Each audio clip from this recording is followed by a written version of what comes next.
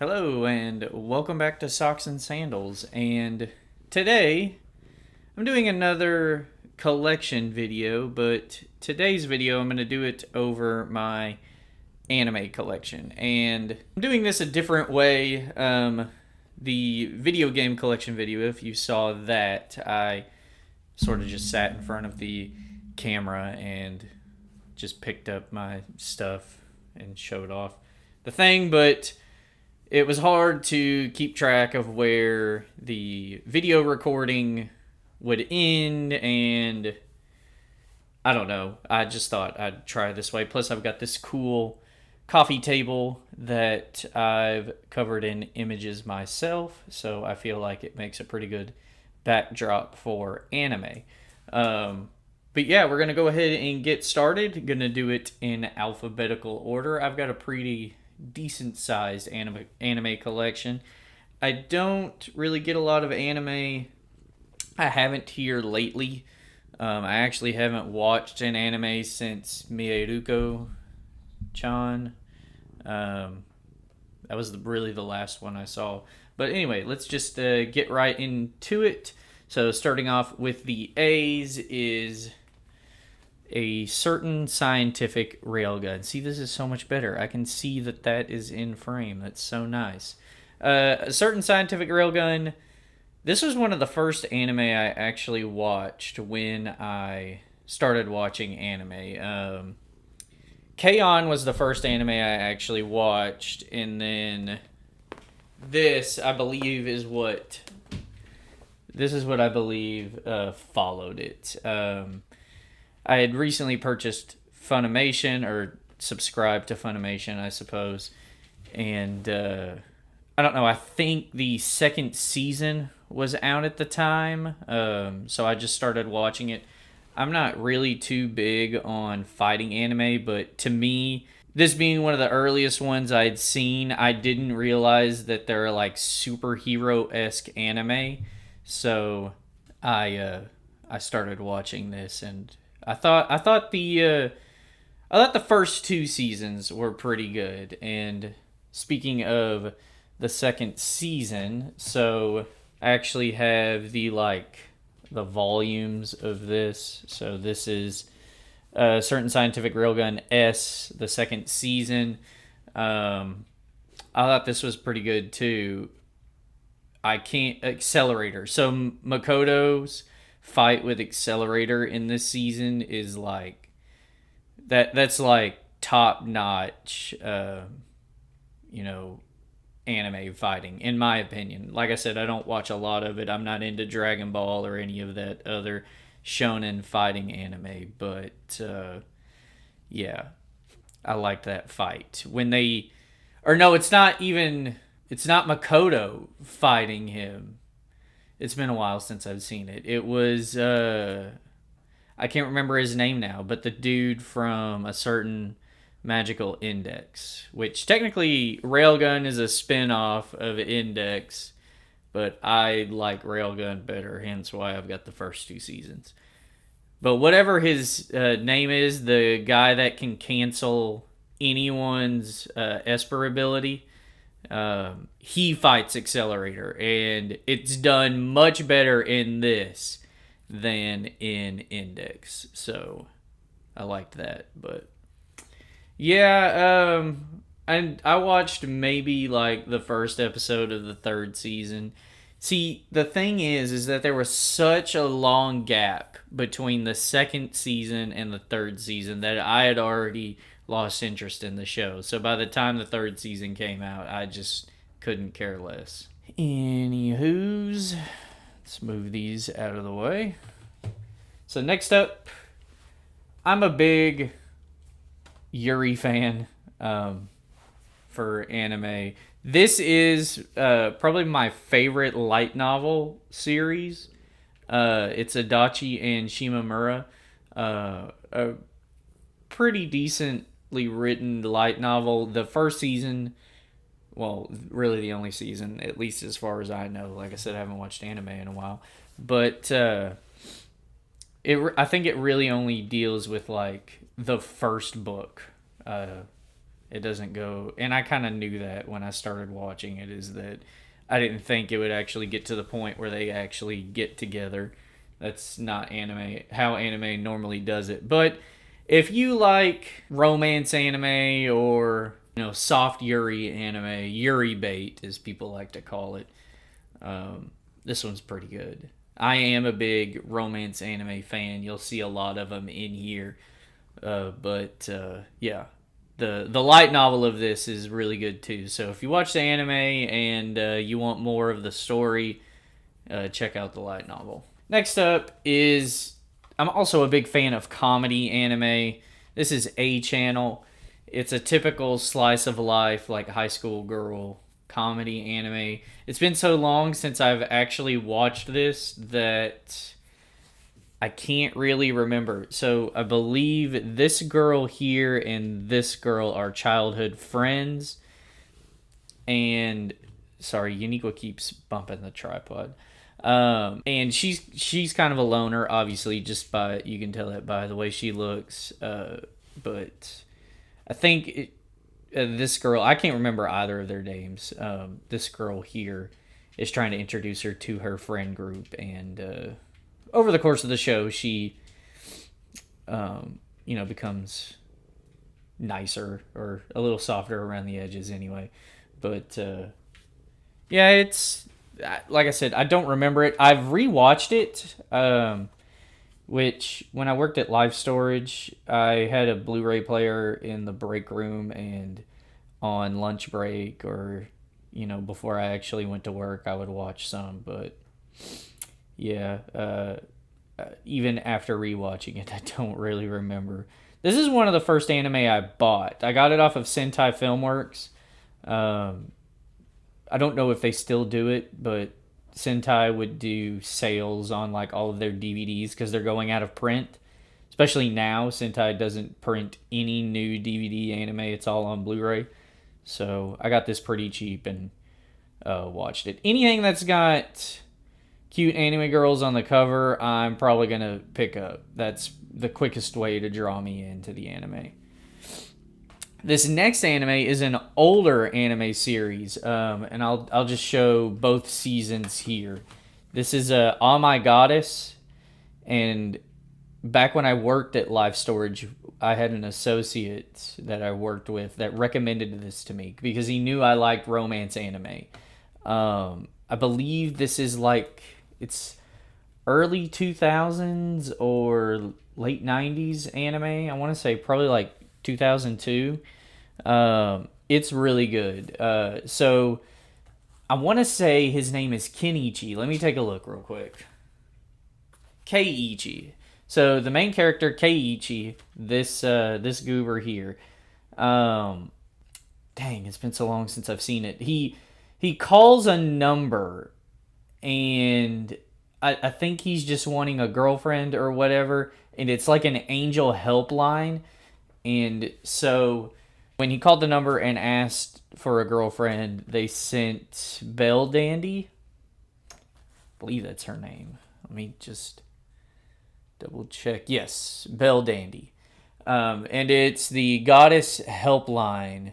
While doing some assigned tasks, an attempt to leave a phone message connects him to the goddess helpline, and Belle Dandy, a beautiful celestial being who will grant him whatever he desires.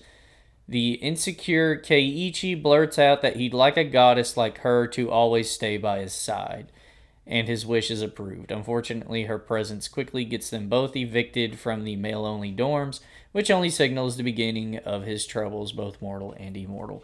But yeah, it's basically the first season. It's like the early 2000s really loved the slapstick anime. So it's a lot of that, but it's also Keiichi and Belle Dandy's relationship growing. And so these are really good. Other goddesses from the goddess helpline end up moving in with them. It's not really a harem anime, though I believe this girl here ends up having a love interest, or ends up falling in love with Keiichi as well, if my memory serves me correctly. Yeah, it's a good romance anime. Lots of slapstick humor and such as that. But highly recommend this one. It is older, so the animation is that early 2000s anime style, but it's really good. Highly recommend that for any romance anime fan. Next up is Akiba's Trip. So I played the game first. The Akiba's Trip Undead and Undressed, I believe, is because the first game in the Akiba's Trip series is titled something else. Hellbound and Debriefed. It might be Hellbound and Debriefed is the second one. I'm not sure. But I played the game first, and then the anime got announced, so I watched it. And this has nothing in common with the anime or the game except the name alone, and that they're vampires. But yeah, so if you've never played the Akiba's Trip game, the anime, this boy here dies somehow, and this girl bites him and gives him vampirism so that he can survive, and they have to strip the other vampires of their clothes, to expose them to sunlight so that they can keep their beloved Akihabara safe. And it's tame in terms of ecchi anime, but it's pretty funny, and I like the animation style. I believe this is Gonzo. I believe it's not going to focus on any of that, but I believe Gonzo made this, so they're always the jokers, and a lot of their anime aren't too serious. Most of them are ecchi, but yeah, this is a good, just mindless anime to watch. Tons of fun and fan service and stuff like that. Next up, again, is going to be some more that I'm going to show together. This is the Amagami set, I suppose. You got, actually, I think, okay, yeah, this is plus. So Amagami SS and then Amagami SS Plus. This is based on, I believe, a dating sim game. And this is the first one I've seen of this, where, so it's based on the game, but each sort of arc goes over each of the heroine from the game. It's not, a lot of the dating sim visual novel adaptation animes pick one heroine from the game, and that's who the main protagonist ends up with. But this one will have like 4 episodes where he's it's her route, 4 episodes where it's her route and stuff like that. And then the plus is just like, bonus scenes from the game, but put into anime format. So, a decent, like I said, it's the first anime of that kind where it's different heroines. That way, if your favorite girl is this girl here, you feel validated when you actually get to see her route. 1 second, let me let Uniqua out. So it's pretty decent in that regard. Again, if you like romance anime, you'll probably like that one. Hell, if you probably like romance anime, you've probably already seen it. But good nonetheless. Next up, this is another early anime I watched. It was on at the time I got Funimation. It's Amagi Brilliant Park. I believe, I didn't know it at the time, but this is also Kyoto Animation. And like I said, K-On! Was the first anime I watched. I liked music, so I felt like the perfect entry point for anime is an anime based on music. So after watching K-On!, just scrolling through Funimation and stuff, saw this, clicked on it. It's okay. It's funny. It's about this guy becoming the manager of a failing theme park, and his goal is to try and get the theme park back into like its former glory. And that's about it. It does have fan service moments and stuff, but you'll probably recognize this character here if you've seen, it's another Kyoto animation, and now I can't think of it, but he's in that. So that's kind of cool.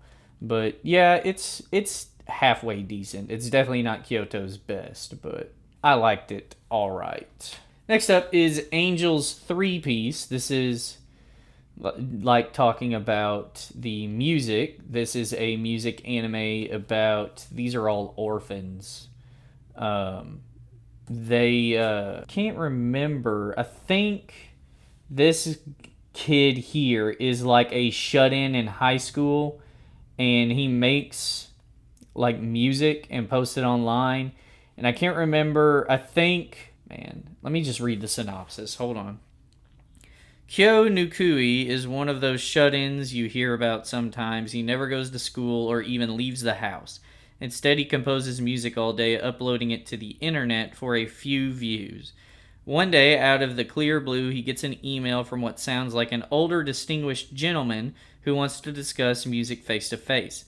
Having no one to speak to about his passion, Kyo accepts the invitation only to find himself facing down 3 elementary school girls. They're fans of his music and they want his help to hold a concert at their orphanage. The girls prove to be good musicians in their own right and have excellent equipment. But is Kyo a good enough producer?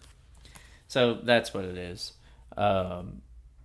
It's probably not the best music anime. K-On! Is definitely better, but I am a sucker for music. So, and music based around, or anime based around like an actual band. I don't really care for the Idolmaster series. I think the first episode of that is good because it's like shot like The Office, and it's like they're getting interviewed.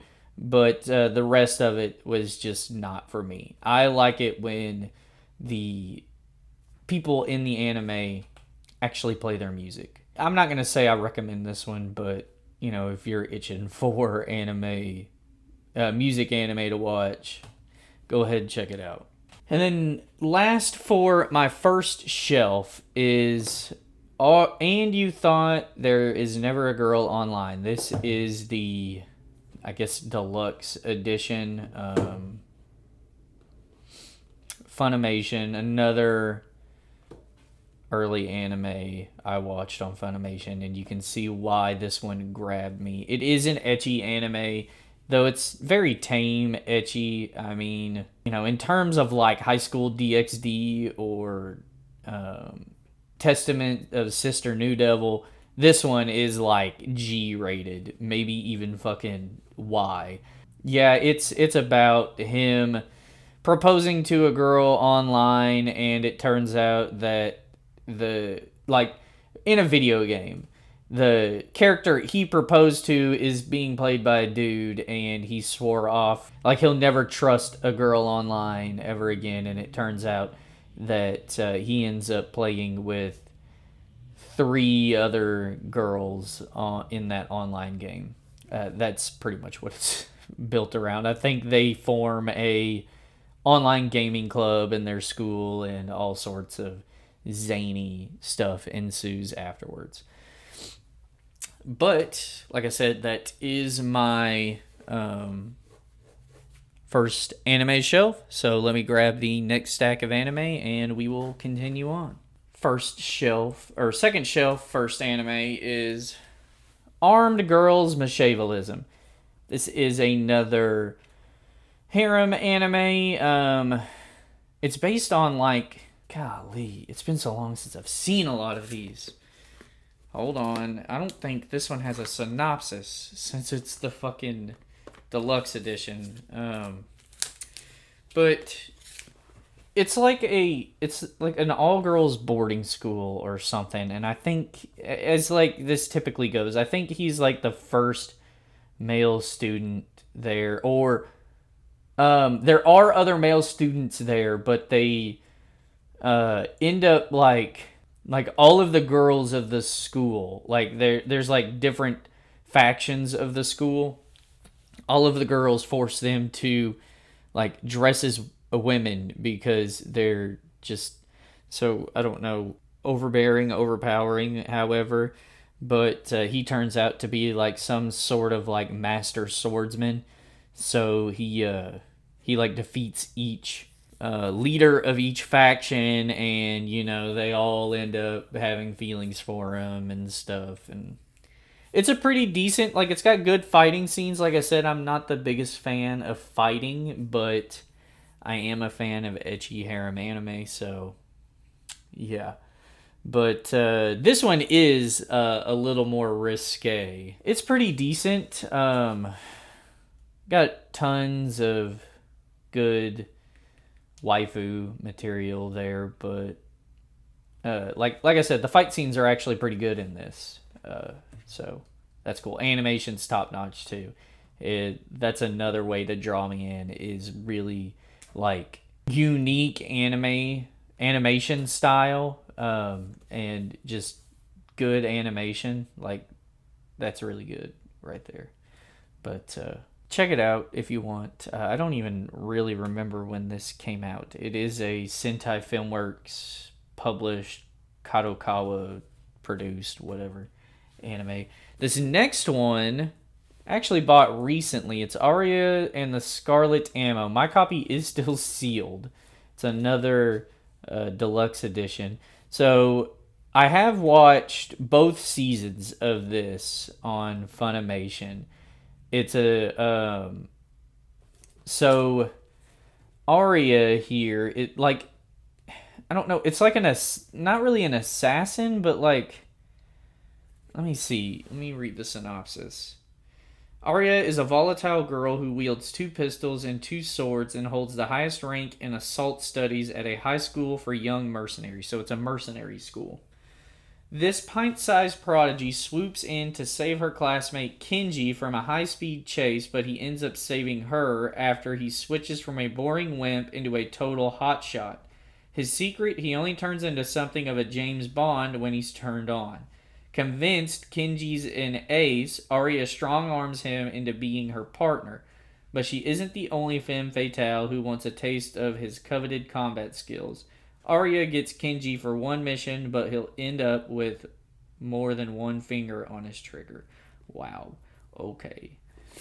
It's not that... that made it sound a lot more, again, risque than it actually is. But it was okay. It's definitely one of those, like, bargain bin animes. As you see, I got the deluxe edition for $15. But I liked it. I liked it enough to watch the second season. It's more of like a prequel season, the second part of this. It's a different main girl. The second season is about a girl who was trained at like an assassin camp, and she gave up killing, but goes to a school where they're like training mercenaries. So I don't know. Whatever, but it's all right. If you want some mindless action gunplay stuff. This next one is more than all right. This is another early anime I watched. This is another anime. Whatever. This is a like psychological thriller. It's kind of like Final Destination in anime form. So the premise of this is that a few years prior to when this starts out, a student died at the class, and to grieve, they pretended that that student was still there, and it brought bad juju on that class. And then anyone who was in that class ended up perishing. So that's what this is about. These like students are like, at first, I was trying to like, these are all just coincidences. There's nothing supernatural going on, but it is an actual supernatural anime. It's definitely bloody.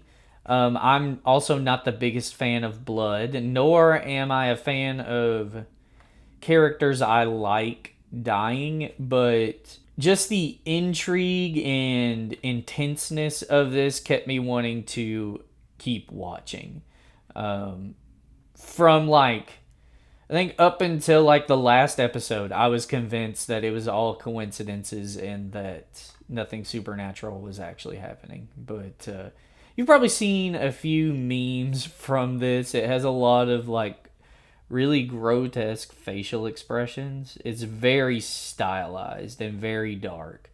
But if you're into supernatural anime, murder mysteries, stuff of that ilk, check this one out. It's pretty good. I've also read the book. It's I believe it's a sequel to this. It's after this happens. Actually, I've got it. Yeah, so this is another episode S and Zero. The Zero is kind of like, it's a comic at the back that takes place before the events of the anime.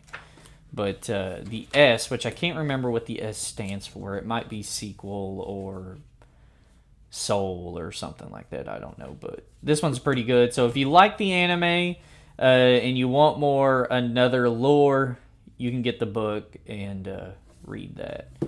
This is hardcover, and it's got a nice dust jacket on it. So that's neat. All right.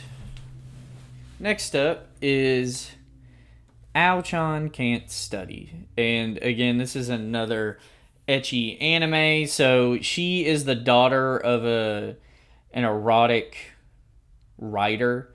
And she claims that she doesn't want anything to do with anything erotic, and she just wants to study. Her name is actually a play on the O face. So that's a great legacy to have. But yeah, just these are actually like bite-sized episodes. They're like mini episodes. I think they're like 12 minutes long each. But I think this boy, so this creature on her shoulder here is her dad. This boy is her love interest in the show, and she refuses to believe that she has feelings for him, stuff of that nature. But pretty okay ecchi anime. Again, it's kind of tame, but a pretty decent art style. Kind of wish the episodes were longer, but maybe it wouldn't be as good if they were full-length episodes. Next up is Angel Beats, and this is made by PA Works. So this is PA Works. PA Works also did Sakura Quest. They did another anime that I actually think I have a photo of it on. Yeah, this here. Damn, what the fuck is that called? It's an Esper thing. I might have it. No, I don't. I don't have that one. Anyway, PA Works. This is probably their most popular one. It's definitely like, you know, a very like heart-wrenching anime at times. It's about so all these characters are dead. They're in sort of a limbo. I don't know if it says that at the start. Yeah, okay. So it's not unknown because the fucking tagline there is "It sucks being dead," but it's basically like it has a lot of slapstick in it. It is funny, but at times it will pull on your heartstrings. So all these characters are dead, and a lot of the show is them battling against moving on. She's like the leader, and she's like kind of convinced all of these other students at this school to, which like the limbo is like a high school, to fight the man and not move on. And this character here, I believe he starts helping people actually move on. And those are the moments that are sad because you learn a lot about these other characters, like how they died, and, you know, it gets very touching at moments involving that. So this one's pretty good. Definitely It does have its funny moments. It is on the lighter side,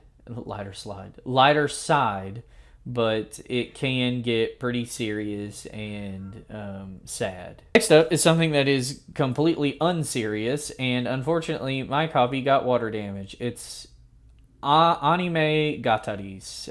This is about a school club that is formed to watch anime, and in the club, like, it starts off like just a typical slice of life, but then out of nowhere, I don't even know if I want to say it because I don't want to spoil it, but it's funny, and it pulls a pretty big twist later on.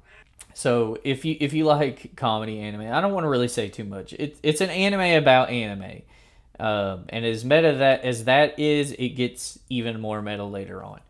That's all I'll say about it. But yeah, check this one out if you like comedy anime. Next up is A Sister's All You Need. This is, I don't want to say it's a romance anime. I mean, he has love interests in the show. I really don't even know what to classify this as. I guess just slice of life. So he is a Siscon light novelist. Like, he writes light novels based on Siscon, which is the love of your sister. Hence the name of the fucking anime. But it's basically that. Like, it's just him trying to make it as a burgeoning light novelist, and a lot of these other characters, like, she's also a light novelist. So she wrote, I believe, or she read his first book and liked it so much that she wanted to be a light novelist herself, and ends up becoming a far more successful one. This is his sibling, and I think she's just a normal person that, like, discovered his light novels.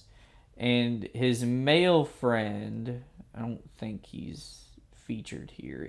He's this tiny image right here.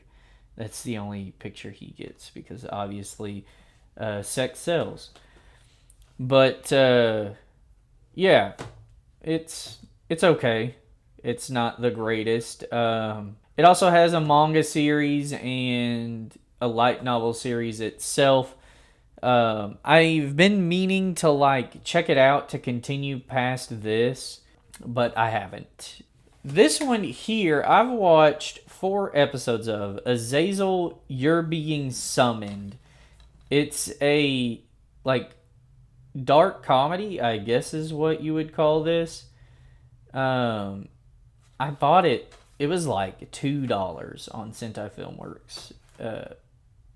The first, like, 4 episodes I watched. So all of these are like actual demons in the Bible or whatever fucking religion book they're from. I believe it's the Bible. I don't know. But yeah, it's like, I think he is a demonologist or whatever, or like an exorcist, and she's his apprentice. So they get calls to, like, go exorcise something, and he enlists the help of each of these demons here to help him. They're, like, under contract with him. But yeah, like I said, I only watched probably about the first 4 episodes. It's definitely one of those early 2000s like dark comedy animes. So tons of faces like that, which I do like a lot. I like it when it'll be a random cutaway to a face like that. But let's see. It says, so directed by Tsutomu Mizushima, another Girls und Panzer, which that's just fucking, those are 2 widely differing animes there. And then animation production by Production IG, Fooly Cooly, and then Kick Heart, which I don't even know what Kick Heart is. But yeah, craziness in that. Again, like I said, I like music anime, and it, is another seller for me if the musicians in the anime are all girls. So this is the first season of Bang Dream. I believe there are 3 of them. But I did not like the following 2 seasons because it strictly uses CG animation. Whereas this one, anytime they're playing an instrument, will be in CG, but the rest of it is traditional 2D animation. It's not the greatest anime. The story is just kind of predictable and stuff. If you've seen K-On!, you know how this will go. But I liked it enough. Yeah, the following 2 seasons just weren't any good. I actually had the mobile game on my phone for a little bit that I played, but it's basically an idol anime. I think this is actually a an idol group. Popping Party is their band in this.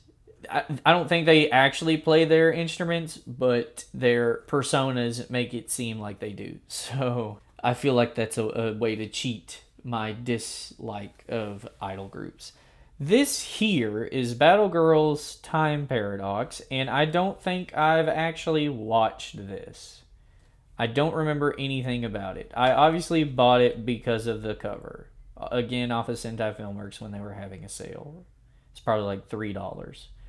But yeah, I don't remember anything about this whatsoever.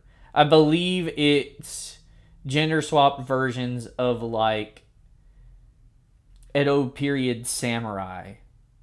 So whatever. Probably ecchi based on that cover. Probably also light Yuri as well. This next one I am a huge fan of. I love this. This is Beautiful Bones. It is basically Bones the TV show as an anime. And I just love that. If you've seen my video games video, you know that I'm a big investigative game fan. So I also like investigative shows and stuff like that, like Bones and stuff, like CSI and stuff. I just like being able to kind of solve a mystery, and this is what this is. She is a forensic scientist, and I don't know if he's on the back here. I think this is him. He ends up becoming... Nope, that's a girl. Yeah, he's not anywhere on the back. No, here he is. He's in this photo here. He ends up becoming her apprentice, kind of like Watson is to Sherlock. But yeah, it's basically like her going around trying to solve murders. Like they'll find a buried body that's been buried for a while, long since decayed, and she helps solve the murders and such. So it's if you like, I mean, the full title is Beautiful Bones, Sakurako's Investigation.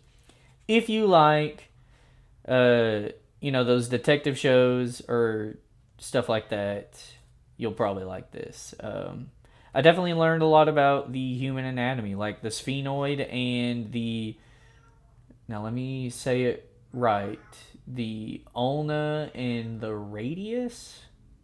I believe it's the bones in your forearm. I don't know which one's which, but that's what those 2 bones are.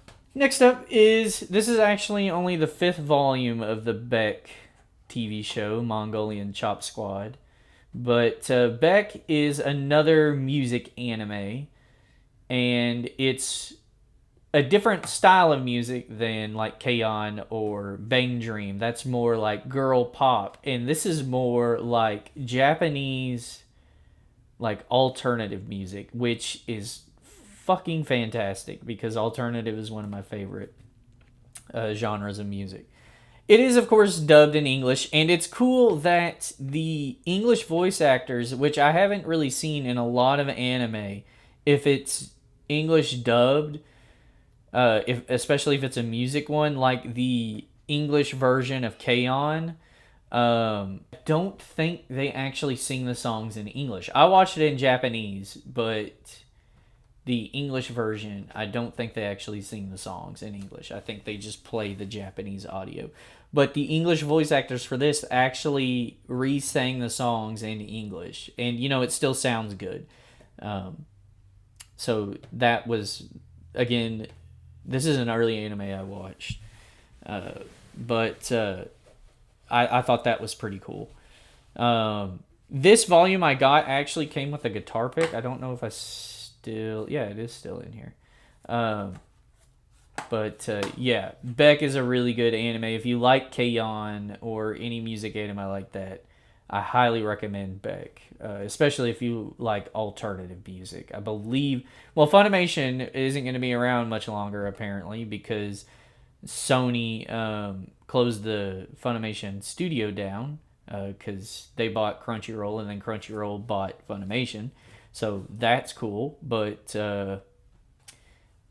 that's that right there. It is on Funimation. It's probably on Crunchyroll now too. I believe all of the Funimation stuff moved over to Crunchyroll. This next one is another ecchi anime. This is Yamada's first time. Brittany Karbowski is the English voice of Yamada here. It's also known as B Gotta HK, and Yamada's first time is all about Yamada wanting to have sex with 100 men, but she's a virgin. So she has to find that first person that she wants to give her virginity to so she can have so she can sleep with 100 other men or 99 other men, I guess. But it's a funny one. It's definitely a comedy, slight romance, and pretty much anything with Brittany Karbowski in I'm gonna enjoy because, like I said, A Certain Scientific Railgun was one of the first anime I watched. She is the voice of Makoto Mizuka, so when I discovered that Brittany Karbowski voiced Yamada, I obviously had to get it just as my support for her. This one here is a movie. I'm also counting the Studio Ghibli movies in my anime collection. This is Castle in the Sky. This is actually one of my favorite Studio Ghibli movies. It's one of his earliest ones. I believe this came out after... Yeah, this came out in 86. This came out after Tales from Earthsea. What's the other one? Damn, I have it. I can't think of the name of it, though. I want to say Arrietty, but that's not it. Anyway, this one's a good early Studio Ghibli movie. Very, it's definitely like... So this is when Disney was publishing all of the Studio Ghibli movies in America. It's definitely like a Disney-esque movie. So very, very absorbable for United States audiences because a lot of the like Japanese folklore and stuff is kind of hard to digest, but it's very fantastical and stuff. But definitely one of my favorite Studio Ghibli movies. I'm not his biggest fan. I did have at one point the ambition of getting all of Studio Ghibli's movies, but I realized that a lot of them I don't like Tales from Earthsea or from Up on Poppy Hill. I think it's Your Name. Not Your Name. We'll get to it later when I actually get it. But so this shelf's actually going to move a lot faster than anything else just because one of these anime I have on here is like 7 volumes. So that will be fairly quick. But next up for this shelf is the Cat Returns. I was talking about Studio Ghibli and Hayao Miyazaki. I don't think this is a Miyazaki directed one. No, it's Tokuma Shoten. No, it's Hiroyuki Morita. I don't know what Tokuma Shoten is. But yeah, this one's pretty good. I think it's a sequel to another movie, another Studio Ghibli film. I don't know if I have it, but basically, so this cat is like a doll or statue, and I believe she's a high school girl here. Haru, a schoolgirl bored by her ordinary routine, saves the life of an unusual cat, and suddenly her world is transformed beyond anything she ever imagined. The Cat King rewards her good deed with a flurry of presents, including a very shocking proposal of marriage to his son. Haru then embarks on an unexpected journey to the kingdom of cats, where her eyes are open to a whole other world and her destiny is uncertain. To change her fate, she'll need to learn to believe in herself, and in the process, she will learn to appreciate her everyday life. Uniqua just walked through frame. Yeah, it's typical Ghibli stuff, magical world, stuff like that, but it involves cats, so I felt it calling me. But yeah, it's not the best Ghibli film, but it's better than a lot of them. So that one's a pretty good watch. Next up is Chaika the Coffin Princess. Yes, Chaika the Coffin Princess. This is season 1 and 2 in a dual pack there.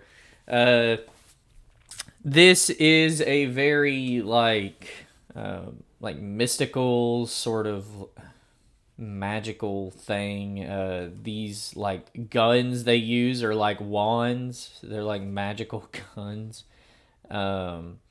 She is the daughter. I think his name is Gaz. Yes, the war with Gaz the Emperor. She is his daughter, and I can't. Let's just read the synopsis. I can't remember why she's wanting to get to Gaz. The war with the Gaz Emperor ended with the act of cutting the Emperor's body into pieces, which were then carried off across the kingdoms. Without a war to fight in, it didn't take much convincing for unemployed saboteur Toru Akira and his sister Akari to join a coffin-carrying girl on her ghoulish mission of gathering those severed parts. That's what it was. Yeah, so she's... I don't know if it's revealed from the word jump that she's his daughter, but she is, and there are clones of her, obviously. And it's just,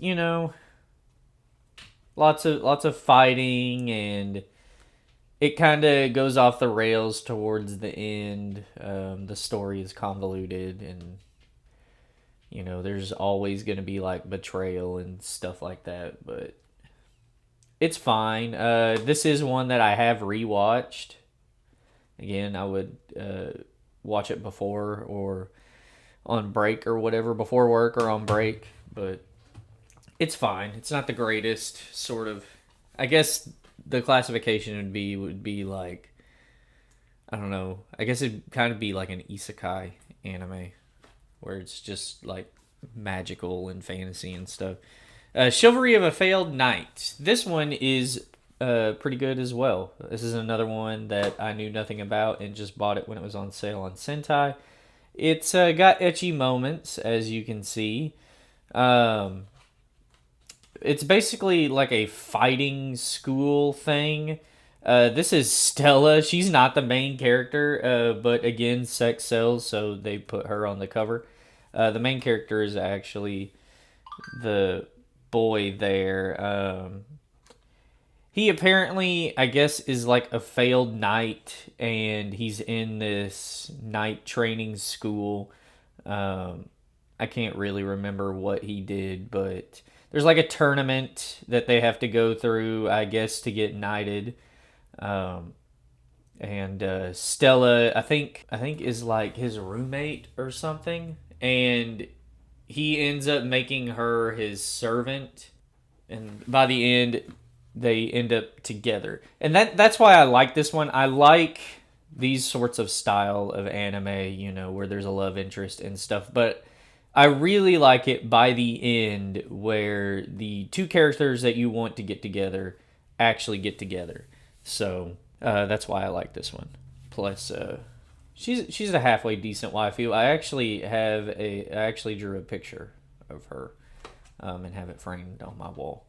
But yeah, it's fine. It's not, the etchiness isn't too great, but again, it's nothing like High School DxD or those like god tier level etchy ones. But it's a fine anime. So next up, like I said, there are 6 volumes of this. So I'm gonna try and get them all in frame here. I may have to like just set 3 out, but we'll figure this out. So it's Chobits. This is an old school anime. I mean, I guess in terms of like a lot of the anime I have, I think this is like late '90s anime. Uh, I actually, so I watched this on not Sentai, on Funimation. This is another anime that John recommended to me. So she is a personal computer, Persicom, I think is what they call them, and it's like kind of like an alternate late '90s where all of your computers are like sentient androids, and he finds her like dumped in the trash.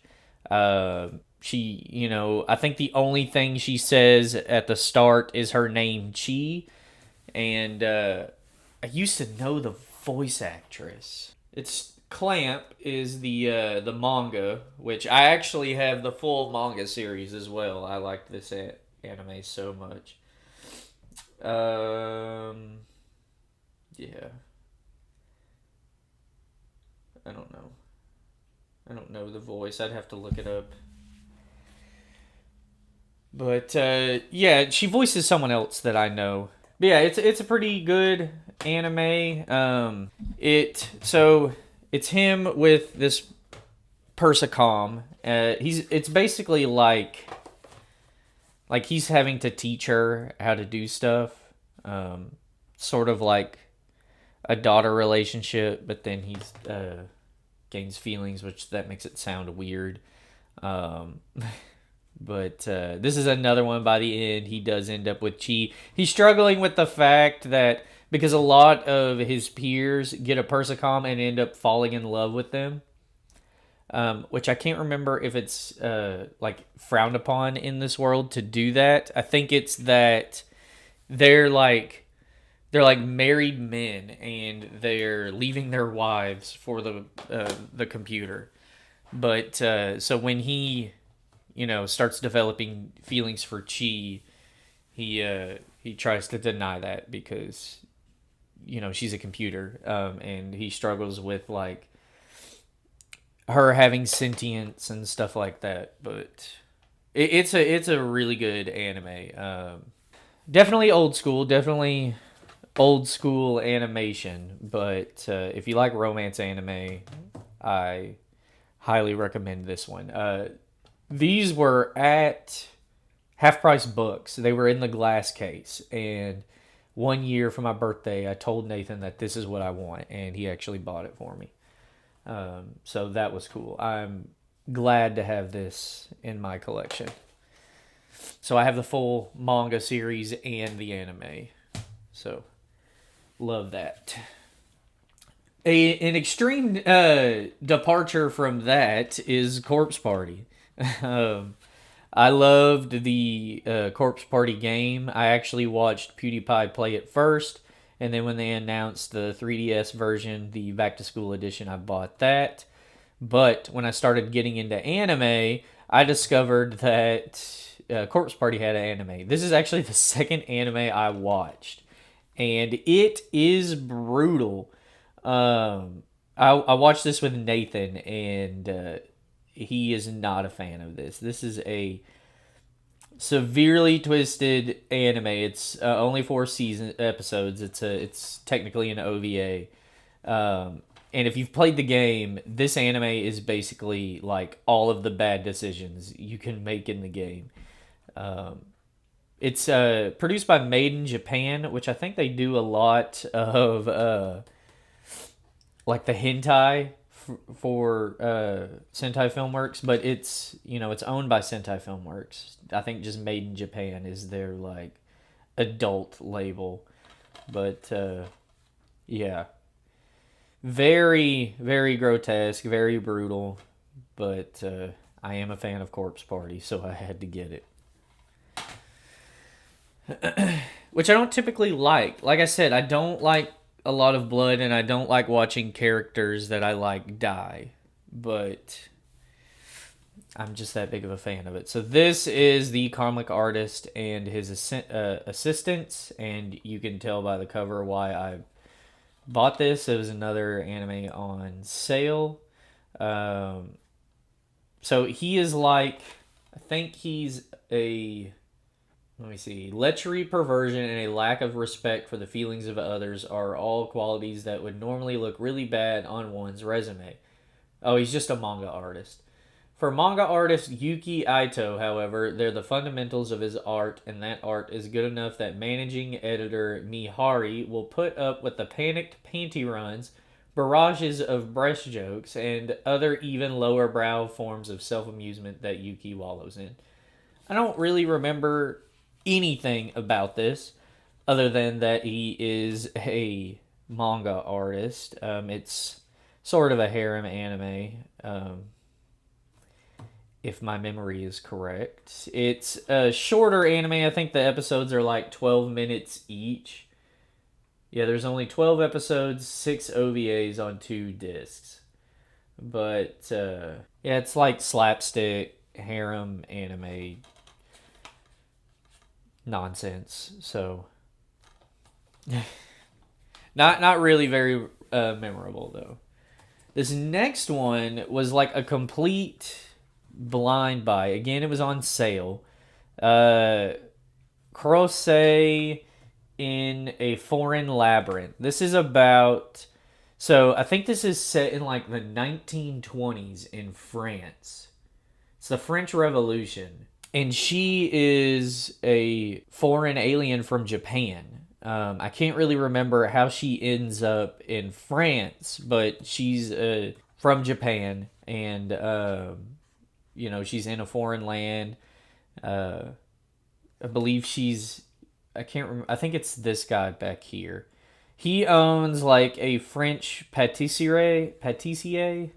I guess that's how you a pastry shop, and so he's like her caretaker, and it's basically like them forming a father-daughter bond, and her, growing accustomed to being in a foreign land. It's actually pretty good. Very very heartwarming, and yeah, if you've seen, I think it's Sweetness and Lightning.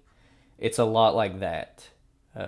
Just like a father-daughter bond, or what's that other one? There's another father-daughter anime where the manga kind of ruins it because he ends up getting with the daughter. I can't remember the name of that. Yeah, this one's good. If you like little heartwarming sort of things, like Kill You with Kindness sort of anime, check this one out. All right, so I'm again gonna just show all of these. So this is Date Alive. I've got the first 3 seasons here. I like Date Alive as like low brow as it is. Sometimes it is a harem battle anime. These are all like otherworldly beings that like invaded Earth. There's like a rift that they came through, and this guy here is like tasked with getting them under control and getting them under his control, and like getting them to fight on their side. It's harem anime nonsense. So tons of like love triangles and love quadrilaterals and stuff like that, and miscommunication and misunderstandings and all sorts of the classic harem anime tropes. But I love it. I didn't even notice that the 4th season was out at that anime convention I went to. I saw it there, but I didn't feel like paying $50 for it. So I'll get it eventually. But yeah, Date A Live. I actually have the game too, Rio Reincarnation. It's a visual novel, so a little bit harder to digest. But all right, so that was, like I said, the third shelf. It went a lot quicker. So let me pause here, grab another stack of anime, and all right. So next up is Demon Lord Retry, isekai anime. The protagonist, I don't know if he dies or so. According to the synopsis here, after shutting down his long-running game, Akira Ono awakens in the body of online character Demon Lord Hakuto Kunai. So it doesn't even really say how he got in that position, but isekai harem anime. If you've seen, what is that other, like Overlord is very similar, though this is like far less cunning and definitely not. I mean, I haven't seen Overlord, but not as highly regarded. I don't know if it. I think it did get a second season actually.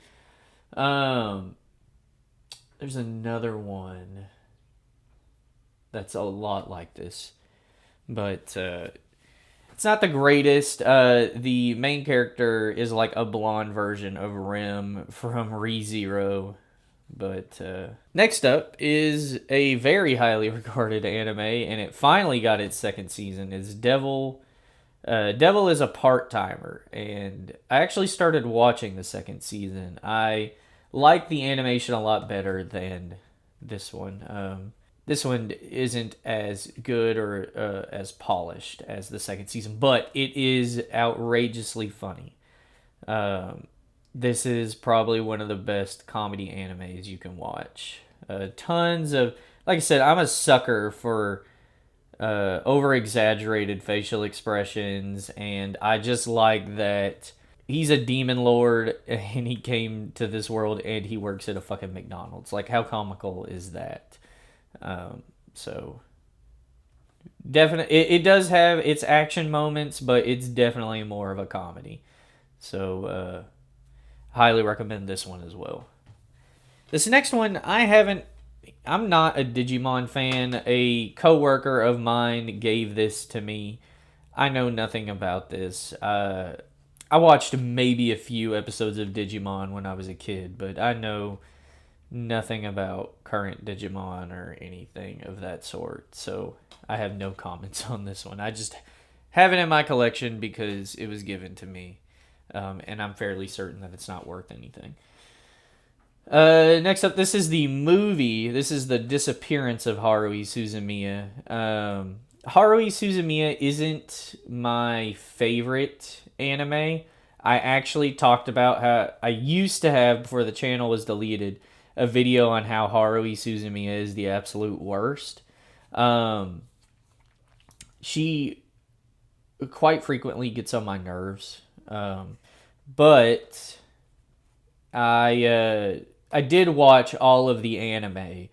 I didn't watch all 8 episodes of the whatever the time loop episode is, like that Summer of Haruhi. I think I got through like 4 episodes. I was like, you know what, I'm gonna watch all 8, and I got through 4. So, but I did watch all of the anime. So I bought the movie. This is like after the anime. It's kind of its own standalone story, but it does take place after the anime. But it's pretty good. It's still Kyoto Animation, but because it's a movie, they had a higher budget. So, there's a lot more shadows, and the animation is just crisper. So they also had more time to work on it. But if they did, like, I think the novel has been on hiatus for like 15 years or something. I think recently I talked about it in that video, and that was fucking like 4 years ago now. They released a novella that had 3, I think, previously released short stories and then a brand new one. I think that's the most recent Haruhi Susan Mia thing that I am aware of that ever came out. But yeah. So this is Dog and Scissors. This is about a boy that dies. It's either a boy or a man. But Harumi Kazuhito was the ultimate bookworm, spending days at a time with his head buried in his beloved books, and little could make him happier than perusing the pages of his favorite author, Kirihime Natsuno. Unfortunately, Harumi's life goes to the dogs, literally when he gets himself killed while trying to stop a robber. Thanks to the power of a true bookworm, however, Harumi inexplicably finds himself reincarnated as a dog, which might not be so bad if dogs could read. So it's definitely, an original story, I suppose. He's her dog. Or maybe he might be her dog. This lady on the cover is the famed author he likes, and he ends up being her dog. And it's kind of a weird anime, obviously, just by that synopsis there. But it's somewhat ecchi, and it's got slapstick moments and stuff like that. But it's definitely an original idea, I think. I think there's since been a few more anime where like a guy is reincarnated as a dog and etchiness ensues. But it's funny. I'll keep saying, it's original. This is, Dogeza de Tanon de Mite, which I think it's, I don't really know. I don't even remember what this was, but it's stuff like that. And this is a Japanese only release. I think it's like, can I show that? I think it's, golly, I can't remember. I think he like prostrates himself in order for them to show him their undergarments and stuff. I think that's what this is. They're only like 3-minute long episodes, but I think it was on Sentai Filmworks on their app, the High Dive app. If I'm not mistaken, either that or I just watched it on this. I think I bought this from Ami Ami. It was either Ami Ami or Lashin Bang, a Japanese website. And I don't know. It's definitely ecchi. That's all it is. It's fan service. There's another one like this where it's like, I think it's called Kuro Tights, which is literally just black tights. There's another kind of OVA that I want you to I want you to like, I think it's like, I want you to show your underwear with a look of disdain or something like that. I don't know. But yeah. So this here is Dream Eater Mary. Mary is voiced by Brittany Karbowski. And she is like, I think it's like a nightmare eater or something. Again, it's weird. I don't remember anything about this. Sometimes daydreaming can get you into trouble, but what do you do when it's other people's dreams that you have to watch out for? Yumeji Fujiwara has the unique ability to predict what kind of dreams other people will have. But lately, his own dreams have taken a bizarre turn in which he's being pursued by armies of cats. Stranger yet, Yumeji learns that the leader of the dream cats needs his body to access the real world. And finally, the strange becomes downright weird when a beautiful girl suddenly drops on top of him and announces that she's a dream demon looking for a way back to the dream world. The fabric that separates reality and fantasy is torn to shreds, and Yumeji has a lot of sleepless nights ahead of him as he has to deal with both the dream stalking and a dream walking in Dream Eater Mary. Yeah. The only thing I remember about it is that she's voiced by Brittany Grabowski. Definitely, I probably paid like $2. Again, another thing that was on sale from Sentai Filmworks. I don't remember it being bad. I finished watching it. I just don't remember anything else about it. Doing this on the fly.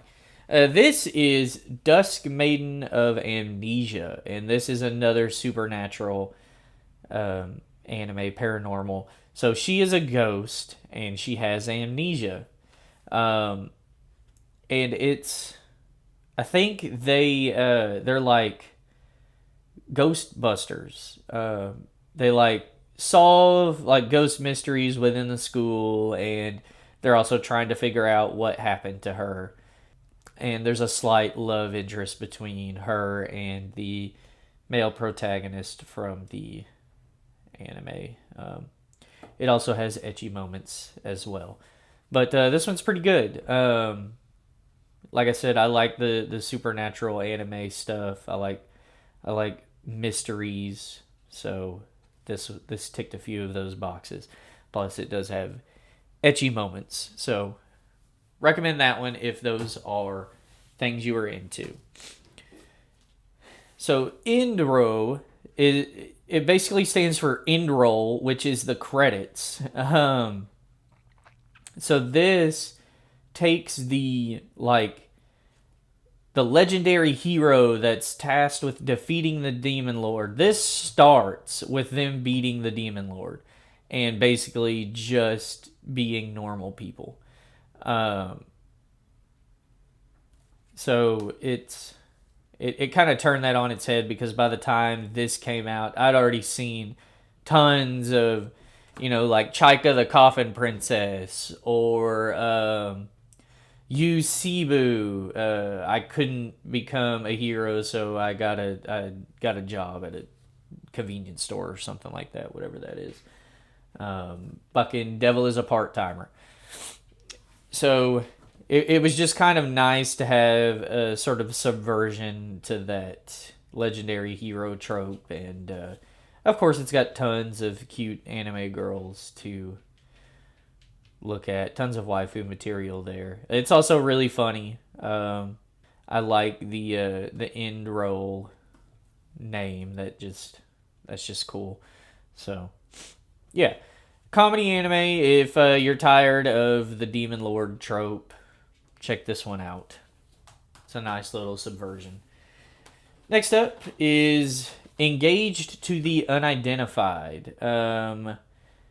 Back when I used to watch Mojo, this was featured on a lot of their lists, so I got it. It is a romance anime.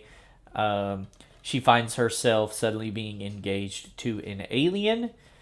If you've seen Ground Control to Psycho Electric Girl, it's a lot like that, though not really, but it's got sort of the same sort of intrigue in it. Like, is he actually an alien? But it is a sort of romance anime. So she's engaged to this mysterious man, or boy, I guess they're in high school. And it's just kind of like, like old school, like where they would just wed off their daughter without any uh, consideration to the daughter. But, they grow closer and stuff like that.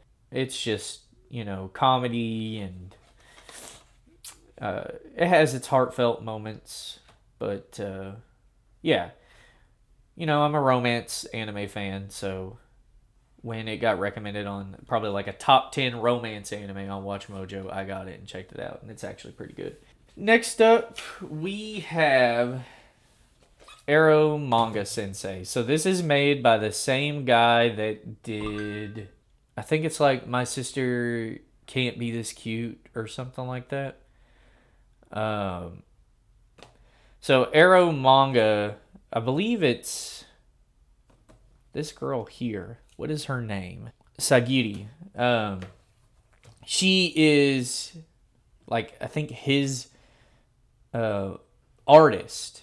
Like, he writes manga, and I think she's like his artist, I think. Oreimo was the name of that other one. Masamune Izumi is a high school student who professionally writes light novels.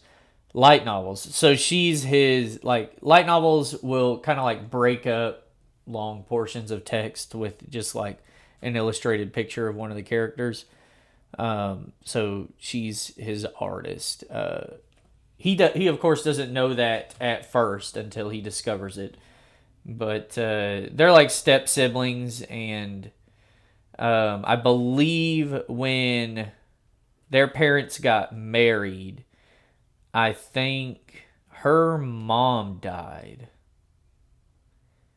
His dad's not in the house either. So I think his mom died before before the families joined, and then her mom died afterwards.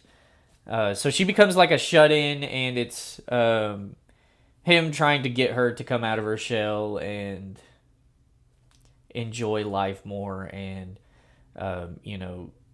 also the etchiness of like her drawing his images for his light novel and stuff. And these two are like warring light novelists. One thing I want to mention about Aniplex Anime is that they're fucking like, the way to buy them is they're always sold like this. You can't just buy a normal DVD or whatever. You've got to get this special edition, and I think these were like $60 for these two, and this is just the first season. There's only one season of this. And it's just split on 2 Blu-rays, which is kind of outrageous because a fucking Blu-ray can fit 12 or 13 episodes of an anime easily, but because Aniplex wants your fucking money, they split it in 2 and charged you $60 to buy both of them. So that's neat. Kind of hate that Aniplex does that, but whatever. It's fine. It's not... Animation style's really good. There's actually a reference in the show to Oreimo. I think he runs into the characters from that show just out and about. If you like Oreimo, you'll probably like that. Next up is The Familiar of Zero. This is the complete series. I think it's 4 seasons. I think there's 4 seasons of this show. And then an OVA.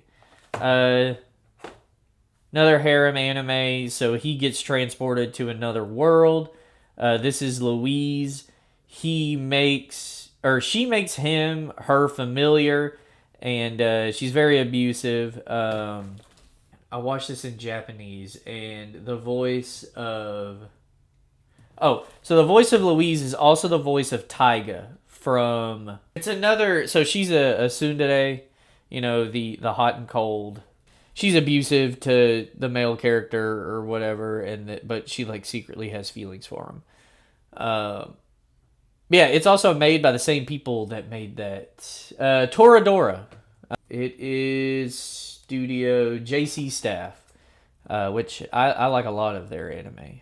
But yeah, I like this one because it is a harem anime, but he and Luis actually get together at the end, which I always love. There are, there's 4 seasons of filler, and like get together. It's like fucking Rachel and Ross, like get together already. But yeah, they do finally in, I think, like the final season, probably like the final 2 episodes. So you got to get through a lot of that just to see that, but it's good nonetheless. I think the author of the manga series actually passed away, which that's unfortunate. So the next up is Fate Collide Liner Prisma Ilia. These are the 3 seasons of it. So if you know the Fate series, it's that like people are competing in a death match to get the Holy Grail with like fucking historical figures and shit. But this is a spin-off, and I used to really love this. Like the first season is fantastic because it's Fate, but it doesn't take itself too seriously. And I love the animation style of the first season. It's very like almost sketch kind of level, but it's such a departure from the Fate series that it's welcomed because it's slapstick, it's a magical girl anime. It's like the most extreme departure from the Fate series as you can.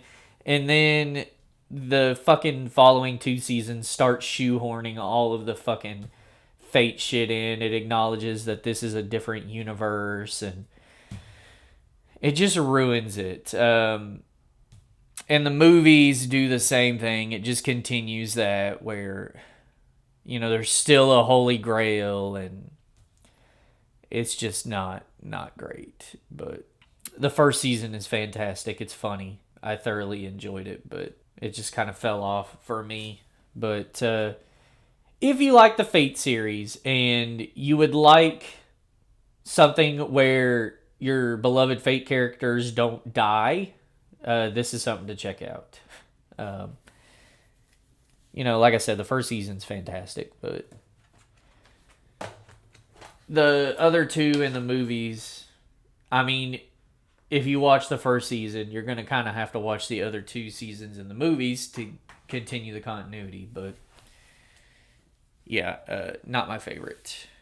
All right, so I actually have more Prisma Ilia on the next set of anime, but we'll talk about that here in a second. All right, so like I said, starting off this next set, I'll just show all 3 of these. All 2 of these, actually. So these are other things relating to Prisma Ilia. These are the 2 movies. I believe there are only 2. Vow in the Snow is kind of like a prequel to Prisma Ilia. It's saying how Mew got to Ilia's world, and this Prisma Phantasm is like a random goofy ass thing. I'll just read the synopsis. And now for something completely random. If there's one thing that the long-running Fate Stay Night franchise has always been noted for, it's the creative freedom that allows every new installment to develop its own unique take on the overall concept and base set of continuing characters. However, no matter how diverse many of the previous installments have been, you're almost certainly not going to be prepared for the non-stop surreal silliness and fever dream alternative concepts unleashed in this demented new OVA installment. So it's basically like a variety show just thing for Prisma Ilia. It's okay. Again, like the animation style changed from the 3rd season, or I guess after, like, I don't know, I can't rightly remember. I believe it's maybe the 2nd season it changes, but yeah, these are okay. Again, I much preferred the Prisma Ilia series when it was Fate Stay Night characters, but it was its own thing, and then they fucking started doing the Holy Grail shit again. So I kind of checked out at that point. But next up, we have Flip Flappers. So talking about surreal, this is, at the time when I first watched this was probably the most surreal anime I'd ever seen. This is like, it's a magical girl anime, but at the start, it was like each episode was a different story. So I think her name's Paprika. So Kokona is the blue-haired girl, and then Paprika is the pink-haired girl. Like, she suddenly is in Kokona's life, and all of a sudden Kokona is a magical girl. They travel to this, like, hidden world through a pipe in the woods. So It's just like there's an episode where both of them are fucking bunnies, as you can see there. There's an episode kind of like Trigun where it's in a desert and sort of Mad Max. There's an episode where they're in like sort of a haunted high school. But yeah, like I said, each episode seems to have its own story, but it like wraps everything up at the end. I don't want to say too much. I want to avoid spoilers, but yeah, it all like groups back together towards the end. So it's certainly a weird one. If you like things like the Monogatari series or hell, fucking Modica. What is it? I used to be able to just say the fucking name, just rattle it off the top of my head. Puella Magi, Modica Magica, Magi, whatever it is. If you like those sorts of shows, you'll probably like Flip Flappers. It's not as brutal as Modica Magica, but it's certainly strange. Next up is Flying Witch. I am not a fan of this anime. I don't think it's really any good. It's kind of boring. I thought it would be much more fantastical being about a witch, but I don't know. I love slice of life anime, but this one was just, like I said, boring. So don't recommend this one. Another movie that I really didn't like. When I bought it, I thought it was a series, but it's Frag Time. It deals with time travel, and it's like soft Yuri. I can't remember which one of these has the ability to stop time, but that's what it is. One of them stops time to like be with the other one, and that's about it. I think it's only like, let's see, it's an hour flat, exactly an hour long. I don't remember anything about it, so, but I know that I didn't enjoy it. Man, we got a string of anime I didn't enjoy. Like I mentioned earlier, from Up on Poppy Hill is probably one of my least favorite Studio Ghibli movies. This one, so this is Goro Miyazaki. This is Hayao Miyazaki's son. They love setting them. They love period pieces. So this is set in Yokohama, 1963. So like 20 years after World War II. But it's about a high school girl and this boy meeting, and there's a thing like midway through the movie where they think that they might be related, but they have feelings for each other. So they kind of have to deal with maybe their brother and sister, but how are they going to give up their feelings? It's again, it's just kind of boring. Like slice of life is one of my favorite anime genres, but even I can find some of them boring. It's just not very memorable. So this one, I remember it being somewhat funny. I of course bought it just from the cover.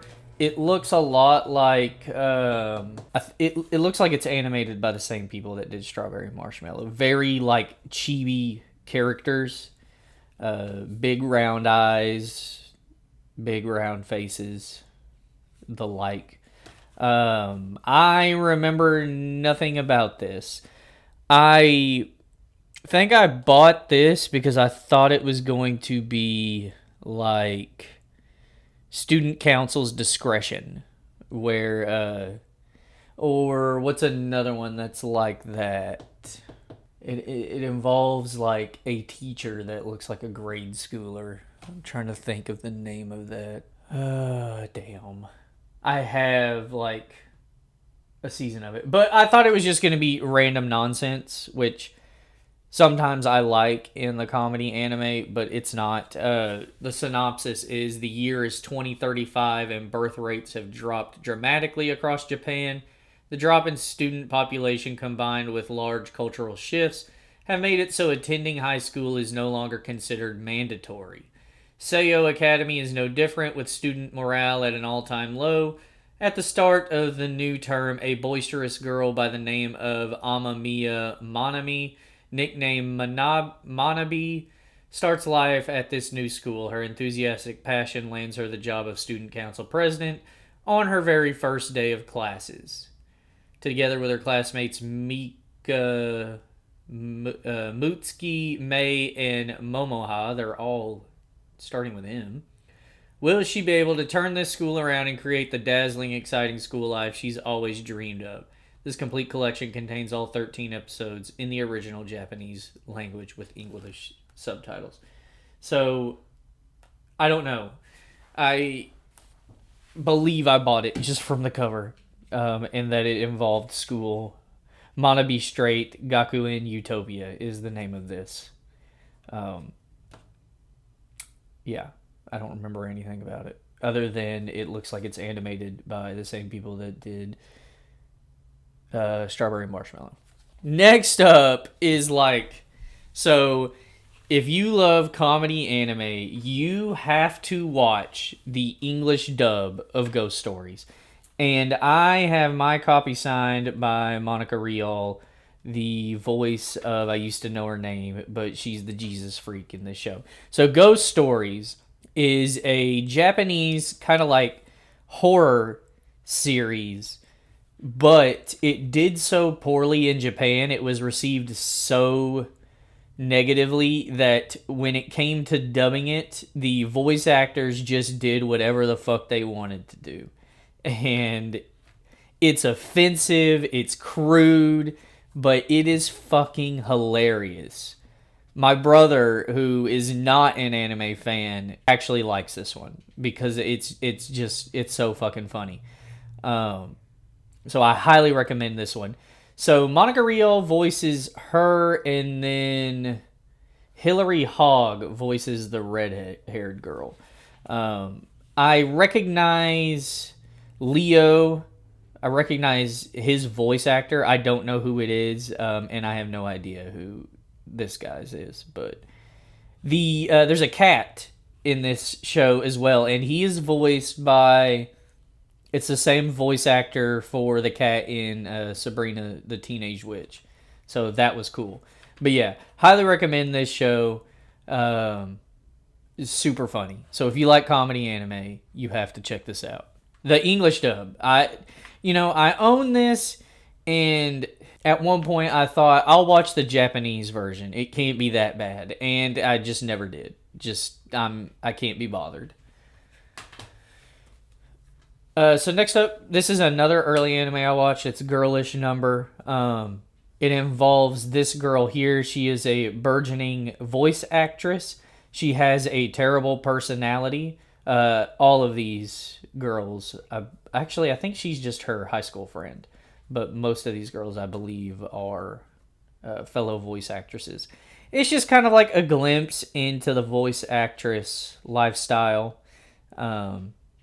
Kind of cool. It's kind of meta to have an anime about voicing, about what goes into voicing an anime character. So, yeah, it's one of the earlier ones I watched. It was on, it was being syndicated while I was, when I first started watching anime on Crunchyroll. So, I started watching this, but it's alright. There was supposed to be, a spin-off series about where, she ended up getting a job at a farm. It was kind of like a what if scenario, but it never came out. I don't know what happened to it. So this one, Girls Beyond the Wasteland. So I had watched How to Raise a Boring Girlfriend, and that anime involves what are they called? They're a circle. So it's people who make their own things for Comiket. And their circle was a visual novel group. And the leader of that circle found... So I got to kind of explain that one to talk about this one. Found a girl to be his perfect heroine in the game, but she was boring.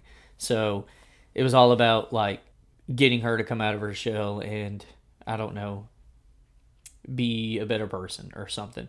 But this is trying to copy that. They have a circle. They're making visual novels. It's not. I mean, it's almost note for note that, except it's not a boring girl. It has almost the same archetypes from that show, though. But yeah, it's fine. It's definitely not as good as I believe the like short form for it is Saikano, but yeah, it's okay. If you liked Saikano, you'll probably like this one. And then let's see here. I guess I'll put all of these out at once. So these are. This is Girls und Panzer. I have the. So this is the complete OVA series, and this is the complete first season. And then these are the two movies. Actually, there's a third OVA set up there. I'll probably just skip over that. But yeah, I have another OVA set there. Or I think it's like an OVA episode, standalone episode. But yeah, these are exactly as the title suggests. These are just girls in tanks. This is some form of the future where these students go to a school that have like a tank battle program in the school. So it's tons of like actual world tanks and cute anime girls. It's actually pretty good. The English voice actors aren't very great. Like I feel like a lot of them in it's this one. A lot of them in this series, this was their first role voice acting. So sometimes it feels kind of stilted or forced. But watching all of these, they do have an English dub, and they've kept the same voice actresses and actors. So, you know, I grew accustomed to them and actually appreciated them. But yeah, it's a cool, like, again, this is something that is just weird. Like, I guess like military stuff has a big scene in Japan, so there are people that this is absolutely perfect for. But I found it at Half Price Books, the first season, and just watched it on a whim and was like, yeah, that was actually pretty good. So the subsequent things that came out on Right Stuff Anime, I purchased. Yeah, I like it. I like it well enough. Take that for what you will. All right, I'll just show this. So this is the OVA episode I was talking about from Girls und Panzer. I believe the first season leaves off with them not having battled Italy, the Italy school. So this is basically the Italy battle. There you go. So I'll show these two together. This is Goblin Slayer and then the Goblin Slayer Goblin's Crown movie. Goblin Slayer is probably one of my favorite just like shonen fighting anime. Now, it does use a lot of CGI. Like the titular Goblin Slayer is almost like 100% of the time just his model is just CGI. But I love that he reminds me a lot of the Doom guy. He doesn't say a lot, and he just without prejudice kills goblins. And it's like the first episode gained some notoriety due to it having like rape and stuff in it. But yeah, it's a good series. If you love just mindless brutality and just violence, it's a good watch. And then the Goblin's Crown is just a continuation from the first season. I think there is a second season out or coming out. I don't know. Like I said, I haven't watched anime in a while, but I will probably get back into that. So another anime that bears the same moniker of Slayer, Demon Slayer. It's kind of like that, except if what's his face from Demon Slayer just killed demons without prejudice, as opposed to understanding them and feeling sympathy towards them. But yeah, it's if you like gratuitous violence and stuff like that, if you like Berserk, you'll probably like Goblin Slayer. So next up, another ecchi anime. It's gonna be the Twin Tail, and this involves a boy that is absolutely obsessed with the Twin Tail hairstyle. And I can't remember, I think someone in this show gives him a watch, some sort of device, and it's what do they call that? I think it's Sentai, is like the superhero, like Power Rangers. So when the device that he is given turns him into a girl with twin tails, and he fights crime that way. It gives him like special abilities and stuff as well. I think he's got super strength. So it's fan service in its simplest form, but I like it. I'm a fan of the twin tail hairstyle, so not too upset. And a lot of his like, this is his childhood friend here. She gets roped into the superhero team, and the blonde haired girl is involved somehow, and I believe the white haired girl is the one that gives him the watch. So definitely, if you like ecchi fan service shows, if you like the twin tail hairstyle, watch this. Next up, so this is Gourmet Girl, and I believe it's animated by A1 Pictures. Anyway, this is basically Food Wars. This is just trying to copy Food Wars. This is Gourmet Girl graffiti. It's just food porn. Yeah, that's about it. It's not too exciting. I'm gonna go. I'm 50% sure that this is animated by A1 Pictures, but or Shaft. Is it Shaft? It might be Shaft, because Shaft loves to do weird like cutaways and stuff.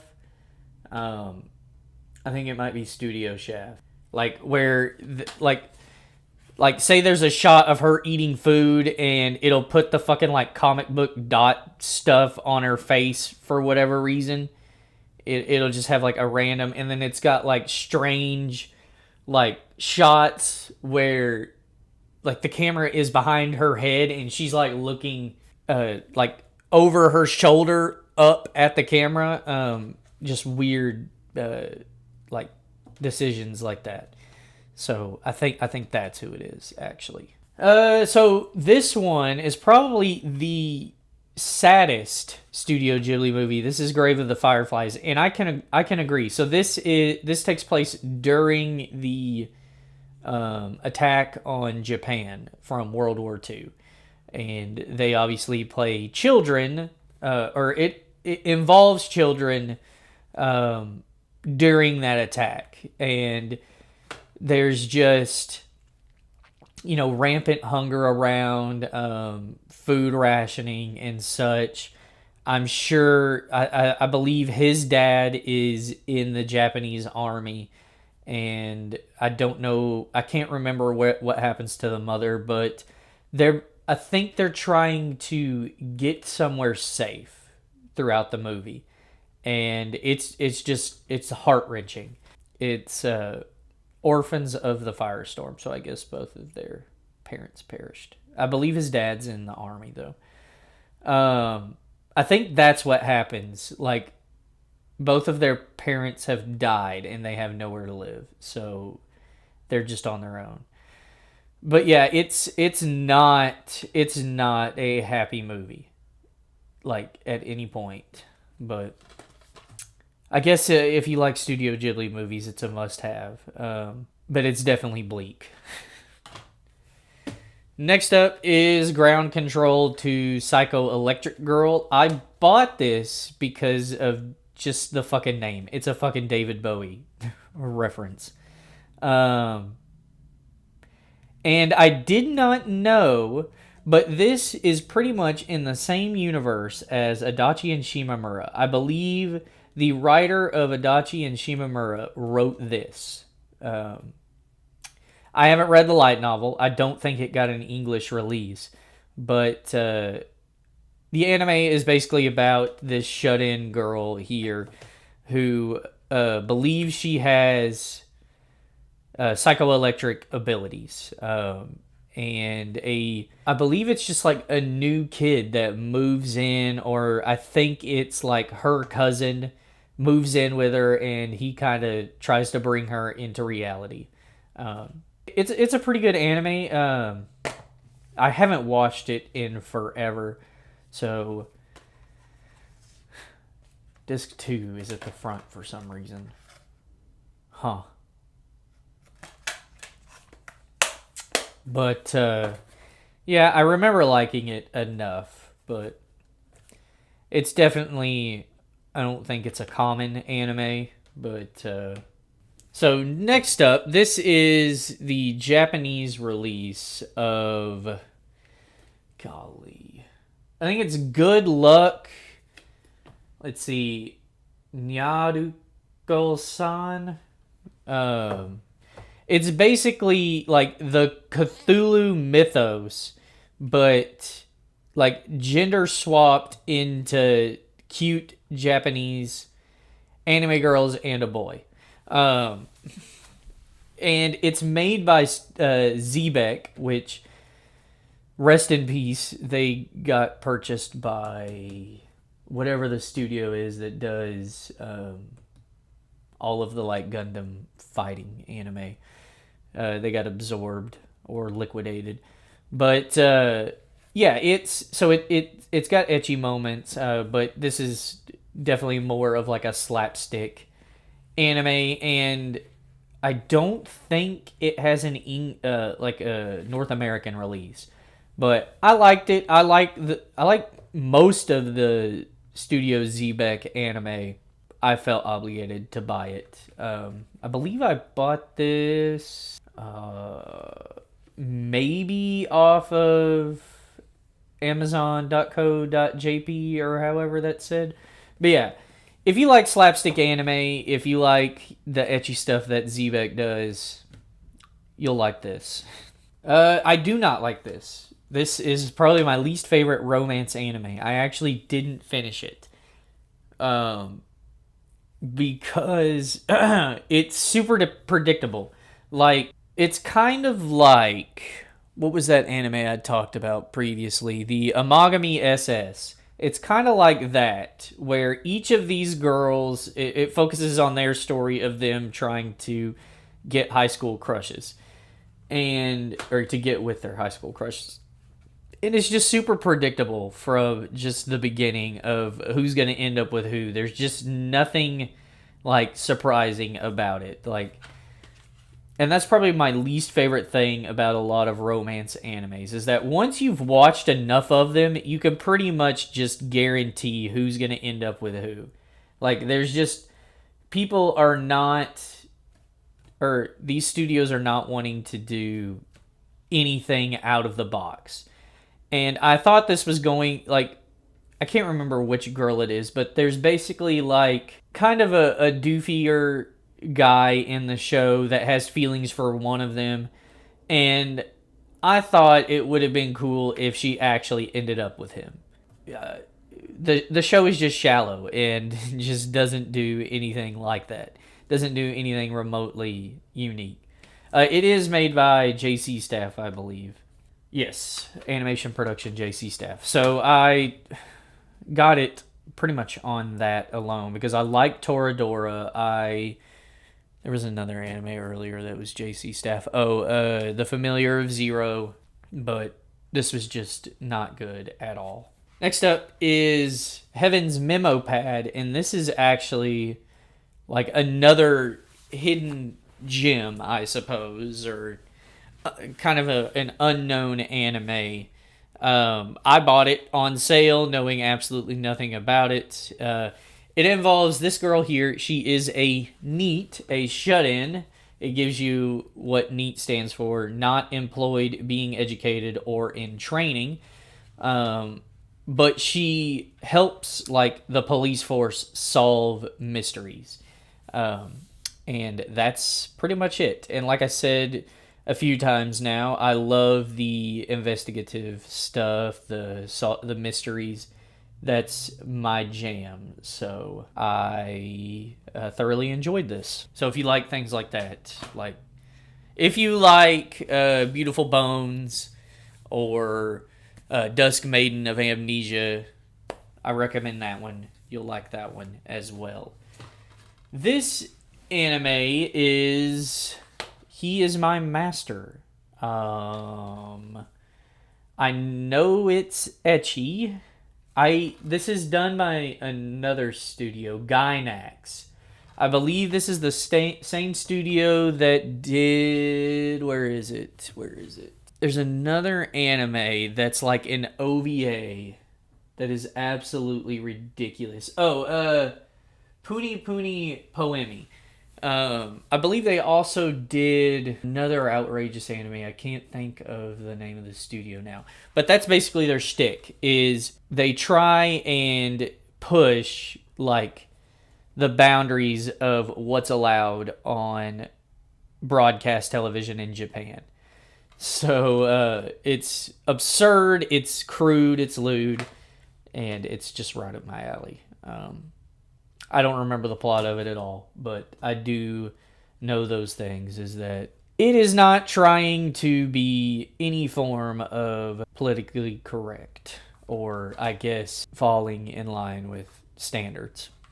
So last for this stack is High School DxD Hero. This is, I mean, like I said, I've been out of anime for a while, but to my knowledge, this is the most recent High School DxD anime. This is the newer animation style, which I love. I love how the characters look in this. Again, ecchi fan, and this is probably one of the more extreme ecchi anime. I mean, there have since been more that have come out that are bordering the line of hentai, but this is definitely the one for the ecchi fans. I've seen all of the seasons, but I bought this one just cause. I believe I bought this because I started watching the new season on Funimation and it's censored. And I absolutely cannot stand ecchi anime being censored. Like, what is even the point? I know it's... So, Funimation releases it the same time as Japan. And there's some sort of, like, contract obligation where... you know, they're not given the uncensored version, because the uncensored version is obviously going to be saved for the Blu-ray DVD release, because they want you to spend money and then know you're going to do it. And I did. So here is this. Konako is definitely my favorite because, I mean, I'm a cat person and she's a cat. So, all right. So next up we have, again, I'm just going to show both of these. So we've got High School of the Dead and High School of the Dead, Drifters of the Dead. High School of the Dead is one of the more popular ecchi anime. I believe the artist who drew the original manga wanted it to be a hentai. Also, unfortunately, that artist is no longer with us. So there probably won't be any more High School of the Dead seasons or anything. And then Drifters of the Dead is just the OVA beach episode. I actually haven't watched this, but I believe I either bought this at Half Price Books or it was on sale at Sentai Filmworks, so I bought it. I like High School of the Dead okay. It's a zombie anime, but with very busty high school girls. So it's got a lot of over-the-top action and gore and stuff, and it is on the more risque side in terms of ecchi anime. So beware, don't watch with children in the room if you care about that sort of thing. But I like High School of the Dead okay, but like I said, I haven't seen the Drifters of the Dead. Next up is Himoto Umaru-chan. This is who did this animation? Toho. So this is Toho Animation. This is the manga was written by the same person that did Gabrielle Dropout. So if you've seen Gabrielle Dropout, you know that Gabrielle is a angel that came down to better humans' lives, but then discovered video games and became like a lazy, shut-in sort of person. So if you've seen that, Umaru-chan here is pretty much the same thing, just not an angel. At school, like when she's at school, she's like the talk of the school. She's the beautiful girl in school. She's got the best grades and stuff, but when she's at home, she's this thing. There is also a second season to this, Umaru-chan R. It only like recently, like maybe a few years ago, got an actual release on Blu-ray. But it's, the anime aired, I want to say back in like 2019. But yeah, they only recently released the actual Blu-ray for it. But I like Himoto Umaru-chan all right. She is kind of annoying, but a lot of the other characters, it's kind of nice to see her grow somewhat because of her friends. I'm more like I can't remember her name, but the shy girl here. I like that she, like, the friends she makes teach her lessons as well. So I like her friends more than her, but it's pretty all right. If you like Gabrielle Dropout, you'll probably like Himoto Umaru-chan. Next up, so I'm also not a fan of this Studio Ghibli movie. Just, wasn't really into it. It's Howl's Moving Castle. It's okay. It's kind of predictable. I think this was the first time Hayao Miyazaki used CG animation for Howl's Moving Castle. It's very obvious that it's CG, which is what I don't like. Like, Pixar have fallen from grace, but I think they perfected the computer generation animation. Like, the movements are fluid and they're not like a lot of computer generated animation is very like stilted, like it doesn't move like they did it frame by frame. There's I guess there's frames missing, or it's just too easy to tell that it's computer generated. Obviously Pixar, looking at it, it looks like a CG animated movie, but the animations are so good that it doesn't bother me. But like early DreamWorks and then a lot of anime, because they don't have the Pixar budget, they don't have Disney backing it. They can't spend all that time to, yeah, it's cheaper to use computer generated graphics, but to make it look decent, you got to spend a little more time on it. And a lot of like these animes that use it don't take that time to actually make the computer generated graphics look well. But that's not really why I hate the movie. That is one of the things I don't like. But I just found it boring. So next up, so this is the Japanese like special edition. What is this called? Here, I'll show the Malaysian bootleg of it as well. This is Maso Gakuen HXH. Another ecchi anime. Hybrid X Heart is what it's called. It's like these girls get like mech suits, and their leader is the typical high school boy is their leader, and they all, it's a love triangle and this, that, and the third, and it's kind of like Testament what is it? I can't. Testament of Sister Devil, I think is what it's called. I don't know. Where like groping brings out the power or whatever, or very passionate kissing or fondling breasts brings out their hidden abilities and stuff. So it's that type of ecchi anime. I was gonna get all of the like limited edition little boxes like this. I think there's like 4 of them. These are obviously in Japanese, no subtitles. But I think like these two cost me like $50 a piece, and that was 4 years ago. So I don't know how much they cost now, but they came with art cards that I stuck up on my bookcase. But I tried I think this is on Crunchyroll or Funimation or something, but it's censored. So I wanted the physical copy to watch, so I bought these, but I didn't know what the fuck was going on, and I thought since it was an ecchi anime, I could deal with that. But apparently Malaysia had a bootleg version and it's English subtitles, so I bought this.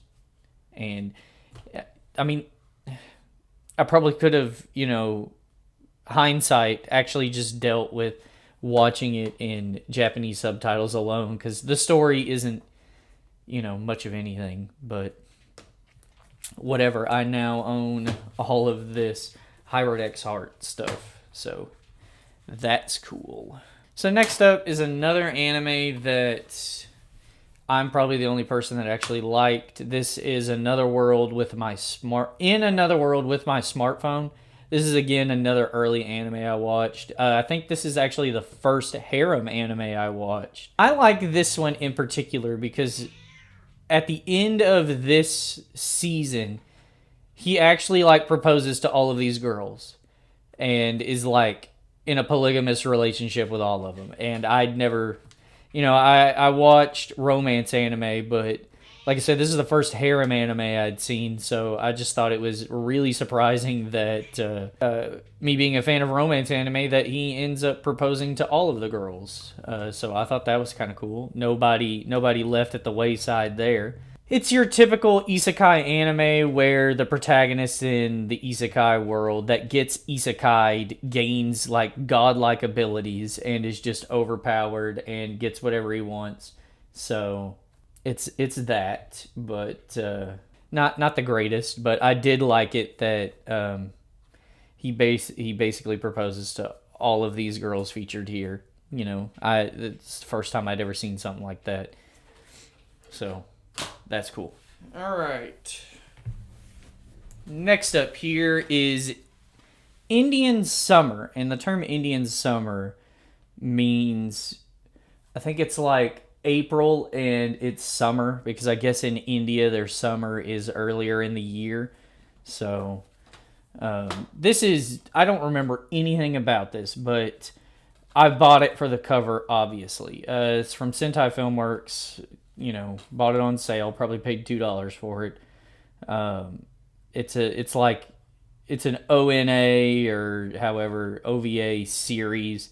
It's only got 3 episodes. It's as the little tagline here says, the ultimate case of fan service. So it's just the stuff you want to see like this. So, but I don't remember anything else about it. So here we have, so again, I'll show these two. So this is just the first little special edition. I think it's only like 4 episodes of Interspecies Reviewers. I bought this. It came with like a little manga. I don't know if I can show any of this, so I'm not going to. And then let me actually look at this before I open it. And then it came with this little art book that's set up like a People's magazine, but for the Interspecies. It's pretty, well, that had nipples there, but whatever. Maybe it went by too fast and you didn't see it. And then, it actually came with the original soundtrack, and then, yeah, the first 4 episodes here. That is a hot dog, so don't freak out. But yeah, I bought this before Right Stuff Anime released the actual steelbook. So if you don't know what Interspecies Reviewers is, I actually did a little video on this when I actually bought this steelbook and actually got to watch the series. So back when this series was supposed to be simulcast on Funimation, it actually got pulled from Funimation. I think like the only show at that point to actually have that done, because people were saying that it was too explicit. And so I think they only had the first 4 episodes up, and they were already heavily censored. Like, it wasn't showing anything. There's really no point in having this sit here because it's just pink. It was already censored, so it wasn't showing anything. You know, the language was bleeped and stuff. So after having watched the series, so this one actually came with the original soundtrack as well. You know, there is like softcore porn. You know, it'll show them fucking, but there's no genitalia. It's just, you know, nipples and just thrusting. But I mean, compared to like a show that came out after, The Revenge of Healer, is that what it's called? Something to do with the Healer. Redo of Healer. Like, that one didn't get pulled and just came on Crunchyroll in its censored form. So I don't really know why this one was so all of the fucking controversy with it, but it's an okay ecchi anime. It's done by, can't remember. It's like I think it's the same people that did the most recent season of High School DxD. Let me see if I think it's Passion. Is that what it's? Unfortunately, the steelbook there doesn't have any like info. Yeah, I don't know. I can't remember. I think it's like Passion is the name of it. The studio. So that's just what I'll go with. But it's like fantastic animation. I love the animation and art of this, despite the etchiness or whatever. I like ecchi anime, but even if I didn't, the animation of this was really well done. But yeah, Right Stuff Anime released the full series with their like porn label, and it came in a steelbook, so that's cool. But yeah, Interspecies Reviewers. If you've seen Redo of Healer, this isn't going to be anything surprising to you. It's, you know, it's pretty much the same shtick as Redo of Healer, except, you know, not as brutal. You know, he's not getting revenge. It's just them. I think the issue with America in this is that a lot of... So, the premise of this show is this group of guys here, I think they're on the back. Yeah, so this group of guys and Futanari have sex in brothels and then review the species based on their sex. So that might be the issue that the, you know, fucking broadcasting companies had a problem with. America does not like prostitution. It does not like, what do they call that? Paid sex or whatever. I don't know. You know, people are, it's just a job, really.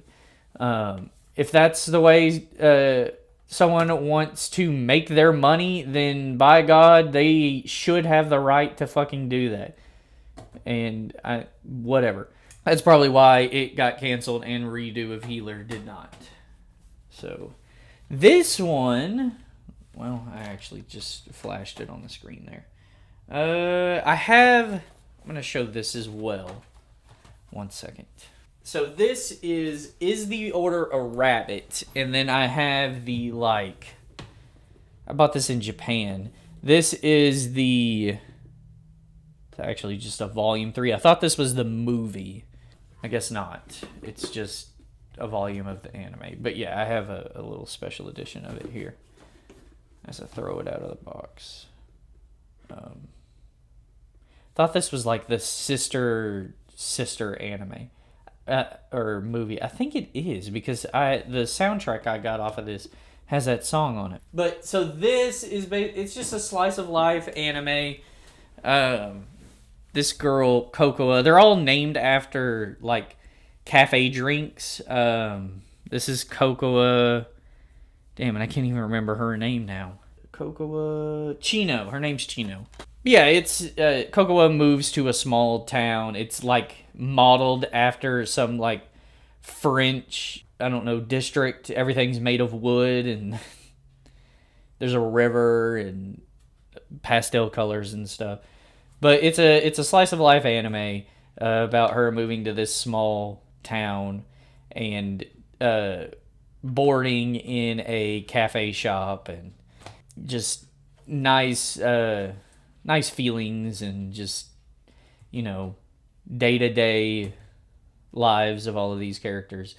What is surprising about this is it's done by White Fox, and the only other anime I'd seen by White Fox at this point was Akame ga Kill, and they are two vastly differing animes. So when I started watching this and saw the White Fox thing at the beginning, I was like, whoa, is this going to be one of those subversion animes and these girls are going to just start killing each other? It's not. It was just very surprising. I don't know any other anime that White Fox does or did, but these Akame ga Kill and Is the Order a Rabbit are the two I've seen.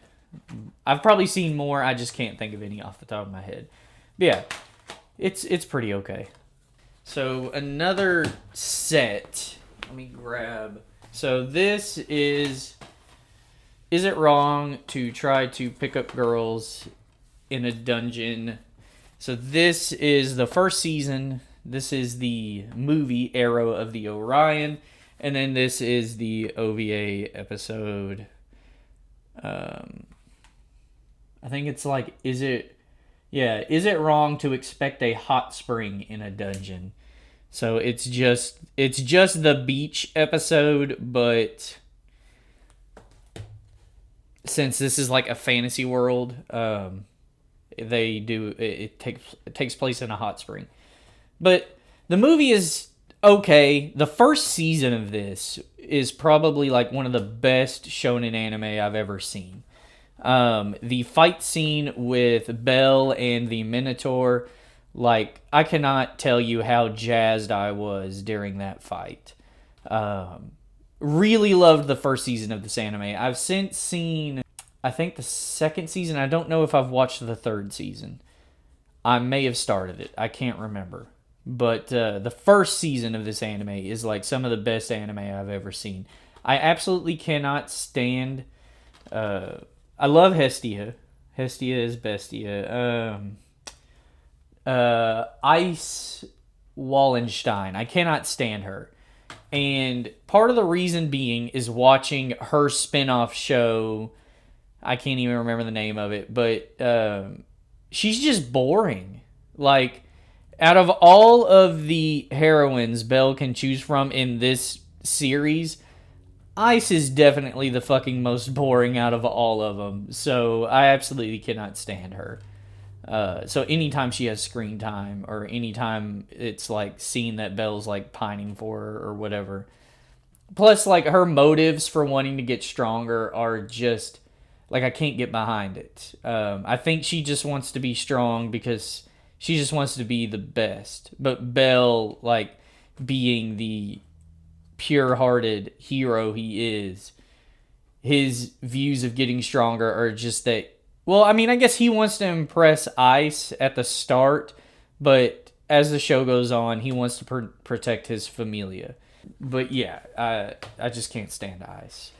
But if you like shonen anime and you like the fantasy shows like Sword Art Online or whatever, and you haven't seen Is It Wrong to Try and Pick Up Girls in a Dungeon, highly recommend it. Like I said, I think it's got like 3 or 4 seasons now, so you've got plenty to watch there. All right, so next up, got another ecchi anime, sort of. It's far more ecchi than the actual game on Steam. It says Kondagawa Jet Girls. I believe, who did this? Animation Production TNK. Not really a studio that I recognize. But it's if you've seen the Senran Kagura series, it's a lot like that. It's just like a wave race anime. The game is far less risque than this. But I like it all right.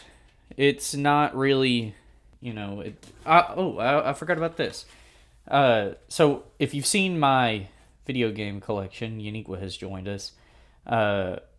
I may have shown. I don't think I actually did. I've got the special edition of Kandagawa Jet Girls. I have the Japanese version, but it came with a Blu-ray OVA episode of the anime. So that was kind of cool. So I've got this in here as opposed to with the actual special edition. But you're not really here for the story. You're here for all of the colorful cast of characters for it. I mean, it's fine. It's just ecchi trash, really. But that's what I'm here for, is the ecchi trash. And I've got a few more higher brow anime, but that is typically what I go for. So next up is an anime that I had never heard of. I believe I found out about this from Watch Mojo, like, I don't know, some top 10 anime list. And this is Kanagi, what is the subtitle? Crazy Shrine Maidens. And I think I paid $70 for this. It's published by Bandai Entertainment. And it's a decent anime. It's a lot like, I want to say, it's kind of like Haruhi Suzumiya in a way. There's another one, but it's a lot like, there's an anime by Shaft that is basically Haruhi Suzumiya. It involves a god, and they've got to keep her calm so that she doesn't end up destroying the world. But I believe this girl here is a goddess. But it's actually it's like got heartfelt moments. It sets itself up as like just your typical comedy anime, but it does have moments that are endearing. And it's uncommon. I've never seen this since, but I think it has gone down in price. It is also Aniplex, and Aniplex loves to charge fucking bukus of money for their shit. So, but yeah, this one's good. Check it out if you like Haruhi Suzumiya, or I don't know, whatever that other anime is that I can't think of the name right now. We'll get to it eventually. So Kanon, this is an early Kyoto animation. I can't think of that name as well, but if you've seen this art style. So Kyoto Animation liked adapting visual novels, and Kanon here is no exception. I actually think it's pronounced canon. I think a canon is the tempo increase of the same set of notes.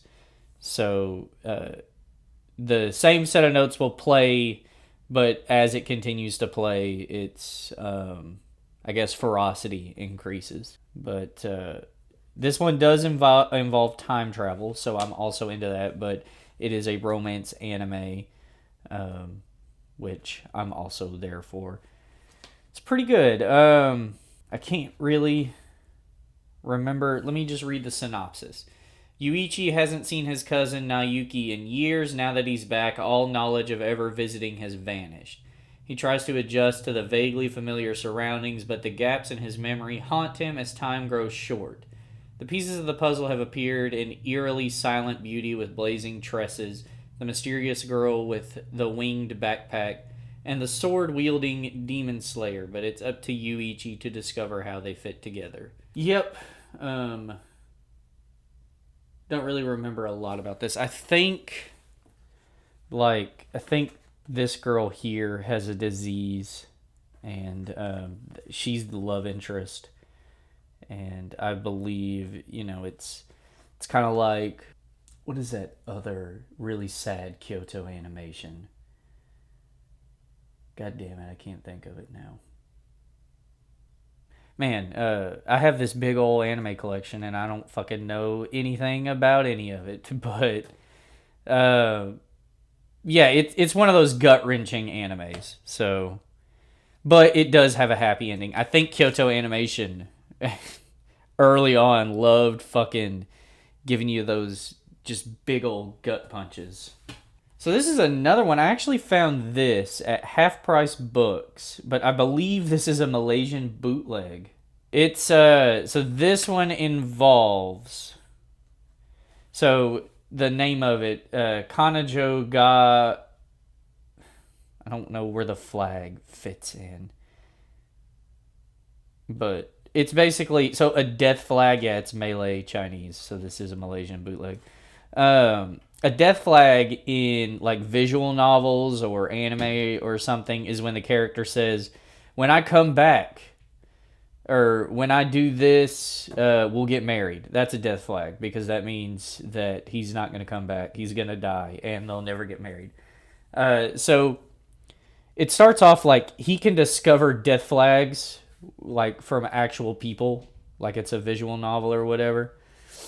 And it is like a harem anime thing. He ends up on a lot of these girls' romantic route, but it has a twist at the end that's kind of shoehorned in. It is mostly a comedy anime, though. I mean, I picked it up because of the cover, obviously, and I'd never heard of it. I did not realize that it was a Malaysian bootleg, but having since purchased Malaysian bootlegs, I can recognize them pretty easily now. So next up, we have Kanokon. This is another Zebek animation, an earlier one. I don't really see this one that often. It is about this boy who... I'll just read the synopsis off the back. I'm not going to try and think of it off the top of my head. Kota, a country boy who lives with his grandfather, is now moving to the city to attend high school. Changes come with his new home and new school, but nothing could have prepared the gentle young man for girls, specifically a bombshell fox spirit named Chizuru.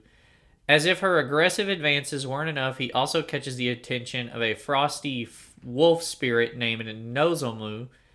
Kota is dragged into supernatural events as a result of his contact with the two girls, and his high school life only gets more chaotic by the day, but with a girl who gives Foxy new meaning and another howling after him, things are looking up for his love life. So the, typical harem anime jaunt here. It's Zebek, so if you've seen Keijo, or what's that other one that I talked about earlier by Zebek? Anyway, fucking hell. Zebek, Upote, Soft Tinny. I was trying to think. I did one prior. Like, I haven't got to those yet. Soft Tinny and stuff. So it's ecchi anime. Girls X Butlers is another one. Was that it? I thought I had Girls X Butlers. Or is it? Yeah, because I haven't even got to it yet. Anyway, whatever. Zebek. I don't really see this too often. It was done by Anime Works. I don't remember if I found this at like Half Price Books or anything, or if I bought this off of eBay, but I have it, so that's all that matters. Next up is another romance anime. This is Kashi Mashi, Girl Meets Girl. This is about, so it is a Yuri anime. This is about a boy, I believe he just starts dating this black-haired girl here. and walking through the one night, I believe a alien spaceship lands on him and kills him. So they bring him back to life, but they bring him back to life as a girl. So it's one of those gender swap anime, and because he was in a relationship with the girl, they have to like she has to come to grips whether or not she liked him as a boy or if she liked him for him. And then his childhood friend, this girl here, is a tsundere, and it's the same thing. So love triangle stuff, gender swap. By the premise, you would think it would be more interesting, but it follows the same beats as if this was just a normal love triangle harem anime style thing. It's not. It doesn't do anything new other than the gender swap thing. So I can't really recommend this. I don't know. Like I said, I've seen a lot of romance anime.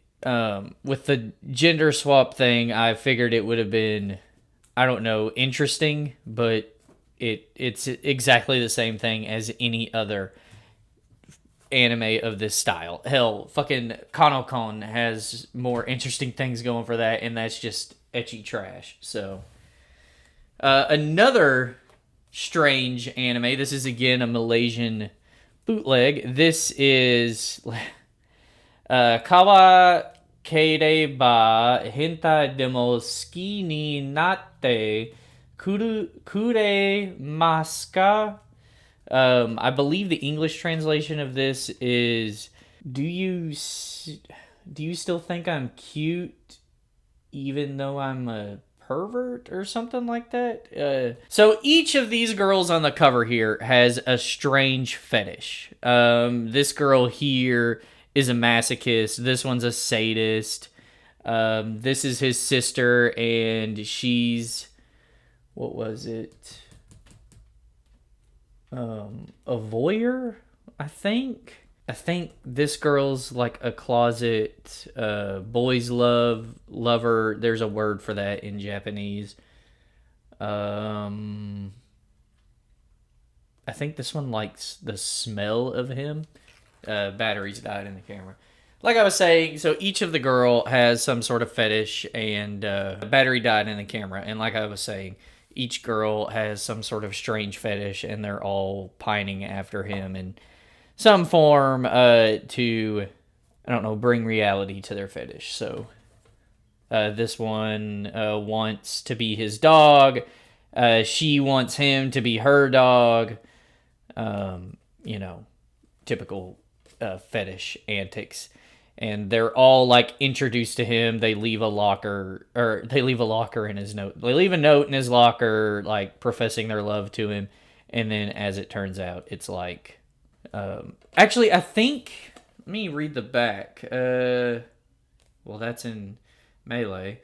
A high school student whose year of not having a girlfriend in his age, Keiki Kiryu, suddenly received a love letter. So that's the premise of it. Is he receives this love letter, and he's trying to figure out which of these girls actually sent the letter to him. And once he like confronts each of them, it's revealed that they have some fetish. So, all right. Speaking of Zebek and Keijo, here it is. This is Keijo. So this, if you don't know what this anime is, it's a water sport, but they attack each other with their bodies. Like the objective is, there's like a floating platform in the middle of a pool, and the objective is it's like sumo wrestling, but you attack with thighs, butt, boobs, and stuff like that. Zebek, I mean, if you've seen any of their anime, you kind of know what to expect at this point. But this one's all right. I think this is one of the last anime that Zebek made before being liquidated. I think it's Sunsoft might be the name of the anime studio that purchased them. This one's actually pretty good for a sports anime, which I don't typically like. even though it's crass and risque at times. It is nice to like root for, your lead characters, whoever. I think this chick here is the main protagonist, the black-haired chick there. It's cool to root for them within this sport that they're competing in.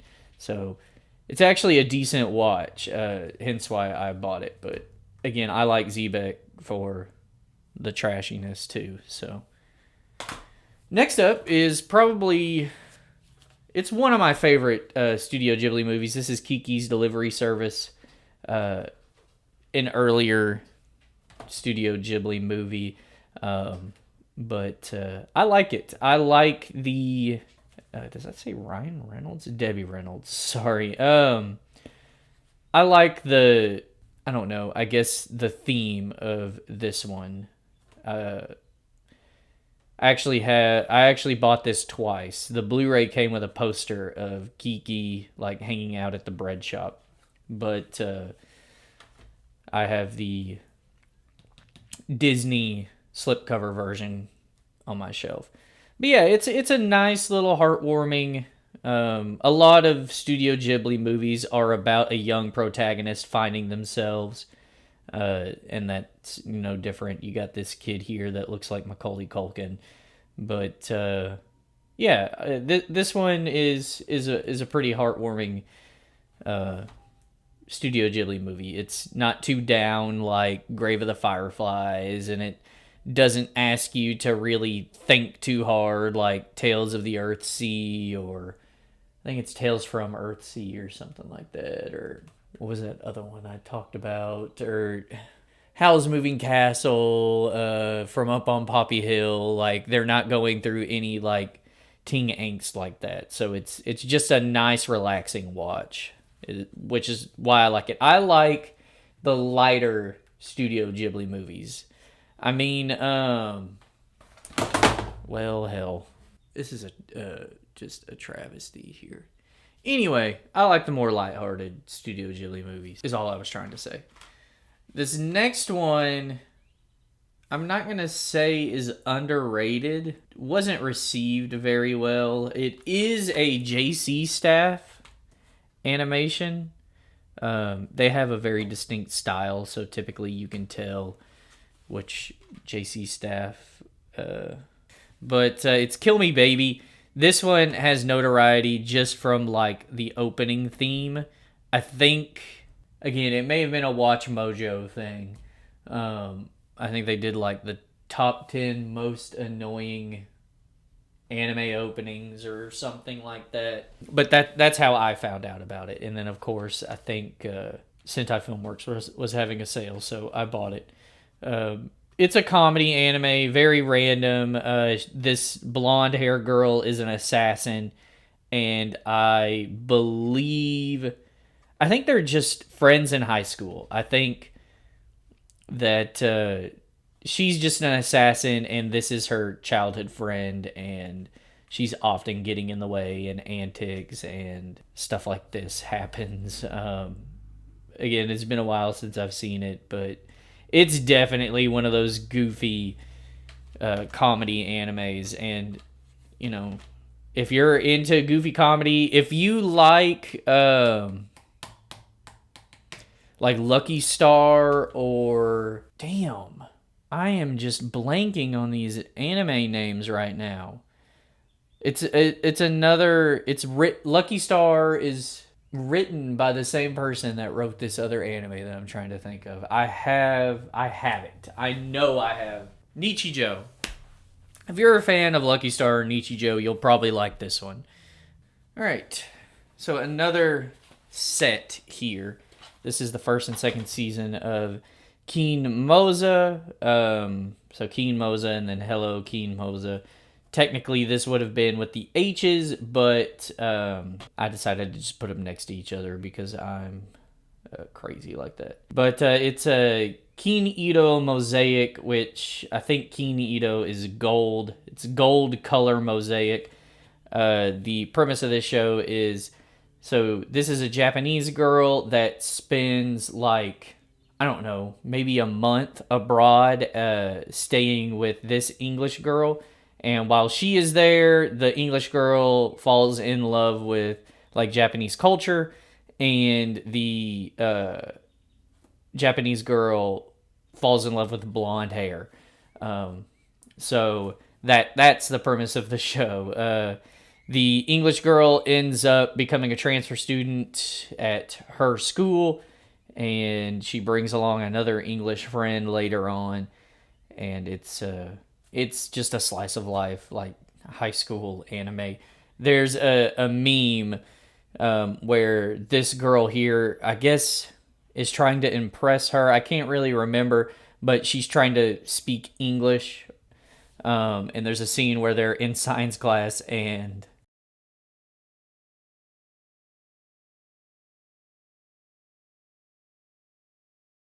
within the anime memes. But I used to have that as my ringtone.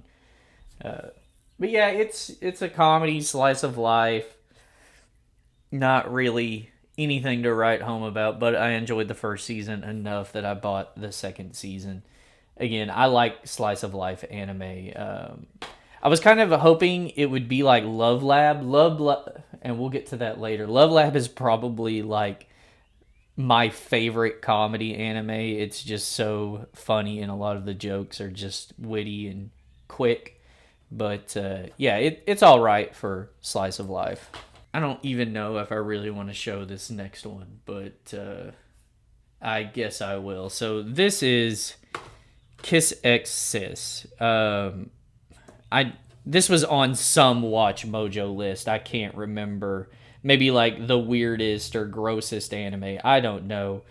But so when I bought this, I thought it was just the first season because I don't know if it was ever sold in North America, but in Japan there was like a double pack, and I believe this was on Crunchyroll or some streaming service. But again, I wanted to watch it uncensored, so I bought this, and it has so there are 12 episodes that are OVA, and I was unaware that it came with the OVA episodes.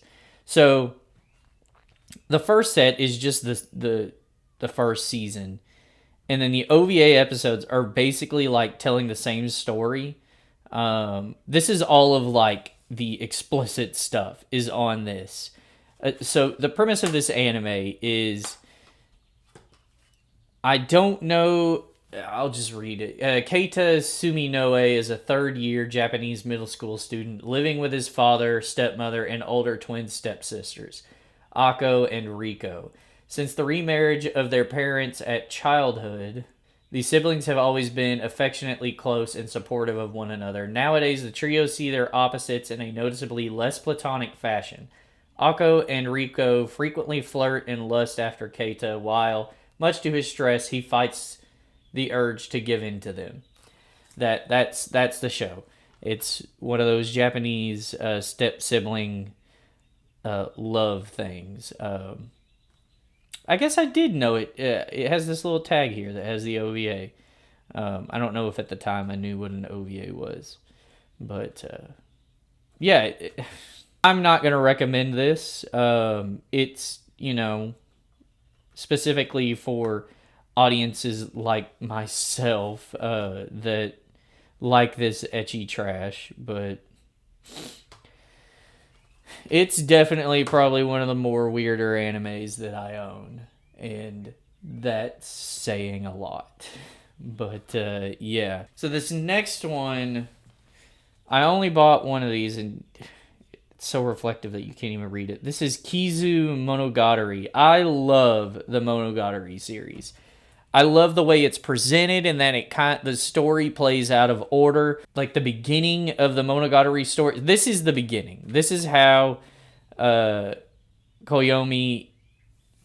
finds Shinobu, or as it's like Kill Heart Underblade something or other, her actual vampire name. This is where it starts, and this was like the last thing that was made before the final season. I I liked that quirkiness of it.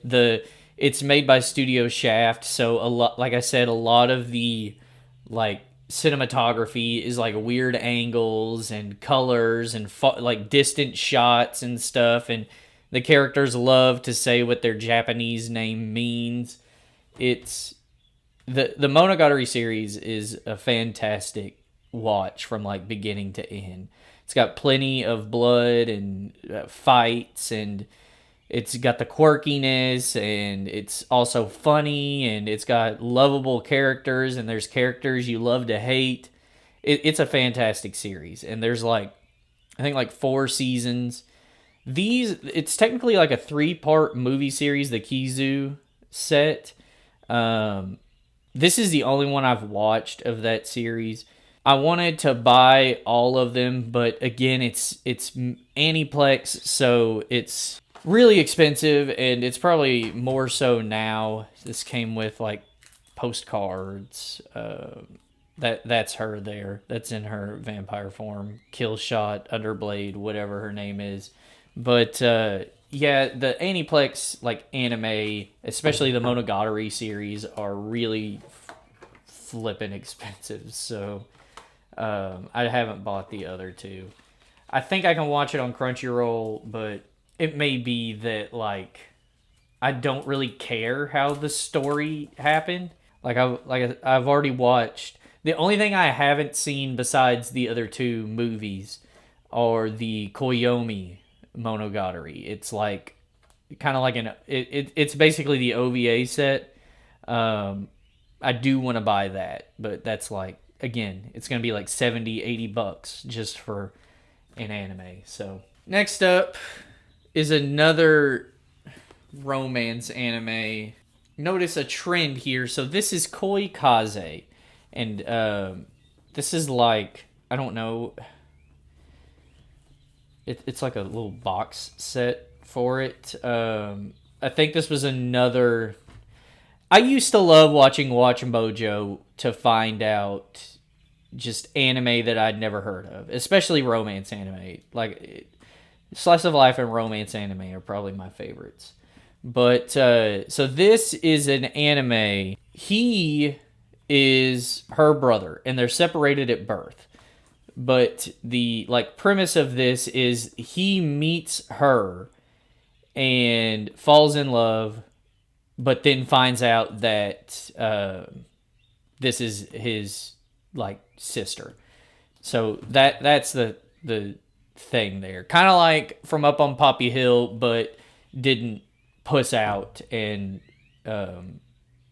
do like a step sibling thing. They're like actually blood related. So it's kind of like Oreimo, but far more advanced. It's decent. It's got a nice animation style, and this box set is kind of cool. But looking at the bottom, it was supposed to come with 3 collectible stickers. I think. I don't remember. I may have bought it off of eBay, but I had the first season or the first volume, and then was looking to get the other 2 and saw that someone had the remaining 2 in this box set, so I bought it. But yeah, it's not something I can recommend because it is for. The incest thing is illegal, but it is I'm not even going to say it's a nice romance story, so I guess don't watch it. I don't really remember anything good about it. It is an uncommon one, obviously, with the subject matter. It was made by Geneon or published by Geneon. It's uncommon, so I don't know if it's worth anything, but next up is Kokoro Connect, and Kokoro Connect tricked me because these characters look like Kyoto animation characters, but it's Silver Link. I believe what this is if memory serves correctly, they I don't know if it was like superpowers or something, but they suddenly are able to feel what each other feels. And that's the crux of the show, is that they're angsty high school teens, and suddenly they're not only having to deal with their own feelings but with other characters' feelings. And then there's like moments of like self-harm and stuff, and I think one of them has an incurable disease. So it's kind of like Angel Beats, but not funny. It's just all of the like downer moments, basically. Um, it's okay. At the end, they all have grown to understand each other, and actually, I think they end up swapping bodies. Five members of the Student Cultural Society have spent a lot of time wondering what it would be like to be in. Okay, yeah, so they swap bodies, is what it is. In someone else's shoes, but they're about to get in touch with each other's feelings in most unexpected way, a five-way body swap. What happens when five teens suddenly find themselves inside the body of the girl or boy next door? Aside from suddenly making trips to the bathroom very uncomfortable, it also brings a whole new meaning to the term exchange student. If that wasn't enough of a problem, the emotional trauma literally gets multiplied when a new affliction strikes, causing people's innermost feelings to suddenly transfer from person to person. Get ready for a trip through the emotional ringer as three girls and two boys see the world through each other's eyes and Kokoro connect. That's what it was. They swap bodies, and their innermost feelings come out, and makes things awkward, or maybe they secretly don't like someone, so it's just a lot to deal with. Yeah, basically Angel Beats, but not. It doesn't have the funny moments. It's just serious all of the time. An okay watch. If you liked Angel Beats, you'll probably like Kokoro Connect. Next up is literally the first anime I ever watched, and it is the lovely K-On! Like I said, I love music. So when I was wanting to get into anime, I think I just searched up anime about music, just as kind of like an entry point. And you couldn't get any better of a starter anime than this. Like, the music is great, the characters are great. It's Kyoto animation, so the animation is top notch. Fantastic anime. Like, by the time I got to the movie, I was sad that I had finished it. I just wanted it to continue. I wish they actually did a manga sort of like mini series of college. I wish that would have got adapted in some form. It was just sad to like say goodbye to these characters. Like, it was so good. So good, in fact, that it's like the one anime series that I'm kind of weary to rewatch, because I don't want to give up the feeling of first watching it and like finding out that it's not as good as I remember. So I will never rewatch this one, but it is like, it's my favorite anime. My gamer tag is a reference to a song from this anime, My Love is a Stapler. I just like all of the characters. I've got the figures I would show you, but actually I could probably. I've got Yui, Azunyan, and Mio. I've got those figures. I think there was a Mugi figure, but it was in a different series. I believe I have the three figures from this same series. I think they only made the Yui, Mio, and Azunyan. But yeah, love K-On! It's definitely my favorite anime that I've ever watched. So highly recommend K-On! There's 2 seasons and a movie.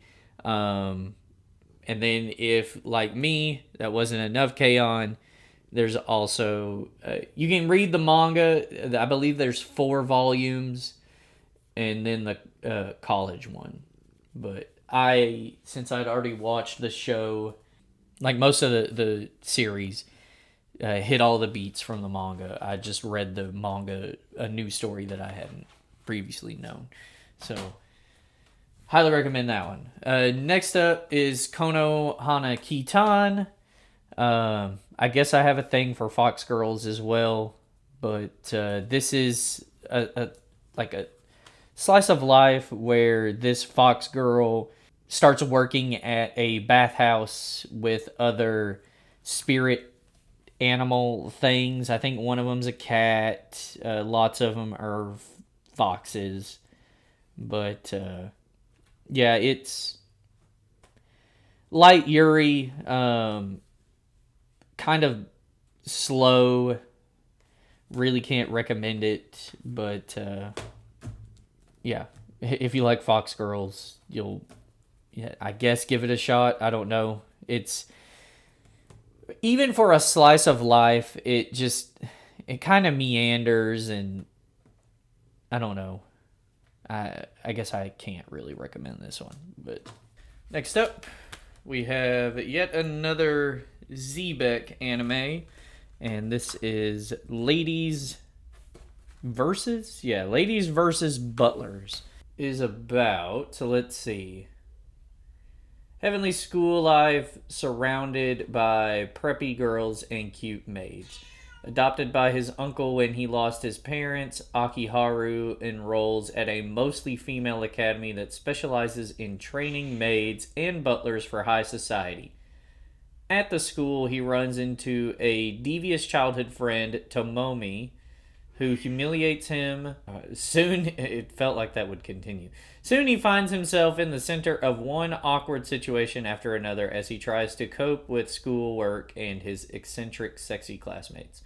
The thing I remember about this is that the childhood friend, what the hell was her name? Tomomi? Yeah, Tomomi. Really got on my nerves. Like, I don't like the type of anime, this is her here, the type of anime personality where it's like, so another anime that's like this, where it's kind of tsundere, but bordering, because typically the tsundere is just, they feign hatred, or not even hatred, they feign, I don't know, indifference. They're not outright mean. They are a little aggressive at times, but their jabs aren't too overbearing. But this type of tsundere character, which is more of like, not even tsundere, they're more of like sadistic, but like deep down they actually like the person. This is the type of character I do not like. Another anime that's like this is Haganai. I don't have very many friends. The black-haired girl in that anime is the whole reason that I stopped watching it, is because she was just insufferable. That's like the main drawback of this, but it is Zebek, so you've got, character art like this, and it's there are OVA episodes that are a little more risque than the actual show. This thing that I bought did not come with the OVA episodes, but it is Zebek, and especially now that Zebek is no longer, I want to get a lot of their original anime. Have that. Next up is another Kyoto animation. This is actually a full-length movie. This is Liz and the Bluebird. I believe this is in the same universe as... it's a music anime, like brass band anime, like jazz band anime made by Kyoto Animation. I can't think of it now. But this is in that same universe. These are characters in a separate... They might be just in a different grade in the school, but it's pretty okay. I mean, nothing really memorable, but let's see. So it says from the creators of A Silent Voice. That's it. I mean, Kyoto Anime. Sound Euphonium is the name of the anime. Yeah, this is like just a spin-off story, sort of like a divergent story from Sound Euphonium. It's all right. Like I said, I like music. Classical music isn't really my favorite, but I can tolerate it. All right, so next up is it's actually another Kyoto animation, but this is another one of my all-time favorite animes. And it's on the same level of K-On!, which is why I like Kyoto Animation so much, is because they've made two of my favorite anime series. And it's Love, Chunibyo, and Other Delusions. Like I said, I'm big into romance. So Love, Chunibyo, and Other Delusions is like the perfect... I'm not going to say it's the perfect romance anime. That goes to something else. But it is still an enjoyable romance anime series. The thing that it still does the classic romance anime trope where, you know, like the Rachel and Ross sort of thing where they don't get together until the very end. But it is still an enjoyable watch. If you've never seen it, I highly recommend it. If you like romance anime, give it a watch. If you like fantasy anime, this has stuff for you as well. I don't want to really explain too much, but yeah, it's just a fantastic anime. The story, I think the novel is also written by Kyoto Animation, I think. But when they animated the series, they made it its own thing. It very rarely follows the actual light novel. But yeah, we've got the first two seasons of the anime here. This is a Rika version, which I don't rightly... I think this is just a recap. This may have come out... I don't know if it came out after the first two seasons or maybe after the first one. And it's just a recap of events just like being told by Rika. So this is not really recommended. Like, you don't need to own this. But this is the movie where, like, it's like the perfect cap to the actual series here. This may have come out after the series but before the movie, so it was maybe a recap for people wanting to watch the movie. But I've got a couple of special editions for this as well, so let me grab those. So this is a German release of it's from the first season. I believe it's only one volume. I think this like takes up space for the other. It looks like maybe you could get 4 volumes in there. But yeah, I don't know. I don't remember how I discovered that this was even a thing. Maybe I found out that they had released a special edition in North America, but it was probably too expensive, so I just bought the German version. And then this here is actually a sealed copy. It's still sealed. The special edition for the second season. I probably bought this. I either bought this off of Right Stuff Anime or the Sentai Filmworks website. I think they were probably doing like a Black Friday sale or something, or like a fire sale. Because I think previously this was like $100, and I think I ended up spending like half that for it. But yeah, me being a fan of the series, I bought it.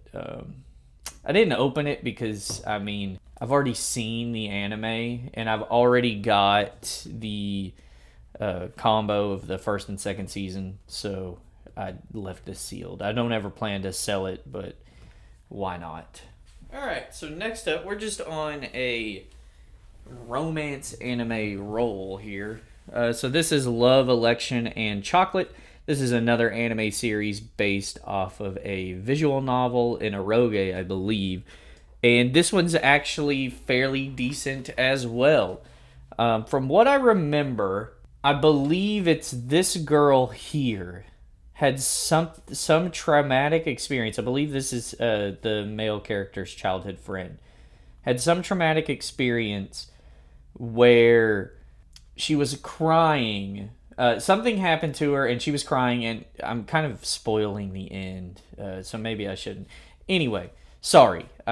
Sorry to blue ball you there, but it's a fairly decent romance anime. There are love triangles and plenty of misunderstandings and stuff like that. That's typically how these things go. But the plot of it is, in Japan, participation in extracurricular activities is as fundamental a part of an education as chalk and gym shorts.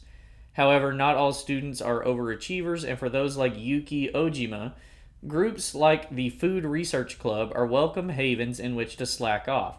But what's a slacker to do when the radical new candidate for Student Council President announces her intent to get rid of clubs like the FRC? Well, getting the help of the current Student Council President is a good start, but his suggestion is so counterintuitive that it's crazy.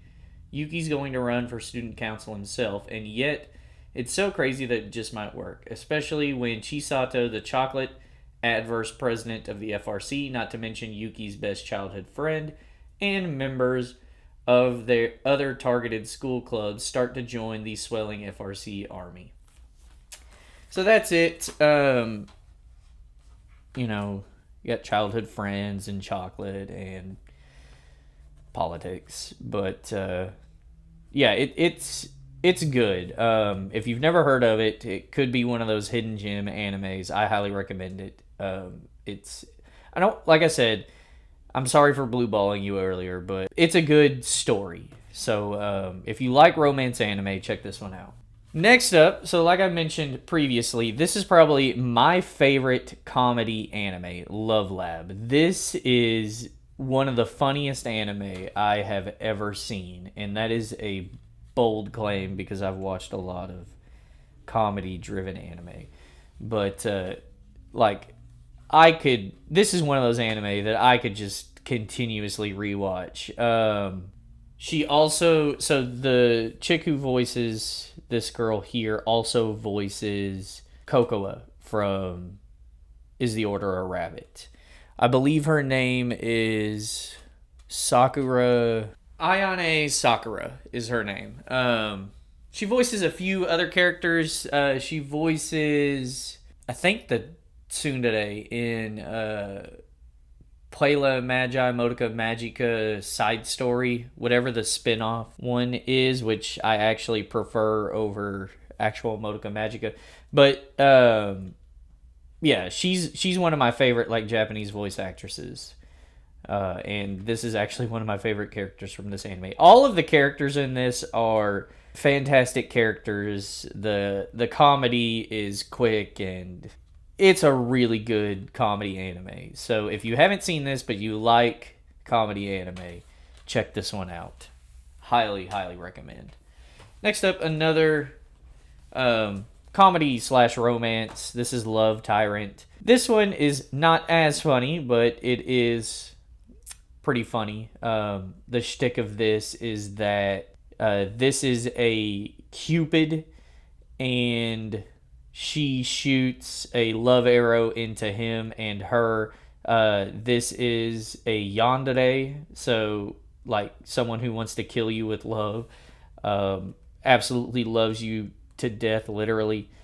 And the thing is that since I can't really remember the reasoning, but he can't die, and there's constantly gags where the yandere character here will catch him, I don't know, in what she deems is an unsightly predicament with another girl, so she ends up killing him, but he can't die. It's all right, halfway decent, but Definitely not the most memorable. Next up is another Kyoto animation. Like I said, I like Kyoto animation. This is Lucky Star. Um, I watched this after watching Nichijou because they're kind of the same thing. Nichijou is, I think the English translation is My Daily Life.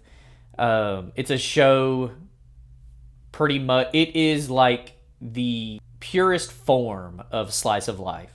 Like there are like goofy things that happen, but that's part of the joke, is that goofy things happen, but this is supposed to be like an average life.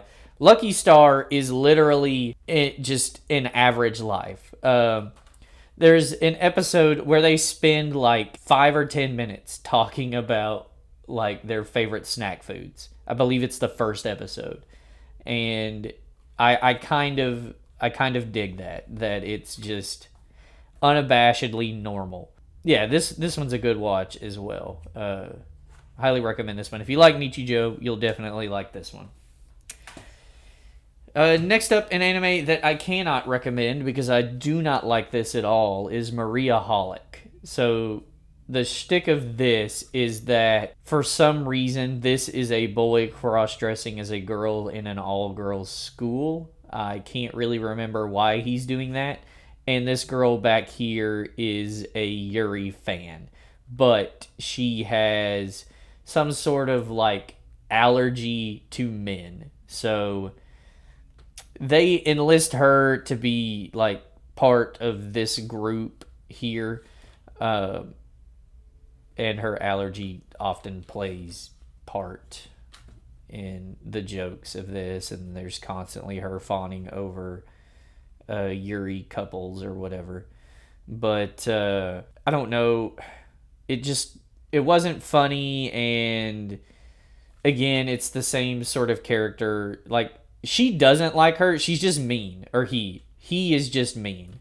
It's not even like, yeah, he's just mean to her for no real particular reason. And it's just not very funny. There's a second season of this, but I didn't like this one enough to even bother. So another movie here. This is Mary and the Witch's Flower. This so badly wants to be a Studio Ghibli movie. It's actually really good. It's very similar to Kiki's Delivery Service, like almost beat for beat. But as you can see, the animation is very close to Studio Ghibli. It is a decent watch. It's definitely got the fantasy of a Studio Ghibli movie.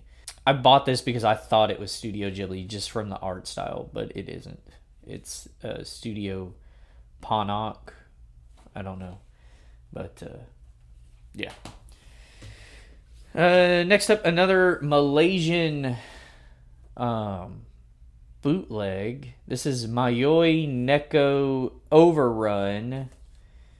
And I don't remember anything about this. Let's see. A heartwarming love comedy. Suzuki Takumi is a high school boy who is running a confectionery Stray Cats with his sister-in-law Otome.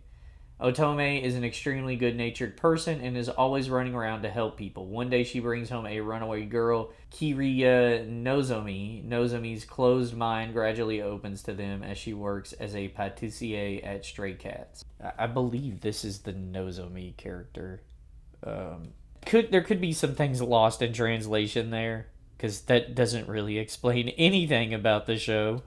And I don't remember very much about this at all. So, there you go. And here, another Kyoto animation. Long ago, we talked about the disappearance of Haruhi Suzumiya. This is the series. This is the complete first and second season, containing all 8 episodes of the Endless 8.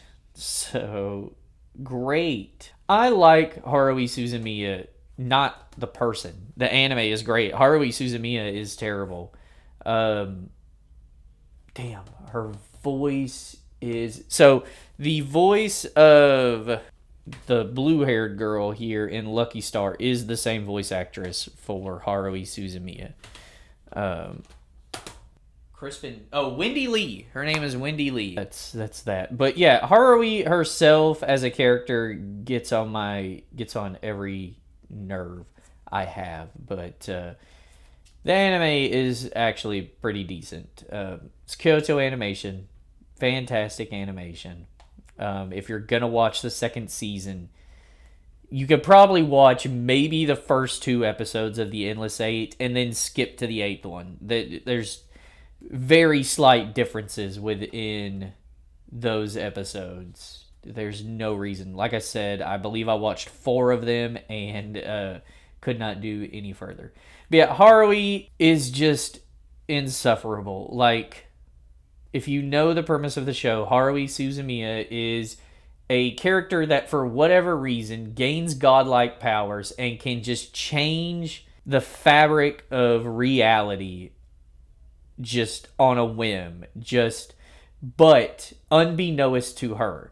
And the club that they form the club to keep tabs on Haruhi, to prevent her from discovering her power, because if she discovers she has this ability, she could destroy the world. So that's that. But yeah, she's like completely rude and overbearing and oftentimes mean, and they just kind of have to go with whatever she says so that she doesn't, I don't know, fucking turn everything purple. So next up, I'm going to have to apologize. I have only seen the first season of this. This is Minami K. I think I bought this because it's like similar to, let's say, Lucky Star or Kill Me Baby, or it's a slice of life. Damn, what the hell happened here? It's a slice of life anime. Yeah, I don't really even remember anything about this. The reason I haven't watched the other 2 seasons, so it's another Malaysian bootleg, or maybe they're not bootlegs, but I don't know.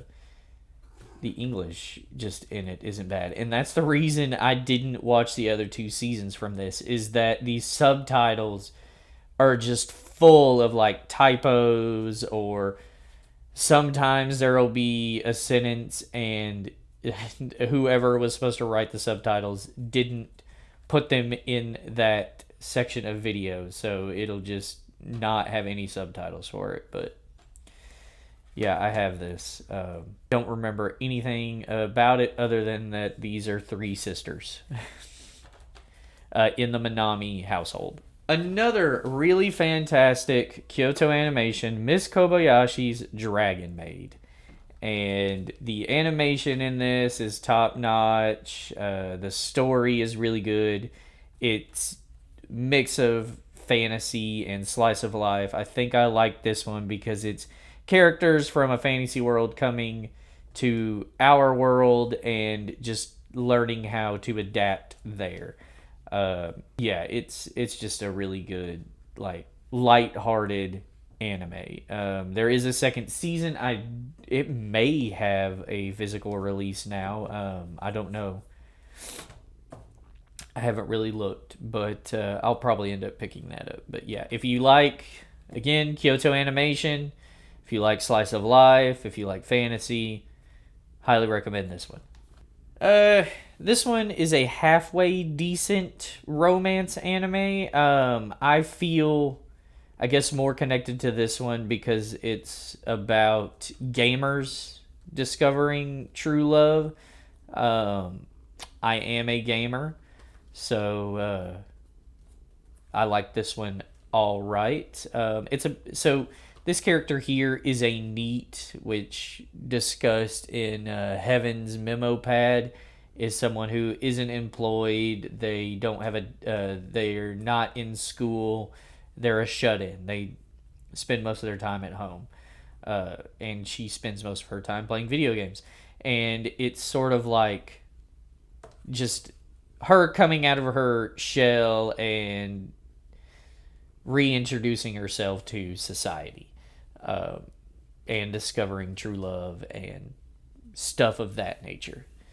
Uh, the thing about this one is a lot of the anime is it takes place within this MMO world, and they're gender swapped. So she's playing as a male character and he's playing as a female character. So a lot of the dialogue that she is having is spoken through a male's voice. But yeah, it'll also have scenes take place in the real world as well.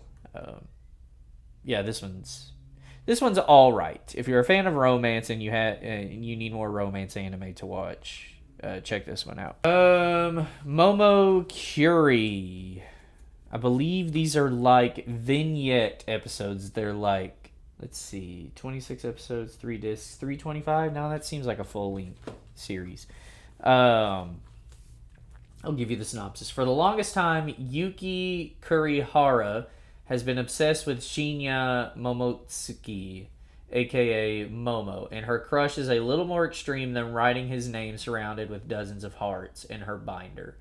In fact, Kurihara does things outside the realm of a typical high school girl, like secretly following him, taking pictures of everything he does, and collecting anything he happens to discard and drop.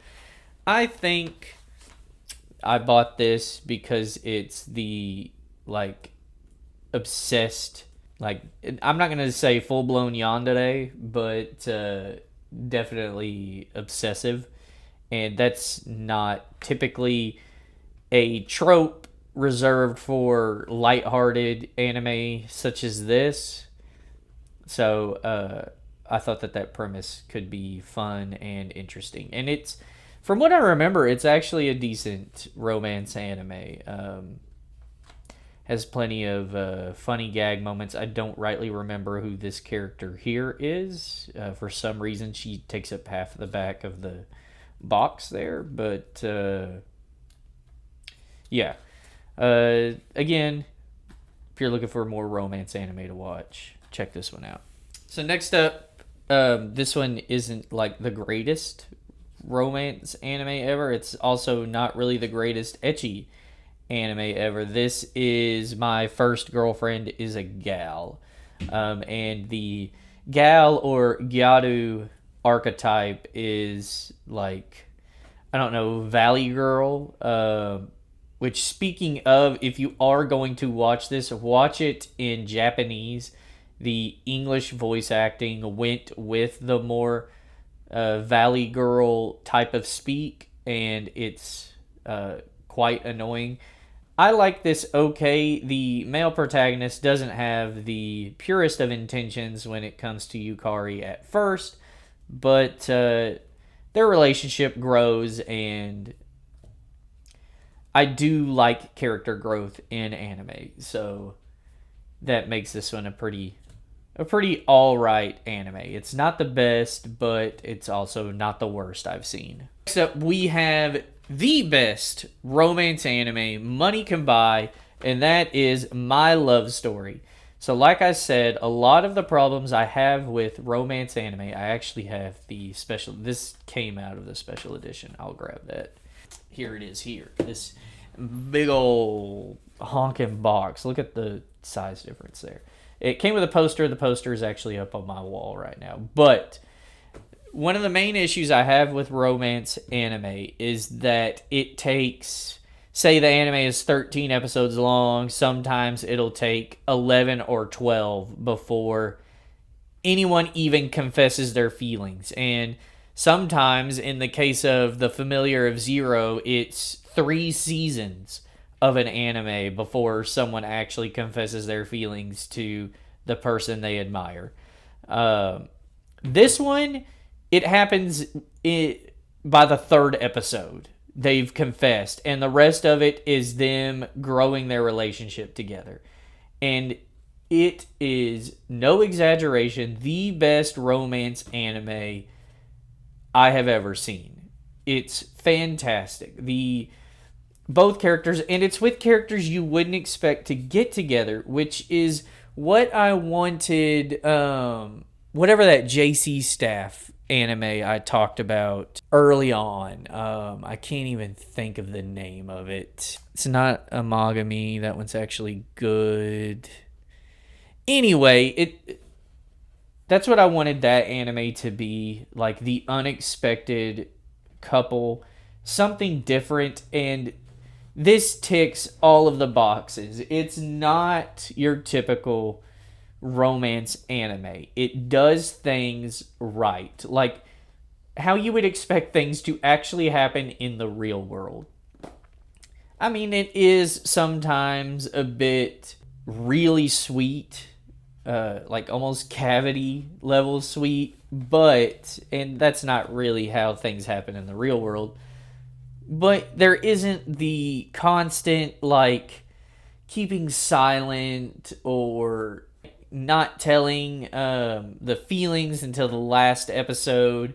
There is one with misunderstandings that's like a trope in romance anime that has to happen. It resolves itself quickly. Like, they actually talk to each other and resolve the misunderstanding. Whereas in, say, To Love Ru, the misunderstanding will go on for fucking another 4 episodes before they actually speak to each other. That's probably the biggest crux of a romance anime, is that characters don't fucking talk to each other. This one is like perfect in almost every sense of the word. But yeah, I cannot recommend My Love Story highly enough. Like, if you're into romance anime and you haven't seen My Love Story, you need to fix that like yesterday. Or hell, even like Love Chunibyo and Other Delusions. As much as I love that anime, it does still stick to a lot of the tropes that romance anime typically do. My Neighbor Totoro. This is probably like people's favorite Studio Ghibli movie, and I think it's okay. It's not my favorite. I do have a skateboard. It's a Jason Park Pro model that is a Totoro reference, but yeah, this one's okay. I still think, like, I don't even think this is in my top 5 Studio Ghibli movies. But next up, another I don't know if this is really uncommon, but it's certainly different. This is a romance anime. The thing with these two characters is that, here, I'll give you guys something to look at there. I'll read it through the camera. When the oddly peculiar... I can't. The text is too small. When the oddly peculiar Mikoto Urabe transfers into Akira Tsubaki's class, he finds that life has thrown him the weirdest curveball ever. Because while Urabe may be an antisocial loner who sleeps on her desk, carries a pair of scissors in her underwear, and breaks out in sudden fits of insane laughter, there's something about her that Tsubaki just can't quite put his finger on, until he accidentally puts his finger in it. And suddenly the phrase, sharing spit with a girl, takes on an entirely new meaning. Addicted to Arabe... Oh, wait, hold on. Before he can wipe her drool off his face, Tsubaki is mysteriously addicted to Arabe, which isn't half as strange as the fact that she not only finds this normal, but already seems to have plans for her new drooling boyfriend.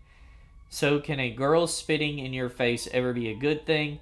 Is this relationship bound for disaster or great expectations? Expectorations. Yeah, it's certainly not like... It's not My Love Story. It's not as pure as that, but it is a fairly decent romance anime, and the art style is unique as well. I like this one. I actually bought this on a whim at Game Exchange. It had girlfriend in the title, so I kind of assumed it was a romance anime. The girl who checked me out said, "Oh, so you're the type of person that buys that?" And I don't know. I don't know what that remark is supposed to mean, but I guess I am. I bought it, so there you go. Fairly decent enough for a romance anime. Nausicaa. This is. I'll probably put this as, let's say, my fifth favorite Studio Ghibli movie. This one's an actually good movie, and I believe this was made before Studio Ghibli was even a thing. I can't remember.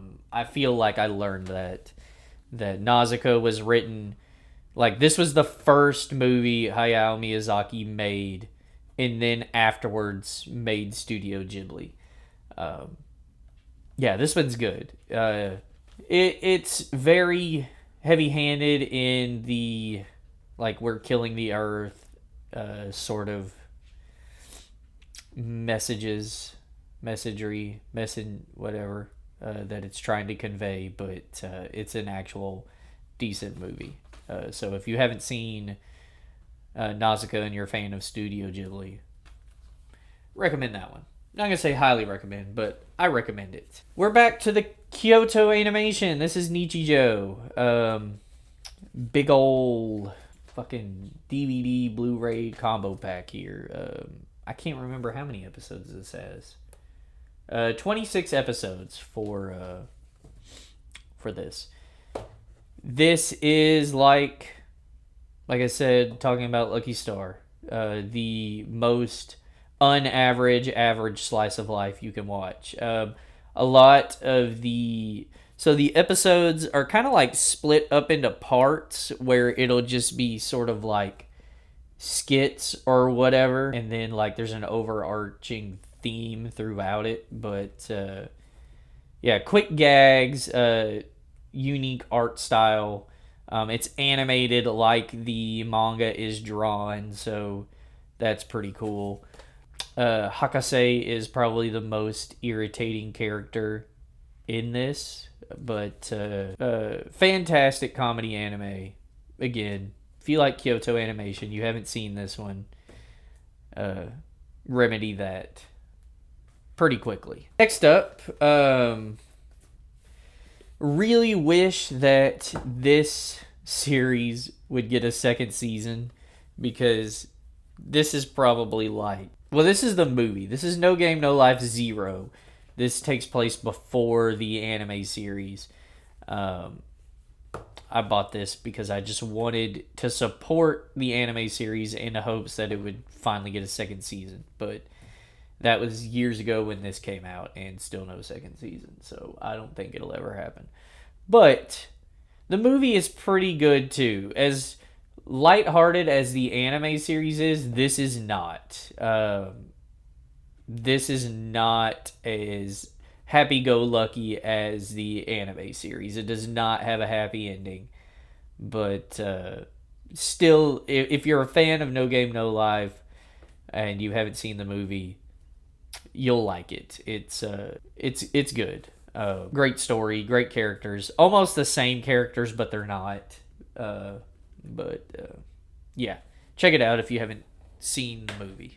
Next up, another slice of life. Probably have these too tight on the shelf. A lot of like my back plastic things have like these ribbing in it. Yeah, this is Non Non Biori,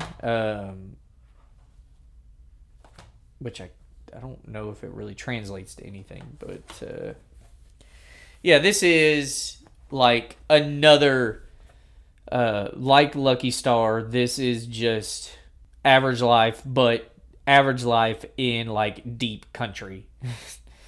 So, I myself, I grew up in Bynum, Texas, not Bonham, Bynum, Bynum, and its population, I believe, has like, let's say 190. I don't know if that's true. It may be less, but it has a very small population. We have a post office, a volunteer fire department, a church, plenty of homes, and a school with pre-K through 12. So, small town. So I kind of like get the small town. Definitely like Japanese country is very differing than like North America country, but it is still somewhat similar. So that's probably why this one resonates with me. But all of the characters are really likable. Again, the same as like Nichijou. It has quick jokes and it's just a nice, relaxing show to watch. I don't have to worry about any of my characters fucking having to fight another person and kill them or anything like that. It's just nice to sit down, relax, have a few laughs, maybe a little heartache, but nothing too jarring. Great anime if you like the slice of life. This is the first, second, and then the movie. I don't know if this has a third season or not. It might. I cannot remember. I believe there's also like an OVA set that you can get that I don't have. But yeah, love No Non Biori. I actually have the manga set. I haven't purchased a new manga in a while though, so I'm a little behind on that. I have 13 volumes. I don't know what they're up to now, but yeah, one of my favorite slice of life anime. Next up, this is another one of those like OVA animes. It's just a like the episodes are like only a few minutes long each. Let's see. Yeah, so it's you can't see anything. Unique, what? Come here. Come here. Just straight up cat ass there. Yeah, it's only got 3 episodes on it, and they're only about 12 minutes long each. Maybe they're because it's like 75 minutes. But this is Nozo X Kimi. It's another, judging by the cover, you can just already tell where this is going. It's another ecchi anime. I don't really remember anything about this. What could be more embarrassing than being caught peeping into the girls' locker room, being caught inside the girls' locker room inside a locker, and yet that's where Kimio Suga finds himself. And even if it was by accident, as soon as that door opens and he's discovered, he'll be branded a pervert and maybe even suspended. Except the girl who finds him is Nozomi Komine, who lives in the apartment across from his, and she covers for him. Unfortunately, that isn't an act of kindness, it's the prelude to blackmail. Because Nozomi has certain games that she'd like to play, and Kimio's location and guilt make him the perfect plaything. And if that's not bad enough, the situation gets really out of control when she starts bringing other girls in to play with her toy. I don't remember what transpires in this, but here's like the back of it. I don't remember anything about this whatsoever. I don't remember what she deems as play. I didn't even remember that premise. So obviously not a very memorable anime, that one. Next up is Nyan Koi, which I guess roughly translates to cat love. This one, I believe the male lead is allergic to cats. Yeah, please quit moving the tripod. So he was just allergic to cats. Now he's facing total catastrophe. When cat-allergic Junpei Kosaka damages a statue of a cat deity, the cats don't just get his tongue, they put theirs in his mouth. Now cursed with the ability to understand felines, Junpei must perform 100 great favors for catkind or face the fate. I don't know why, like, you've already put your, speaking of cats, you've already put your scent on it. I don't know why you're still rubbing it. Face the fate being turned into a cat himself. So that's the premise of it. And again, I don't remember anything about this other than that he was allergic to cats. Yeah, I don't even remember if I liked this or not. Obviously not, because if it was something I liked, I'd probably remember it. But yeah, again, just something forgettable, I suppose. I think that's one that was on Sentai Filmworks sale, and with it being associated with cats, I bought it.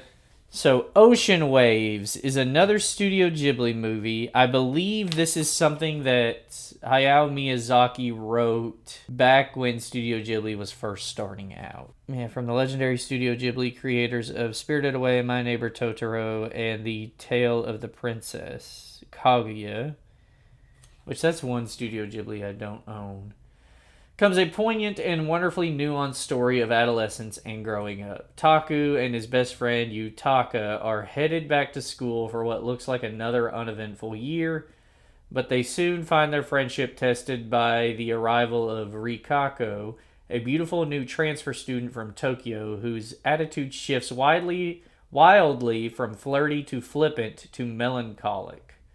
When Taku joins Rikako on a trip to Tokyo, the school erupts with rumors, and the three friends are forced to come to terms with their changing relationships. Never before released in North America, Ocean Waves is a beautifully animated adaptation of Saeko Himura's best-selling novel and a true discovery. Yeah, man, it's just a string of forgetful anime here. I remember not liking this. I remember not being very impressed with this. Like, I know this is part of the reason that I stopped wanting to get all of the Studio Ghibli movies is because a lot of them are like this. Like, I have no interest.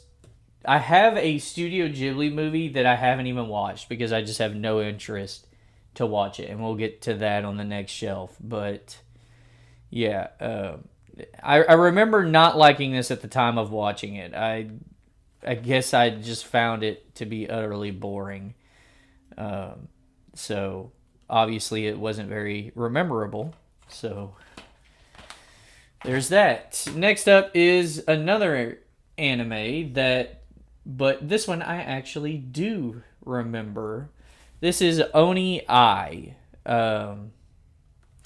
This is a harem anime where one of the, I don't know, what do you even call the girls in a harem? Haremies?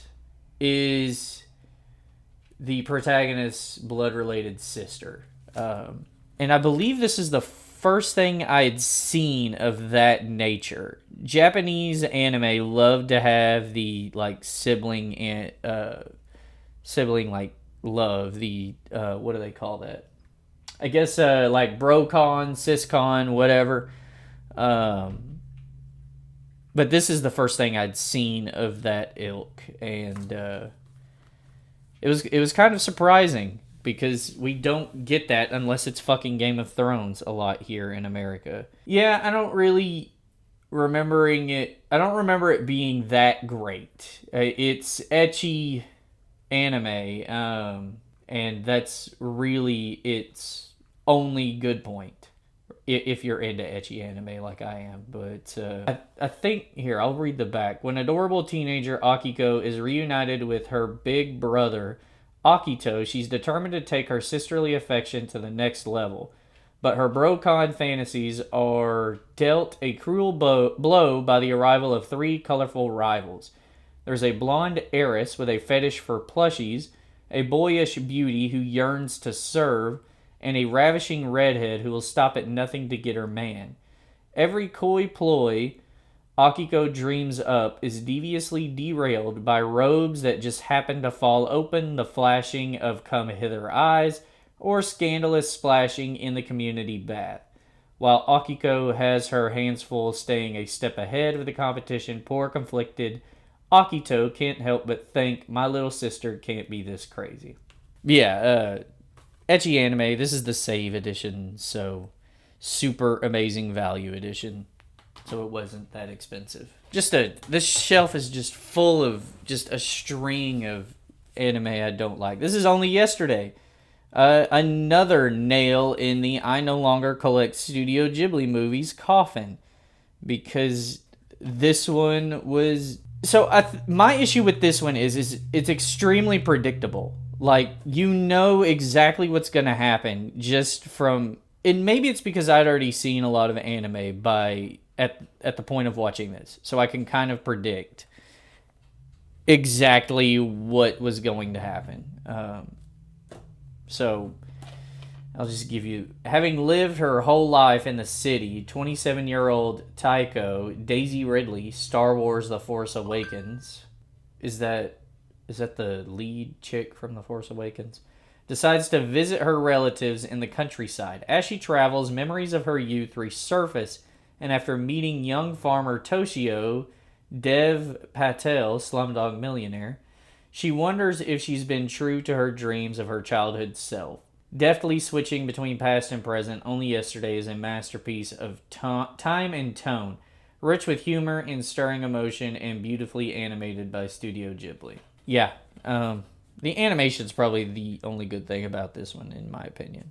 But I don't know. I don't really know what I was expecting when I bought this. I think the only reason I bought it was because it was Studio Ghibli, and I was trying to go for all of the Studio Ghibli films. That has since ceased. Another well, this one's more of a siscon anime. This is Ore Imo, which translates to My Little Sister Can't Possibly Be This Cute. I believe the Ore Imo is just an acronym, I believe. Yeah, this is, I believe, both seasons. This is the complete set, 3-disc complete set. I believe this is both seasons. Comes with the manga coming from Dark Horse Comics, available September 2012. Let's see, does it say on here, disc 1? I do know that I don't think this came with, all of this is off camera. I don't think this came with the OVA episodes. But yeah, if you've never heard of, well, it's just got a bunch of shit falling out of it. Ore Imo. This is just like the title pretty much explains it for you. This is about a high schooler that, well, I mean, I guess the title doesn't really explain it. The proof of purchase, okay? Because his sister is like completely rude to him. In the past, when they were younger, it was a normal sibling relationship, and then at some point she started to dislike him, and she's just like super mean. But it turns out that she is an otaku. She likes like smutty visual novels and other nerd shit like that. And he discovers this somehow, and I think I'm not even going to read the synopsis. I'm just going to try and think of it off my head. I think she starts like forcing him to like take her to conventions or play certain like light novel games at Oge, like dating this chick here. And that's probably like the worst decision in anime history, is when he leaves this chick for his own blood related sister. Because I really loved, I believe her name is Kuroneko. Let's see, does it say it on the back? It does not. But yeah. Like I said, when we talked about Edo Manga Sensei, that anime was written by the same person that made this, that wrote this original light novel. They actually make an appearance in that anime. But yeah, this one's okay. Like I said, and I believe it's only in the OVA. The original ending, like the TV aired episode, I think it's sort of like, I don't know, like they choose to be friends instead, or something like that. But in the OVA episode, he actually starts dating his sister, I believe. Let's see, what does it say on the back here? All 12 TV and... Okay, so it does have the OVA, so I did watch it. Double-sided DVD wrap. So, a mini pinup poster. I did not get... Oh, no, I did, actually. I have it hanging up. I remember that. Yeah. It's hanging on the side of my bookcase. Yeah, so I got like a complete thing here. I wonder how much this is worth now, because it is fucking Aniplex. But yeah, I don't know. If you like romance anime or like harem anime, this one's okay, but ending kind of sucks. So this is what I was trying to think about way at the beginning by Studio Shaft. This is Panty Pony Dash. And this is absolutely absurd. So Hilary Hogg voices the teacher here. This, I believe she's like 9 or something, but she's a turbo genius. Yeah, 11. And this is only the first volume of the series. I found this at Game Exchange and bought it just from this cover. And I tried watching it, but the disc is messed up. So it wouldn't play properly. I believe it wouldn't even make it all the way through the first episode. But the scenes I did see in it were absurd, and it's Studio Shaft, so the art direction is just crazy. So I ended up it's on Funimation, so I ended up watching there, and this is a pretty good show. It's definitely an absurd comedy, and it is Shaft, so lots of weird angles and a lot of scenes where it'll be an entire like landscape of the classroom, and it's set like it'll show like beneath a stage or whatever, or it'll show underground and there's like moles digging around underneath the floorboards. So weird shit like that. Like they can't just do a wide shot. It's like a full, like you're watching it from the audience of a play sort of thing. They do that frequently. And sometimes there'll even be characters that are supposed to be in the scene, like in the audience, like breaking the fourth wall and shit. But yeah, it's an absurd comedy. I do recommend this one. It's like I'd never heard of it until I happened to find this at Game Exchange. So Photo Kano. This is almost beat for beat Amagami SS. But actually, I think there are scenes in Amagami where he's a photojournalist. But yeah, it's a guy who I believe he joins the photography club, and it's another anime based on visual novels. So there's a sort of little arc for each character here. You would think this would be like extremely smutty just from the back here and the nature of photographers in anime, but it's like a Amagami SS. It's very heartfelt at times, and it's another one of those where you don't have to like be upset because your favorite girl, your waifu, didn't get represented.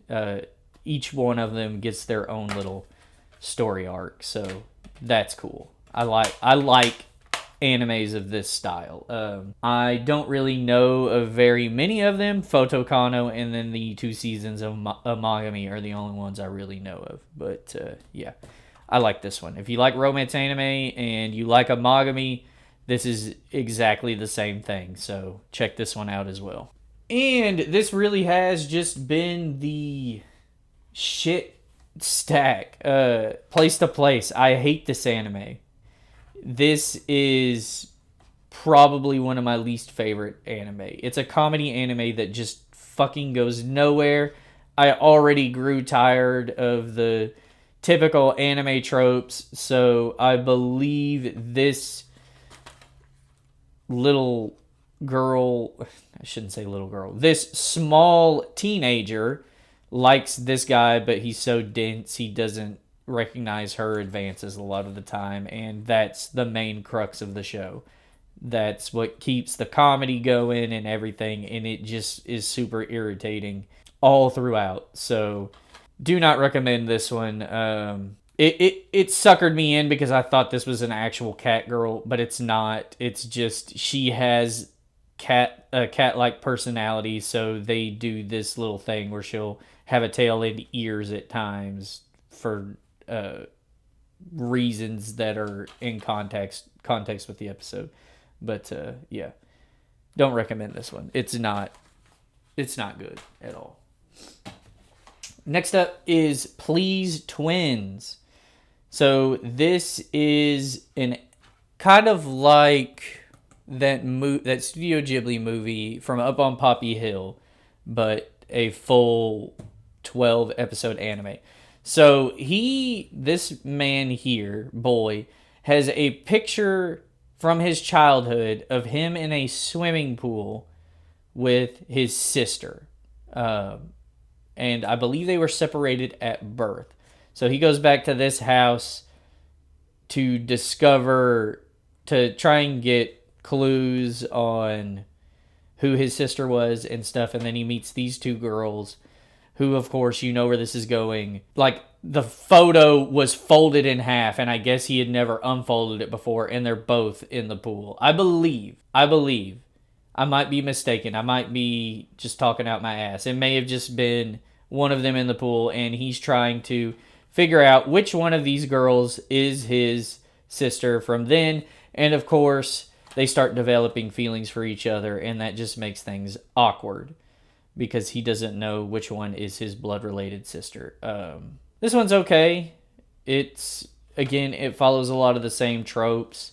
Lots of misunderstandings and the lucky pervert scenes where he accidentally walks in on one of them in the shower and gets hit with the wash bucket. Shit like that. But I thought it was okay. Yeah, not really too much to say about it. I don't remember it being funny, but love triangles have never been so complicated. I don't know when this came out. The art style looks really old, like early 2000s. It had never been so complicated, but it has been so complicated since. So, next up is Pompo the Cinephile.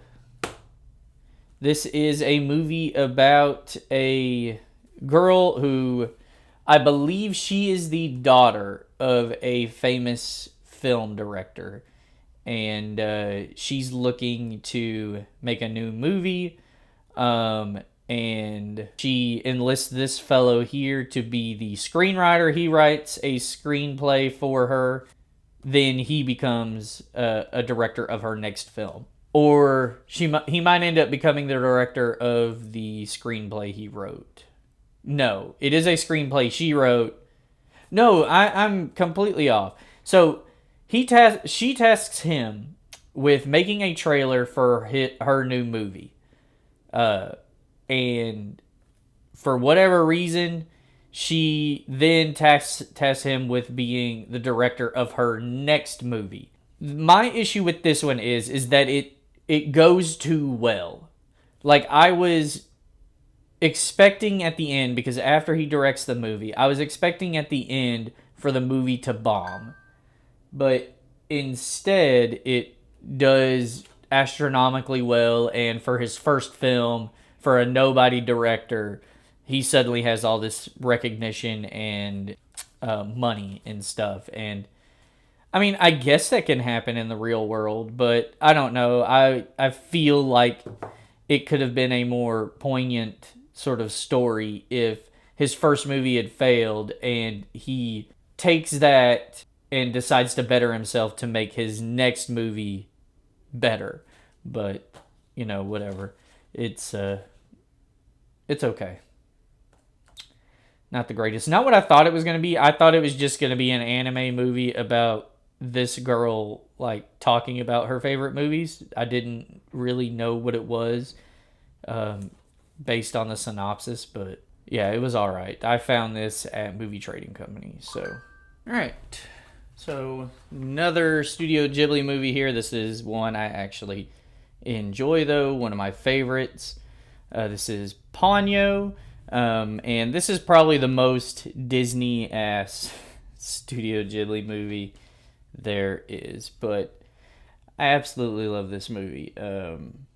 It's on the same level to me as Spirited Away. It's got just the perfect amount of like fantasy, and a lot of Studio Ghibli's movies are about kids like discovering themselves, overcoming hardship and stuff of that nature. I think this is a really good movie. Not just Studio Ghibli, but a really good movie just on its own right. And here is the Studio Ghibli movie that I have not watched. This is Porco Rosso.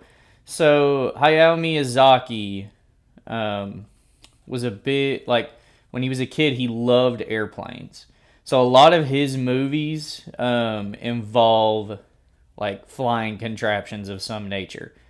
And I think the Porco dude, this guy here, I don't know, get some curse put on him and he looks like a damn pig, but I think he's like a pilot like in World War II or something. I don't know. I bought this at Game Exchange. It was only $8. Again, I was trying to get all the Studio Ghibli movies. So I bought this, and I just have no interest in watching this whatsoever. Out of watching like Ocean Waves or From Up on Poppy Hill, Tales of Earthsea or From Earthsea, whatever it's called, I just realized that not every Studio Ghibli movie is for me. But I have this one, and it is the Walt Disney one. Still has the slipcover, so I don't know. It might be worth something. I don't know. Probably going to upset a lot of people, Nathan included. I don't really like Princess Mononoke. Like, it's too like heavy-handed with its messages, whatever it's trying to convey. It's too heavy-handed. First off, I'm not a big like high fantasy, and this is pretty much, you know, like spirits, and although Spirited Away involves spirits, I don't know, the kid Chihiro comes from the modern era, and like, but this is like, I don't know, like Lord of the Rings-esque stuff here with this big wolf thing, and I don't know, all just everything about this I'm just not a fan of. It just does not resonate with me. Sorry, Nathan, but that's the way I feel. So this here is, I cannot remember the anime that made this, but I believe this is Gainax. It's actually JC Staff. Never mind. This is Puny Puny Poemi. I believe it's only... Yeah, so there's only 2 episodes on this. I found this at Half Price Books and picked it up just randomly, just from the cover. I was like, well, I've never seen this before, and it's got this tagline here: an all new exercise in breaking the weirdness barrier. I used to watch this channel on YouTube. I don't think he is active, or she, whatever, called the Anime Brain, and it was basically just like a compilation channel that just showed a bunch of anime memes. There's a meme where, and all I ever saw of it was just this girl stabbing herself in the legs with pencils. And I was like, what is that? It is this. I picked this up on a whim and happened to find that meme. It's from this. There it is. That's the name of it. It's the Excel Saga. I haven't seen the Excel Saga, but it's like, basically it was trying to see what it could get away with on broadcast television. This is an absolute...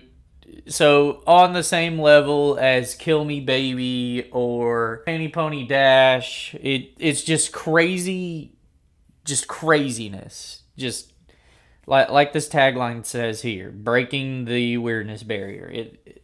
It's just nonsensical half of the time, but I like it. I probably would not watch an entire anime like this. The 2 episodes are perfect for it. It's about this like girl, this magical girl here, but I don't think she wants the job.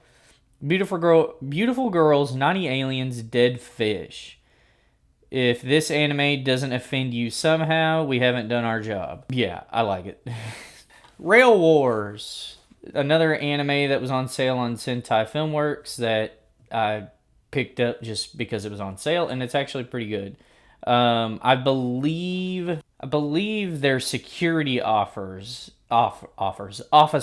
at a rail station, and it's just them,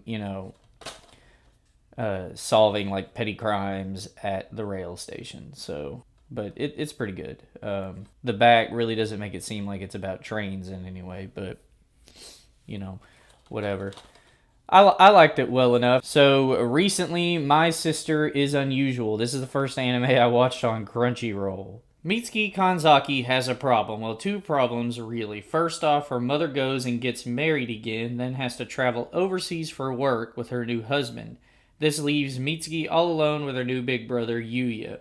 He's a nice guy, but just can't seem to stop himself from accidentally stumbling into racy, awkward situations with her at every turn. That should be enough problems for the gloomy, moody girl, but then comes the second problem. She's being haunted by a ghost. Not just any ghost, either. Hiyori Kotobuki is her name, and she's dead set on being what she calls lovey-dovey with big brother Yuya, and she has to possess Mitsuki's body to do it. The racy situations only get more intense even as they get ever more awkward for Mitsuki, who isn't exactly thrilled at the prospect of a faux incestuous relationship with her brother. To help Hiyori pass on, Mitsuki will need to figure out how to get lovey-dovey without getting it on. And what brings families closer than that? See what sticky situations Mitsuki... So, yeah, you get the idea. I like the animation in this. It kind of looks like it's animated by the people that does Idol Masters. It's very similar little art style for the characters there. But, yeah, this is the first anime I watched on Crunchyroll. I don't even really know how I discovered it. It may have been on a Watch Mojo list or something. But, yeah. It's not, like, on Crunchyroll, a lot of the scenes are just covered up with, like, a still image and just scrolling text saying, hey, we can't show this on TV. But it's not even, like, I don't think it actually has any nudity in it. I think it's just the, as the back said, the faux incestuous stuff that, I don't know, maybe they couldn't. There's no, like, it's not sex or anything, but maybe dry humping most of the time. And from something that isn't very risque to the complete opposite, redo of Healer. Uncut, uncensored. This is softcore porn. This is the anime that got a lot of... So the same way the first episode of Goblin Slayer got a lot of controversy, this entire anime is controversial. But the thing is even though it's like... There's full-on sex in this. It doesn't show genitalia, but they are fucking. Even though that happens, the review or interspecies reviewers is the only thing so far to get like banned on North American streaming services. But this was like, see, I'm going to say the word and then have to fucking censor it out because YouTube is just garbage. Rape. This has rape in it. It's got murder. It's just, most of the time, not a very good time. Like, this girl here, yeah, she was scummy. Like, just the absolute worst person. And she gets brainwashed by the healer and doesn't, like, her personality is stolen. So it's not... It's a revenge story. If you know of this, you already know pretty much what goes on. I can't really say if you like ecchi anime, you'll like this because it's not your typical ecchi like High School DxD or High School of the Dead. It's not really like the fan service. The male protagonist in this is not some, lucky pervert. He's also, like, no one in this is a good person. Like, there's nothing redeeming about any of the characters in this anime. I mean, it's like the cast of Monte Cristo but far worse. And this was on Made in Japan. That's Sentai Filmworks, I guess more adult label. I don't know if this. I think there were talks of a second season for this. I'm not sure, but so next up, this is another. Like, who put this out? This is just Crunchyroll and Funimation, but they did the fucking Aniplex thing where they split the fucking first season up into 2 Blu-rays, and I think these were like $30 a piece. So for one season of an anime, you spent $60, and I just hate that. I actually think, yeah, I have it backwards. It's this way. Because these are the first 12 episodes, and this is 13 through 25.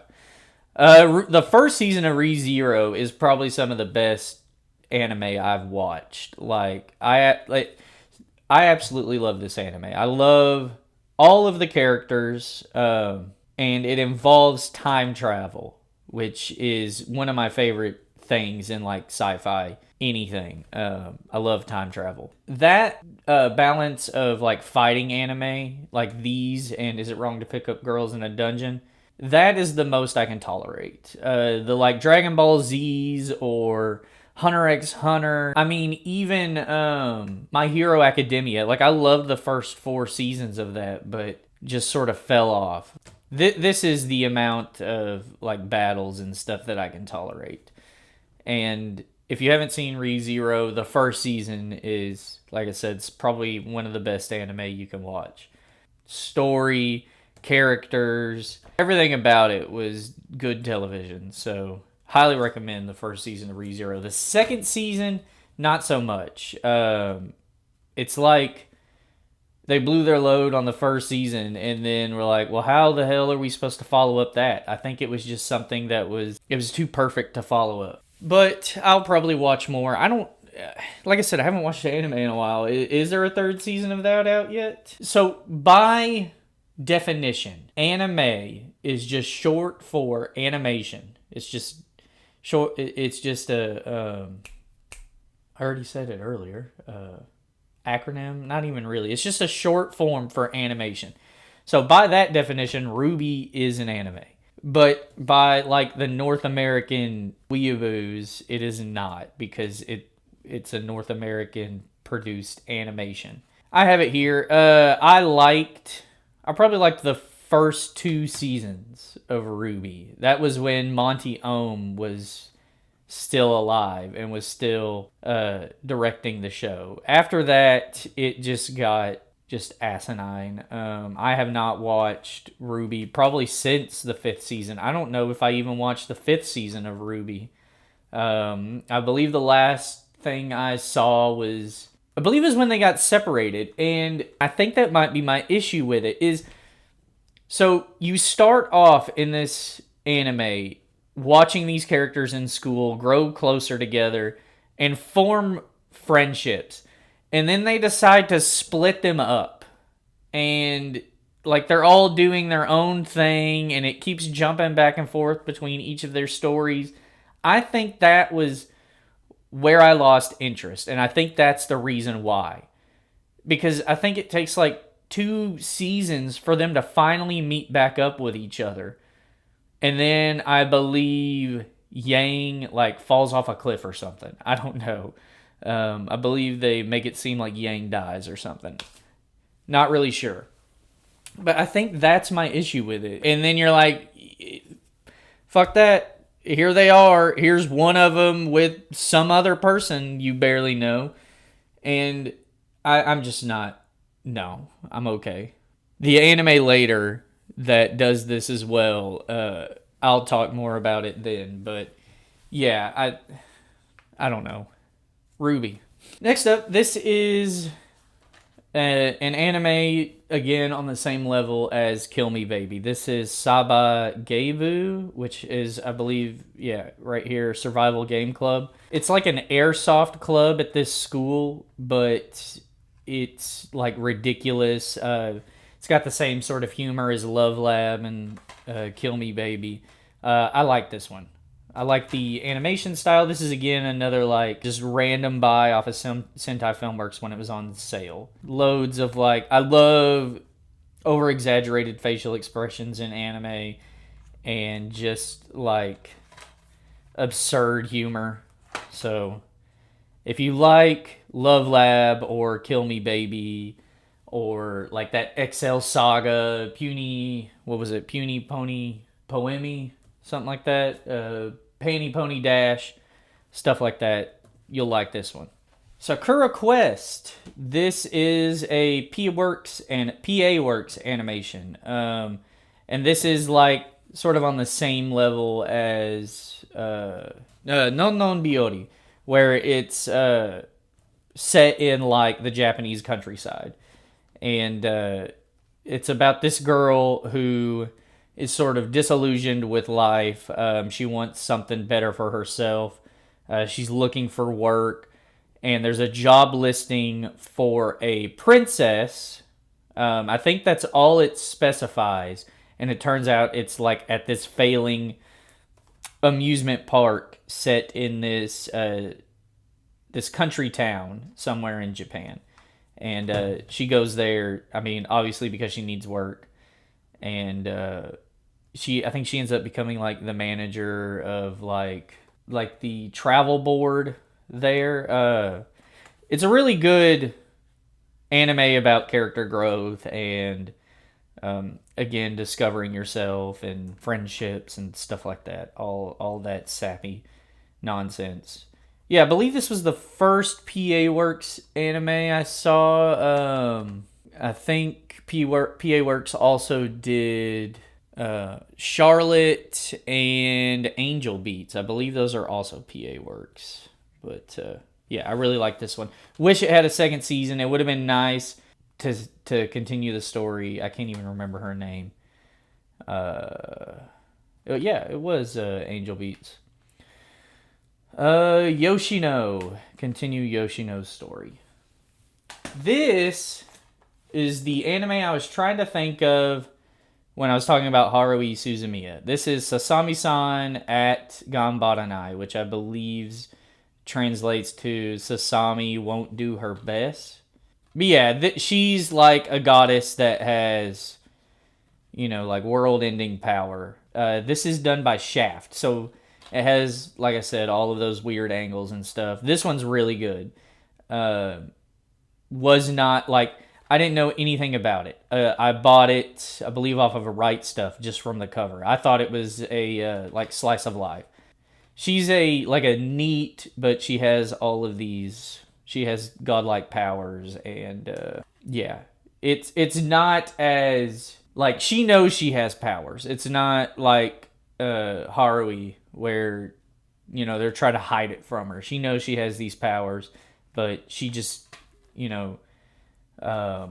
she's listless. She just doesn't care. But yeah, I like it. It's kind of a slice of life, but it's more supernatural. So check that one out if you like Haruhi Suzumiya. Also, it's the anime about like gods where they're fighting each other. The girl gets her spirit taken away. Noragami, I think is the name of it. It's kind of like that. So if you like Noragami or Haruhi Suzumiya, you'll like that one. So talking about the anime where it splits up the characters that you've grown to love over the course of I don't know how many episodes. Scrapped Princess. So I was really into this. Like up until like the final 6 episodes because of that reason. So not only is there a moment where they split all of these characters up, the main character here, Scrap Princess, which she's voiced by the same voice actress that voices Kagami from Lucky Star. So they split them up. These two are brother and sister, and they're trying to get her to some far off town. And over the course of the series, they form a relationship together. So they end up getting split up, and then she gets amnesia and doesn't remember any of that. So it's like a double whammy of bullshit. So the final like 6 episodes, I ended up skipping most of it because it's just filler bullshit. Like, they're separated and they're constantly missing each other in these towns. She doesn't remember who they are. I think she ends up like traveling with some rando. I can't remember if it was like I said, I didn't watch most of those episodes. I would watch, just on fast forward through all of it, stopping at bits that, oh, are they finally back together? No.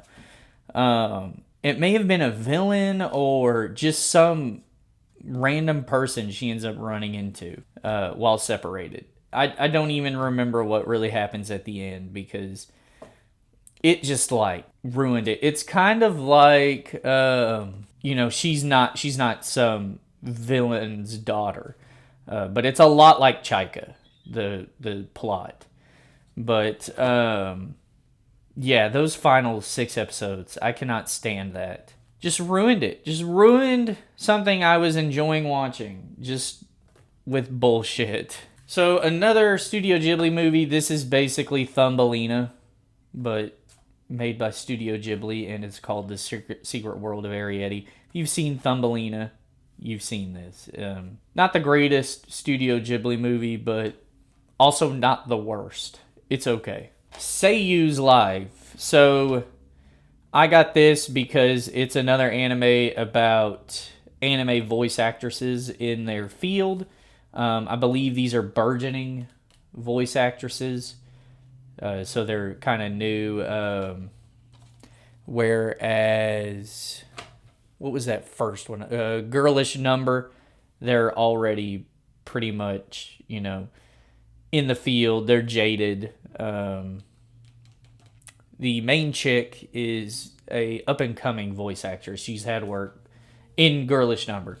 This one, I think they're all relatively new. Maybe like barring a few exceptions like the senpai in the field. But if you like Girlish Number, you'll like this one. Actually, I don't even think they're voice actresses. I think they have a podcast, or it's an idol group. So I believe they are voice actresses, but they form like a super group to do podcasts. I believe that's what this is. So next up, I'll show both of these together. This is Senran Kagura Shinobi Masters, and then Senran Kagura Ninja Flash. I believe this one is the first Senran Kagura to get an anime. Ikitosen and Freezing, I haven't seen either of those. If you've played the Senran Kagura games, you know exactly what the substance of this is. This is like I can't remember the name of their school, but they're battling the evil school. This is when Homura is still part of the evil ninja school. After this, Homura leaves and does the Homura's Crimson Squad. And this one doesn't have a lot. So it has fan service, but it's nothing like too risque. This one actually has like ecchi moments. Yeah, totally uncensored. And I like both of these because this is just the style of anime I like. I like the games too. They're actually really fun to play. I like Peach Beach Splash.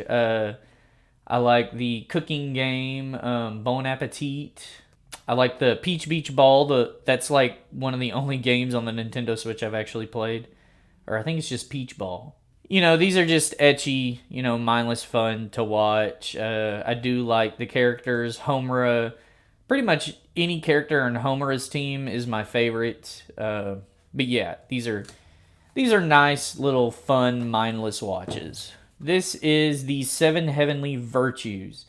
And this is a spin-off of the 7 Mortal Sins. So 7 Mortal Sins it's an ecchi anime. I think it's Nitro Plus did it. It's some like store in Japan. Like they're like characters from that. It's sort of ecchi, not really. It's kind of tame comparatively to a lot of the shows I've talked about. This one, plus the plot is just dumb. I didn't even, I watched 11 of the 12 episodes and I just couldn't care to watch the final. It was just like it didn't even have good ecchi moments to keep me intrigued. So I didn't really see the point of watching it. But the Seven Heavenly Virtues is so that anime Mortal Sins, the Seven Heavenly Virtues are like battling the mortal sins.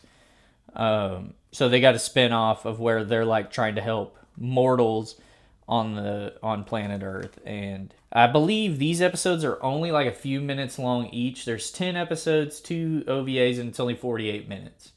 So they're like 5-minute episodes, and it's just ecchi moments. But yeah, I prefer this over Mortal Sins. It's got actual decent ecchi, and it doesn't try and hide the etchiness with some like convoluted plot.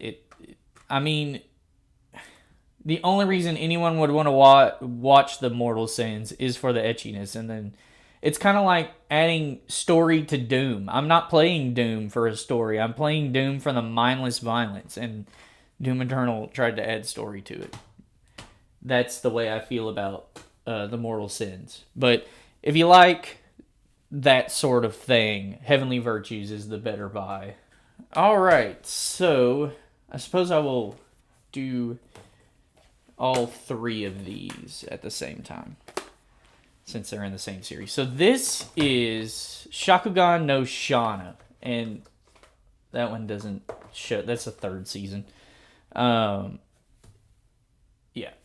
had to double check. This is an anime I was not aware of. I don't even really know how I discovered it.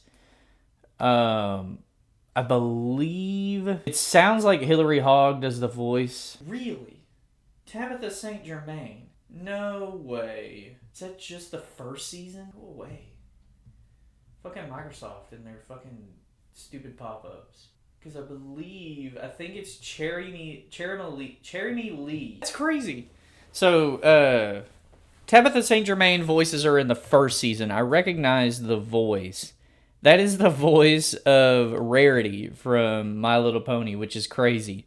And then the next 2 seasons, Cherry Lee voices her, which is easy to recognize. Cherry Lee's got a very distinct voice. I actually have Tabitha St. Germain's autograph on a... She also voices Luna in My Little Pony. But it was like I don't remember. I think maybe I picked this up at... I thought I had... No, that was the other thing. That was from FYE. That was the Senran Kagura.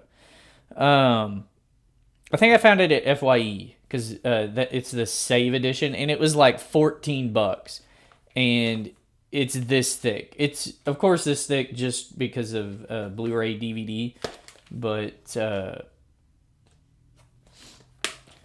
yeah, and it was actually a surprising, I guess, hidden gem. The first 2 seasons of this are really good. It's she's like some sort of otherworldly like exorcist. They're like these demons that suck the life force out of people. And the male protagonist ends up having that happen to him, and some sort of mystical thing inside of him is what's keeping him alive. Otherwise, he would vanish. But he ends up becoming her protege and helping her stop these demons. And there's a whole, like, shonen anime convoluted plot that goes throughout. Like, what starts out in the first season quickly, like, just snowballs into something just completely off the wall by the end of it, which is where I lost interest. The final season isn't that good, but it was a pretty decent watch throughout, and it's something that I don't know if a lot of people know about. It's an early JC staff anime. I don't know why I'm doing that. I have it switched to here because out of the, like, I have this one on the save cover because that's the reverse cover. But a lot of these, like, save edition covers I'm not really a big fan of, but it doesn't have any of the info on it otherwise.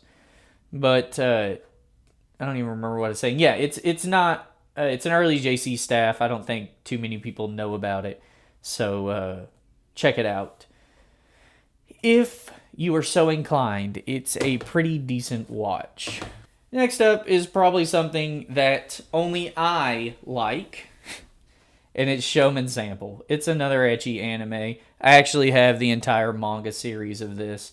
It's about I'm not going to say poor kid, but average average teenager in modern, I guess, Japan, who is sent to this hoity-toity all-girls school to teach the girls there about normal life. It's a very, they're all baronesses and stuff like that. They're very rich, and the plot in it is that once these girls graduate this high school, they don't know how to operate in the real world with average people, so they end up becoming NEETs. So they task with this, I think they call him the most average person. They task him with teaching these girls about average life. And of course it ends up becoming a harem anime. All the girls end up having feelings for him. Best girl does end up with him in the end. I did watch the dub of this. It's actually fairly decent. And it's actually funny. I liked it enough to start getting the manga series. The manga is actually a little more risque than the anime, but I like it nonetheless. It's another one of those nice, mindless watches. The characters are, they're genuine, and a lot of them are very likable. I don't think there's anyone in this that I don't like, but it's Baka and Test is another one. I believe this one's also JC staff. Or I think Baka and Test is Shaft. Nope, it's Silverlink. This is a Silverlink. It says it right there. Kokoro Connect and Silverlink. And Baka and Test made by Silverlink. Which this and Baka and Test are very different from Kokoro Connect. Just like I said, mindless watches. Another Zebek anime, like I said, I had to get all of the Zebek animations because they probably make the best ecchi anime. This is Soft Tinny, which is short form for soft tennis. And you probably wouldn't think, how ecchi can a soft tennis anime be? It's Zebek, so it gets pretty ecchi.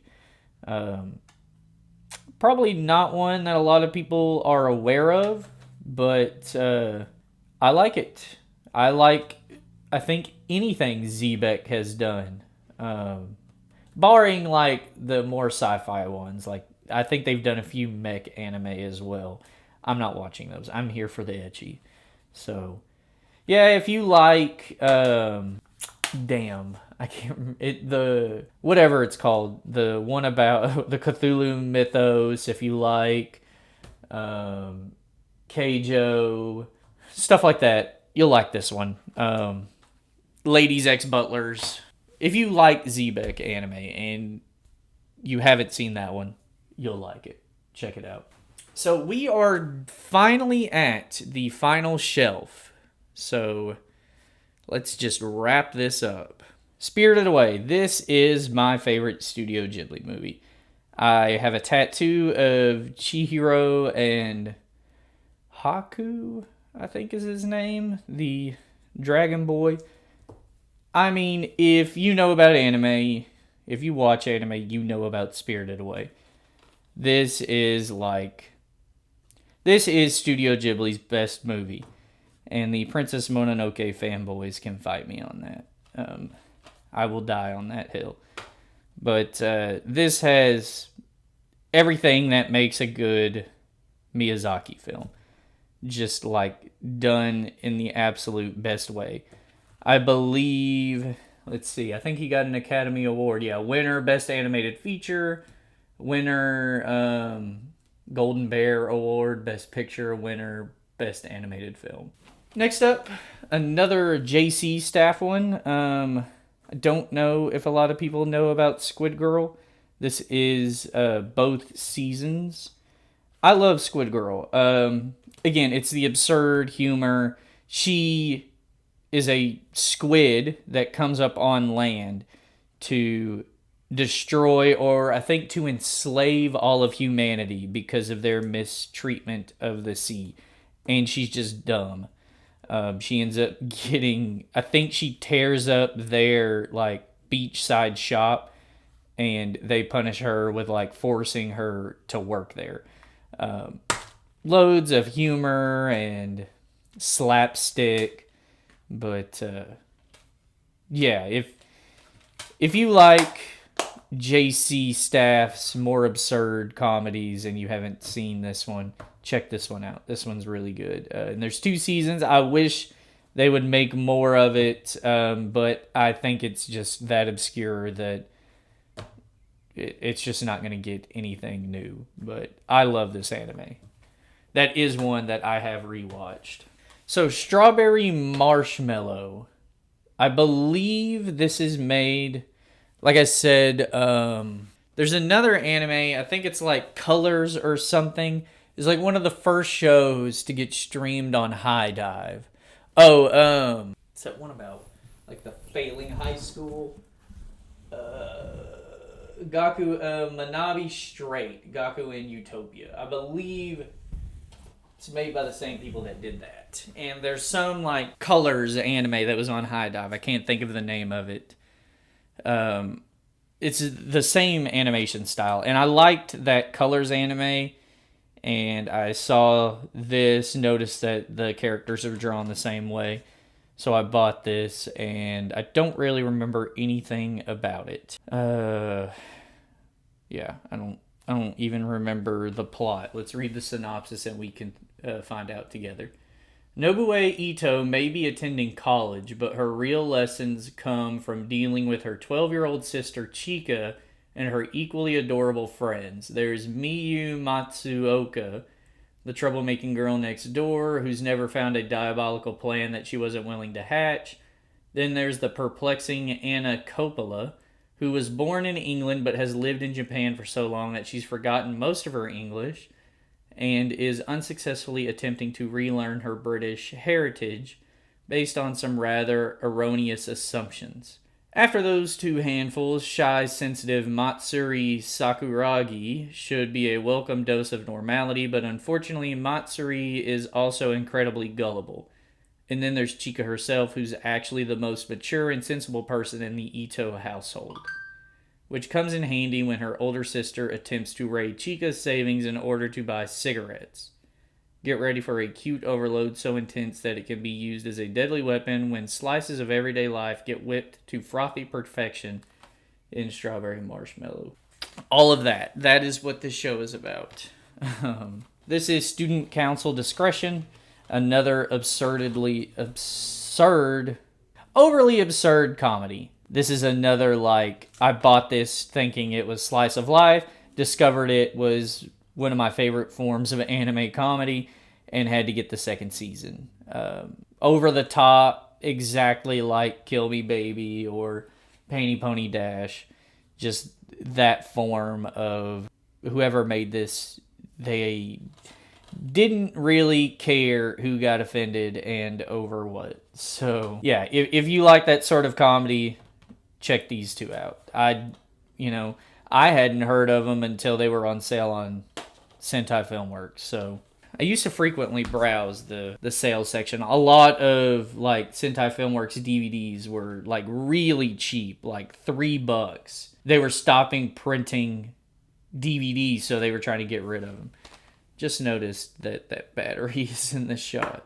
I don't know how long that's been there, but Taisho Baseball Girls, another anime I bought on sale just cuz, probably grabbed it for free shipping. This is actually a really good, like, I am not a sports fan, but this is a really good sports anime.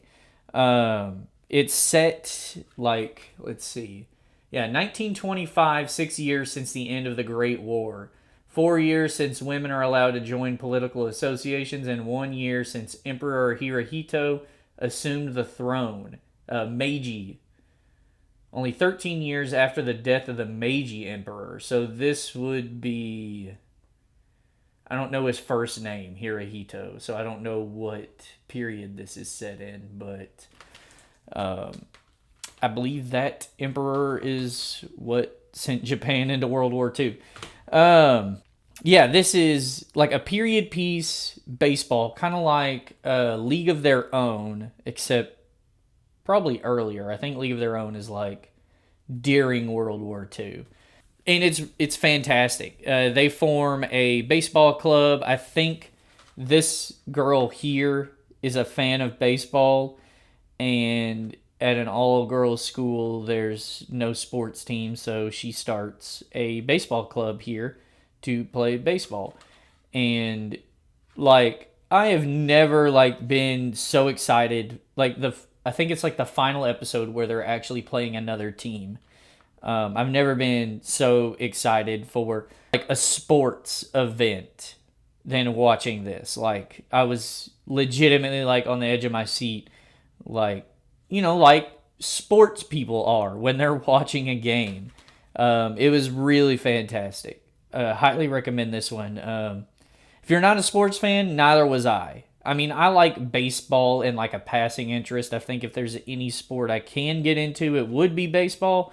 But I mean, check it out. It's fantastic. Tanaka-kun is always listless. It's a slice of life anime about a listless teenager. This was on sale, and I really don't think it's any good. It's fine. It's a slice of life anime, but I mean, how intrigued can you be by a character that just hardly cares about anything? So I believe I've said all I can say about Tales from Earthsea. This movie is trash. I think Goro is Hayao Miyazaki's son. He also did From Up on Poppy Hill, which I now know why I don't like that one. I guess he just isn't that great of a director. Sorry, not sorry. But it's got Willem Dafoe in it. And Timothy Dalton. And Cheech Marin. Wow. And Mariska Hargitay, which the only reason I know that name is from Love Guru. But yeah, not a good Studio Ghibli movie. Not a good movie, but definitely not a good Studio Ghibli movie. Tamako Market. So when I discovered I liked Kyoto Animation after K-On! And Sound Euphonium, Haruhi Suzumiya, found this. Believe I watched it on Crunchyroll first.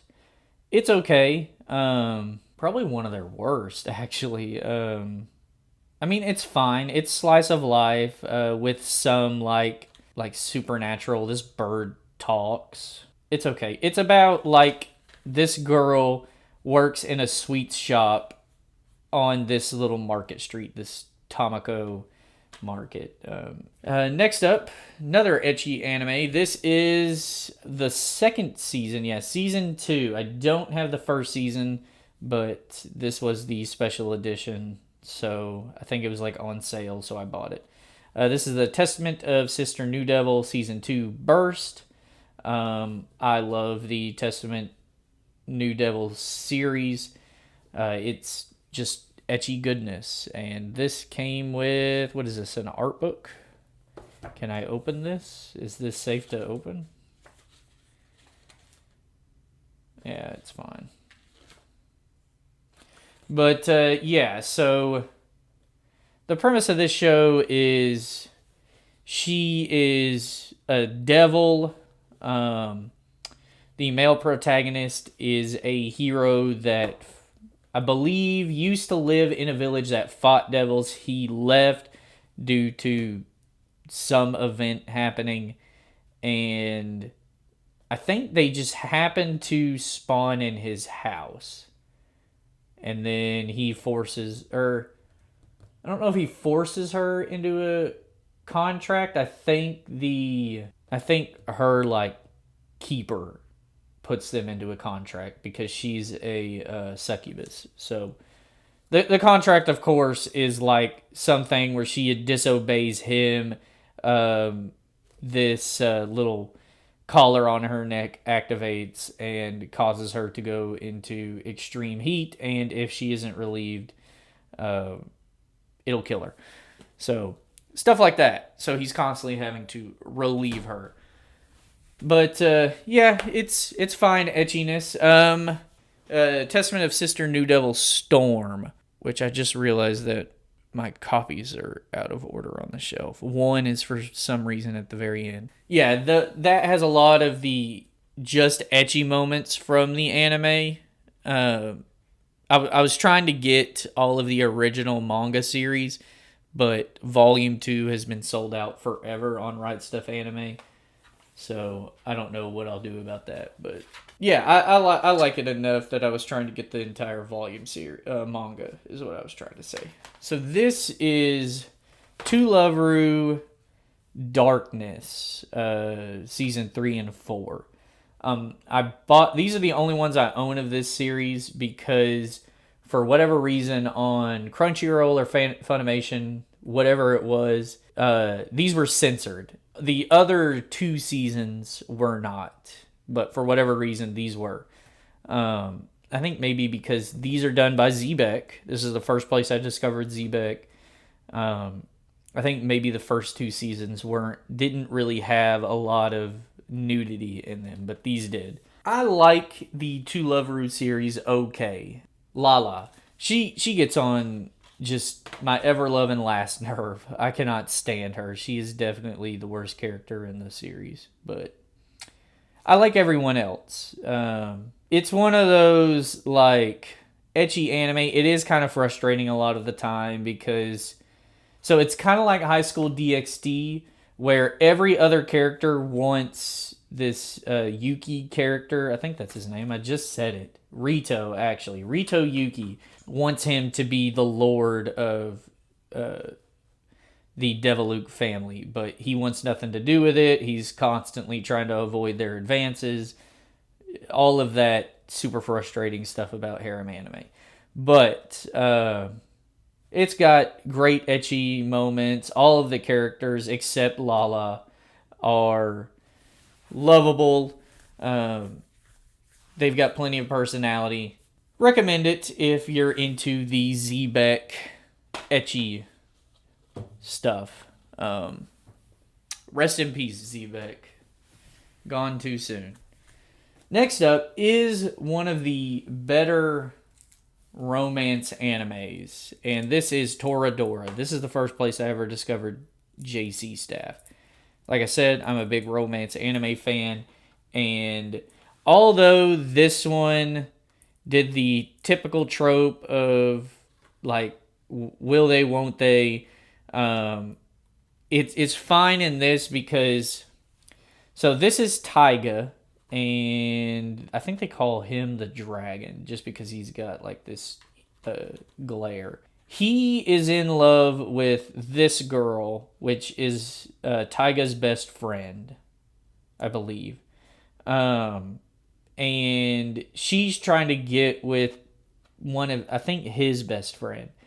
And they form a pact to try and help the other get with their respective love interest.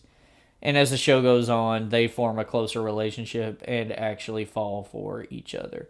And by the end, it's just like too sweet you could die. She's a tsundere, and she's voiced by the same voice of the familiar of Zero. Did I talk about that? Did I find out who that was? Was that the... Okay, Cassandra Lee Morris is the English voice actor, but that's not... No, Rie Kagimiya is the Japanese voice actress. Same voice actress for Zero.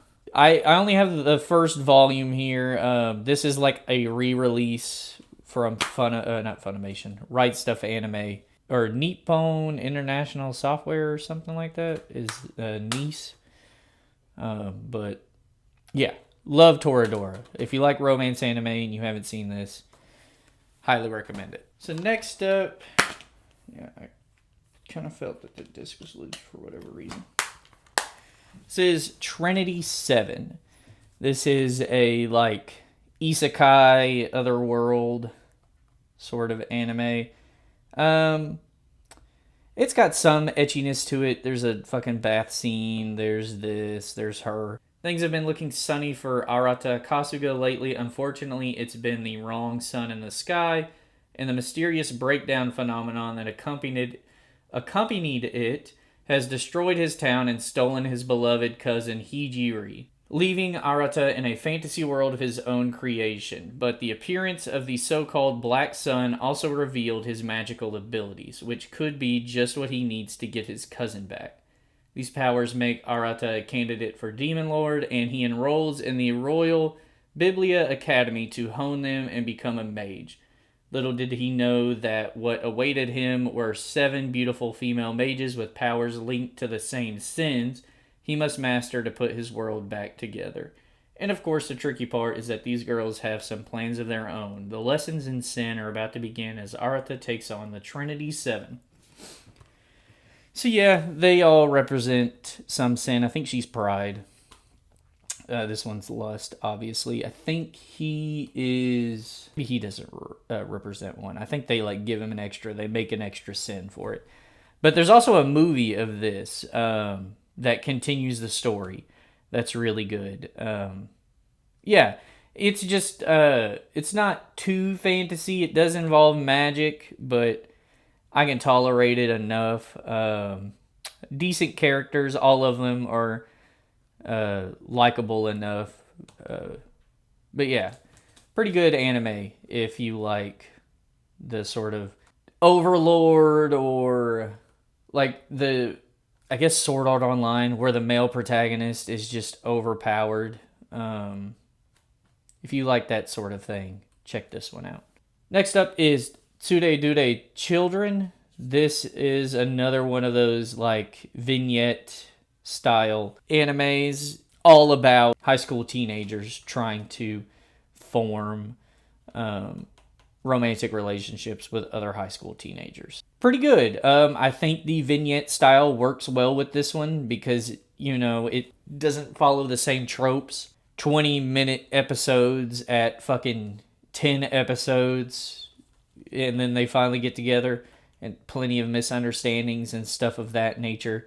It's just kind of short little, oh look, they're finally together sort of things. All the characters are really likable, and the stories are sweet and funny and all those other adjectives. So check this one out.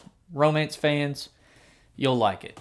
Another, like, can you tell I like romance anime? This is Tsuki ga Kire. This is one of my favorite romance anime, which is surprising because it's done, like, a lot of the background characters are just CG. Like, the only characters who are drawn in 2D are the main ones. But this one is a fantastic romance anime. I can't remember when these two actually get together. I think it's fairly quickly that they confess to each other. They both like books. Or no, he's a novelist, I believe. Like, he wants to be a novelist, and she's on the track team. Yeah, there she is, running track there. And it's just them, you know, I think they're in middle school, actually, in this. And they're just, you know, getting over those awkward teenage blues, trying to get together. It's sweet. It does have the misunderstandings that a lot of anime like to use, the romance anime. Anything. Before watching My Love Story, this one was my favorite romance anime. It's fantastic. If you haven't seen this one and you like romance anime, check this one out. What does this translate to? Uchi no maid ga uzasugiru? My maid is annoying, is what this translates to. This is animated by Doga Kobo, so the same studio that animated Himoto, and there's another anime I like by them. There's a few anime. I think they're a fantastic studio. But yeah, it's about this girl. Her dad gets this maid who she is a lolicon. I don't know if I could say that word again without being taken off of YouTube. Well, hell, here, I'll just read the synopsis for you. Having lost her mother at a young age, Misha Takanashi, a second grader who is half Russian and half Japanese, now lives with her Japanese father, Tsubame Kamui, formerly a Japan Air Self-Defense Force JSDF officer, comes to the Takanashi household as a housekeeper. This is a home comedy where Kamui, a hardcore lolicon, attempts to get near Misha as she tries to fight against her. Yeah, you've got the moments where she's like overbearing and might make it a little uncomfortable, but it's more about like Misha's everyday life, forming relationships with girls at school, making friends, trying to get over the death of her mother, coming out of her shell. Yeah, it's okay. I like Doga Kobo, so I watched it. I think Doga Kobo. You know what? Let me just look up. Yeah, Himoto. They did. Tadakun is always listless. New game. Oh, and Engaged the Unidentified. I think that was the first thing I saw them. Next up is Urahara. This one, it did not get reviewed very well. It's not that great. I like the animation style in this. It's very stylistic. But as far as like the plot, strange. It's set in Shinjuku, I believe. Oh no, Harajuku, which is like the fashion just oasis in Japan. And I believe this was, I think the main draw of this, it was one of those anime that was animated by like an all-female studio, I believe. But yeah, this one it's strange. It's got a different sort of animation style, but I liked it. When this came out, it's not that great, but it's fine enough. If you're running low on anime to watch, check it out. Upote, another Zebek animation. This one's probably their tamest.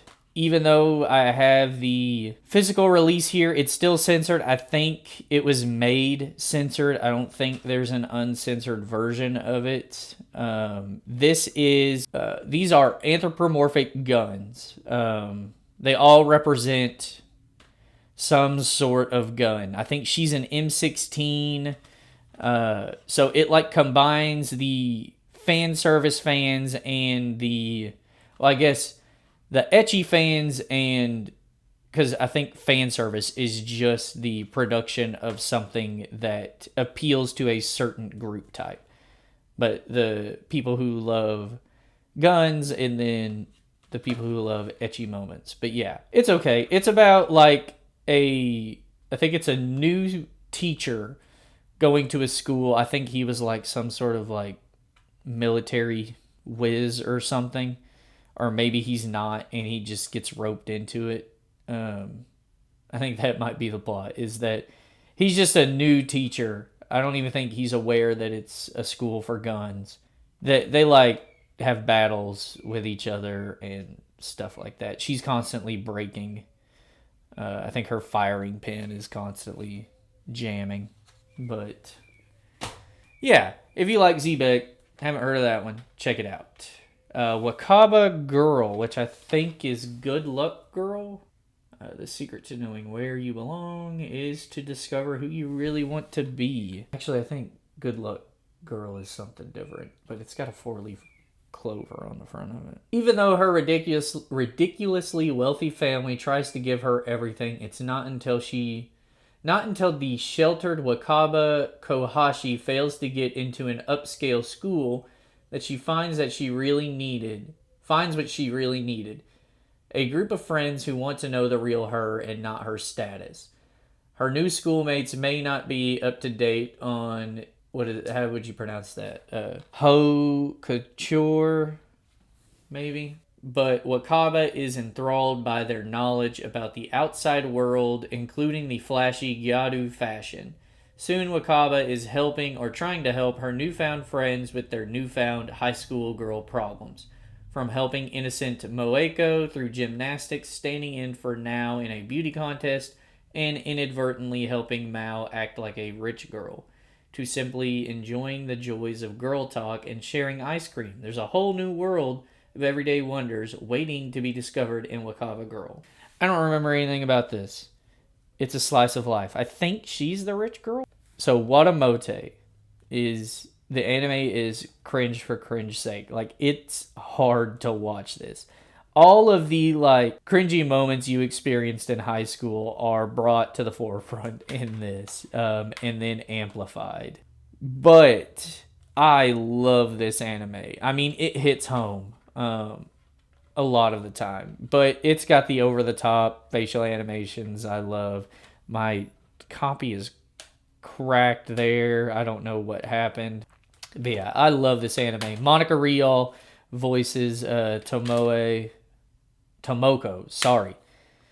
Kuroki Tomoko. The thing I like about this most is, so it continues in the manga series. Like, I so far have 18 volumes of the manga, and it goes from like her being just this super weird, just shut in, not even a shut in, just introverted person, to actually forming relationships with people. Yeah, she's still, Tomoki or Tomoko. She's still Kuroki. Yeah, the manga is the best. I would recommend that over the anime, but it's just like perfect, just cringe comedy. I think that's why people get it. Is just it's overly cringy at times, just super uncomfortable to watch. Check out the manga. I recommend the manga over the anime because the story continues. Watamote is probably one of my... I was actually going to do a video talking about how perfect Watamote is as a story. It's like the perfect story for character growth. Next up, I believe this is also Doga Kobo. They were kind of on a string there with the Lolicon people. But this is an angel, I think, fell down to me, I think is what that translates to. What does she do? One day, 5th grader Hinata Hoshino brings her friend Hana Shirosaki to her house, and Hinata's sister Miyako, a college student, falls in love with Hana at first sight. Miyako manages to get along with Hana somehow, but her clumsy behavior and shyness make Hana wary. Even so, Hana gradually opens up to Miyako, who wants to become closer to her. She bakes sweets, now I remember. That's how she gets Hana to not be so scared of her. She bakes her sweets, like a manga artist or something. I don't know where I thought of it. This is another one of those where the cover comes off the top. It's not the greatest, but it is Doga Kobo. And I like their animation style. I think they do characters really well. I think they also did Gabrielle Dropout. I like the way... I like the round cheeks and the big eyes, but I think their character animation is really well done. When Marnie was there. This one is okay. This is another one of those Ocean Waves Only Yesterday style anime from Studio Ghibli. I think this one is better than those. This is, I think, about a girl that goes to this seaside town and meets this Marnie girl. I can't remember if she's a spirit or From Japan's famed Studio Ghibli comes a sweeping story of friendship, mystery, and discovery that delivers stirring emotions and breathtaking animation as only Studio Ghibli can. When shy, artistic Anna travels to the seaside to stay with relatives, she stumbles upon an old mansion surrounded by marshes and the mysterious young girl Marnie who lives there. The two girls instantly form a unique connection and friendship that blurs the lines between fantasy and reality. As the days go by, a nearly magnetic pull draws Anna back to the marsh house again and again. She begins to piece together the truth surrounding her strange new friend. From the creators of Spirited Away, so that's probably why I like this one more than the others. Yeah, this one's pretty good. I don't really remember too much about it. I remember something, but I don't want to say it and spoil it. But yeah, if you like Studio Ghibli movies, I'll recommend this one. This one's pretty alright. Next up is one of my favorite horror anime, and it's When They Cry. This is the 3 seasons. The final thing is like...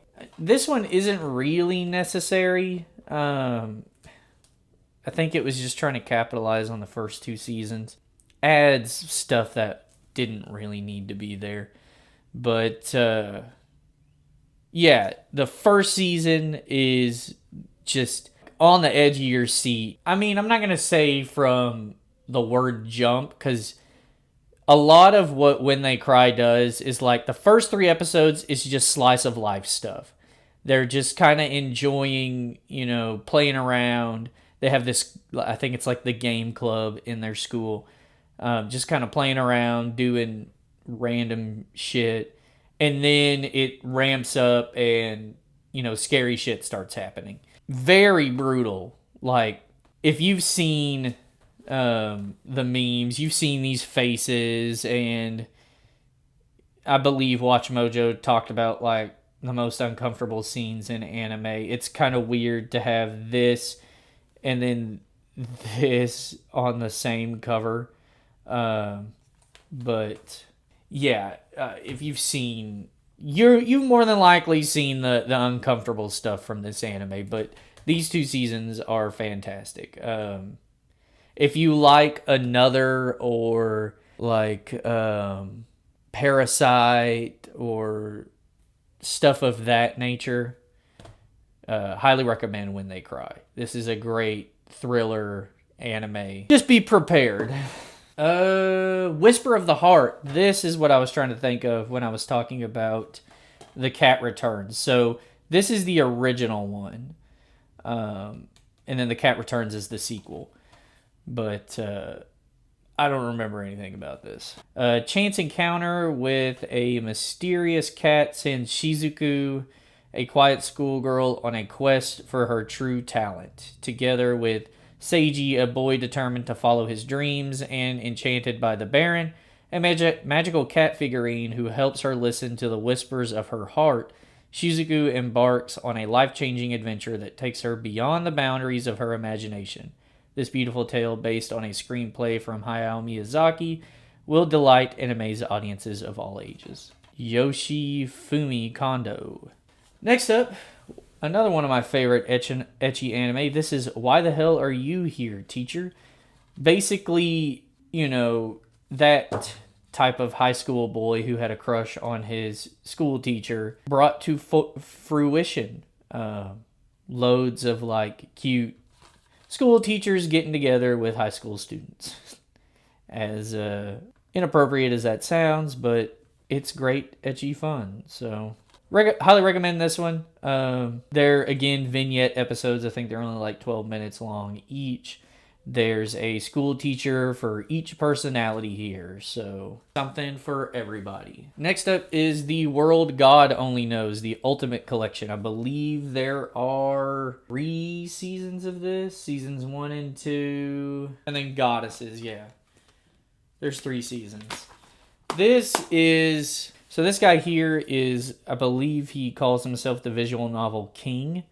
And this girl, I believe she's like a love demon or something. And she has to get people together. I think like she has like a deadline or something where she has to get couples together. So she enlists his help to get people together. I do like the characters. All of the girls are likable, and the one that genuinely likes him for him is a fantastic person. It turns out, I mean, I don't want to say too much and spoil it because it's a really good romance anime, and I highly recommend it. I don't think it overstays its welcome either. I think each season is fairly enjoyable. So, if you like romance anime, check it out. There's 3 seasons of one here for you, and I think it's a good watch through and through. So this next one, so when I discovered Yuru Yuri, I discovered the love of soft Yuri anime, and I think this like had just come out on Right Stuff Anime. It's Yuri Kuma Arashi, which is like girls love bears Arashi. I don't know what the fuck Arashi is. But it's made by the guy that did Sailor Moon and Revolutionary Girl Utena. Probably like the kings of light Yuri. This one is fine. So these bear characters are like eating girls at this all-girls school. This is actually them in human form. And I believe she's like... But, like, the thing is like all these girls at this girls' school are getting eaten by these guys, and it's hard to figure out who is the... who's an actual girl and who's a bear. And I think she's like a hunter of some sort that hunts these bears, and it's weird. It's weird. And the ending is just as weird. But actually, I think this is the other bear. This is the hunter girl. These two are the bears. Yeah, she's the hunter. That's why she's got the gun. I just noticed the black hair, and this is a black bear. Yeah, she's the other bear. I don't know why she's at the front like she's the main protagonist. But, yeah, I mean, it's weird. Like, far weirder than Sailor Moon. But next up, Yusibu, in the same vein as The Devil is a Part-Timer or Indro. It's all about, like, so he's the, like, legendary hero.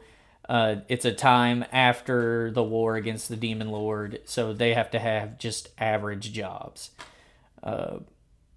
He works at a fantasy, like, electronics store. Like, it's electronics, but, like, the dishwasher is powered by magic or stuff like that. It's weird, but it is a good watch.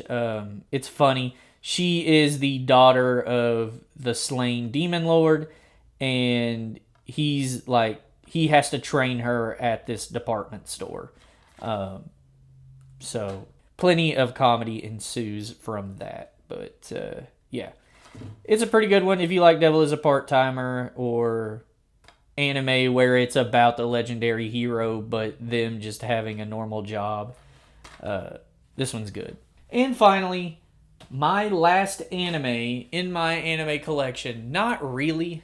I'll show some of my special editions here in a minute. But this is Yu Yu Shiki. It's another just slice of life comedy anime. Very much like Lucky Star. I think I saw it's one of those meme compilations that actually lists the title of the anime. There's a scene of her like walking up some stairs and she crushes her carton of milk that I thought was pretty funny. So I decided to check it out. I liked the art style. It is animated by... It does not list the animation studio. Production studio. I guess Kinema Citrus Company? Yeah, it's... I remember it being pretty funny and It's a lot like what is it? The average life of there's one there's the average life of high school boys. And then there's something about high school girls, kind of the same vein. Lucky Star, anime like that. So if you like those kinds of slice of life anime, you'll probably like this one. All right, so let me bump the camera. Let me grab some of my special editions and I'll show those to you guys. I think I've only really got 2 that I haven't already talked about, but one second. Okay, so this is the special edition of Monster Musume. One of my all-time favorite ecchi anime. Love this one. It's like the perfect harem anime. And I would open this and show you what's inside of it. I mean, I guess, well, let me see. I may not even be able to show you what's inside. Because on the, like, flap of this has fucking boobs. Like, bare tits. So, I definitely can't show that. Definitely the perfect limited edition box set for an ecchi connoisseur. I thought I had like the DVD out on the shelf, but I guess I decided to keep everything together. Here's the DVD. It came with a DVD, poster. Yeah, it came with this little pinup book. Little comics. I do have the Monster Musume manga series is another one of my biggest manga collections. I've got 16 volumes of it. Volume 17 has been like, I don't know if there was like publishing issues with it, but it's been on like pre-order with Right Stuff Anime forever. This is a fold out. Check that one out. Got a centerfold. So I don't really know what's going on with that, but dang, that's torn up there. But yeah, I love the Monster Musume. Does that count? I may have to cut that. But I love the Monster Musume series. It's just fun, ecchi. If you like ecchi anime, check it out. I wish there was a second season of it. Like, there's just so much story at this point with the manga. So many characters that didn't get the spotlight. Would love to see, like, the story continue. But, I don't know if that will ever happen. It's been, what, how many years since fucking Monster Musume? Cool little limited edition. I have the poster taped up on my manga shelf there. Next up is another anime I found at Half Price Books. This is Kujibiki Unbalanced. There is an anime series. Yeah, so the anime series is Genshiken OVA. And this is the anime they watch in that. The animation studio that made Genshiken like actually made like an OVA series. I believe so. I think there's like 2 other volumes that you can put in this. I saw this at Half Price Books that had the other 2 volumes in it. I probably need to go back and see if I can get that. I can't remember how much they wanted for it, but I haven't actually. I started watching this, but I didn't finish it. But yeah, it's got the first episode of the Genshiken OVA. So that's probably like, this is just a cool thing. To make like a full-on just anime just from a show, like just something that they watched and talked about in the show, to then just produce an anime and then provide OVA episodes for that anime.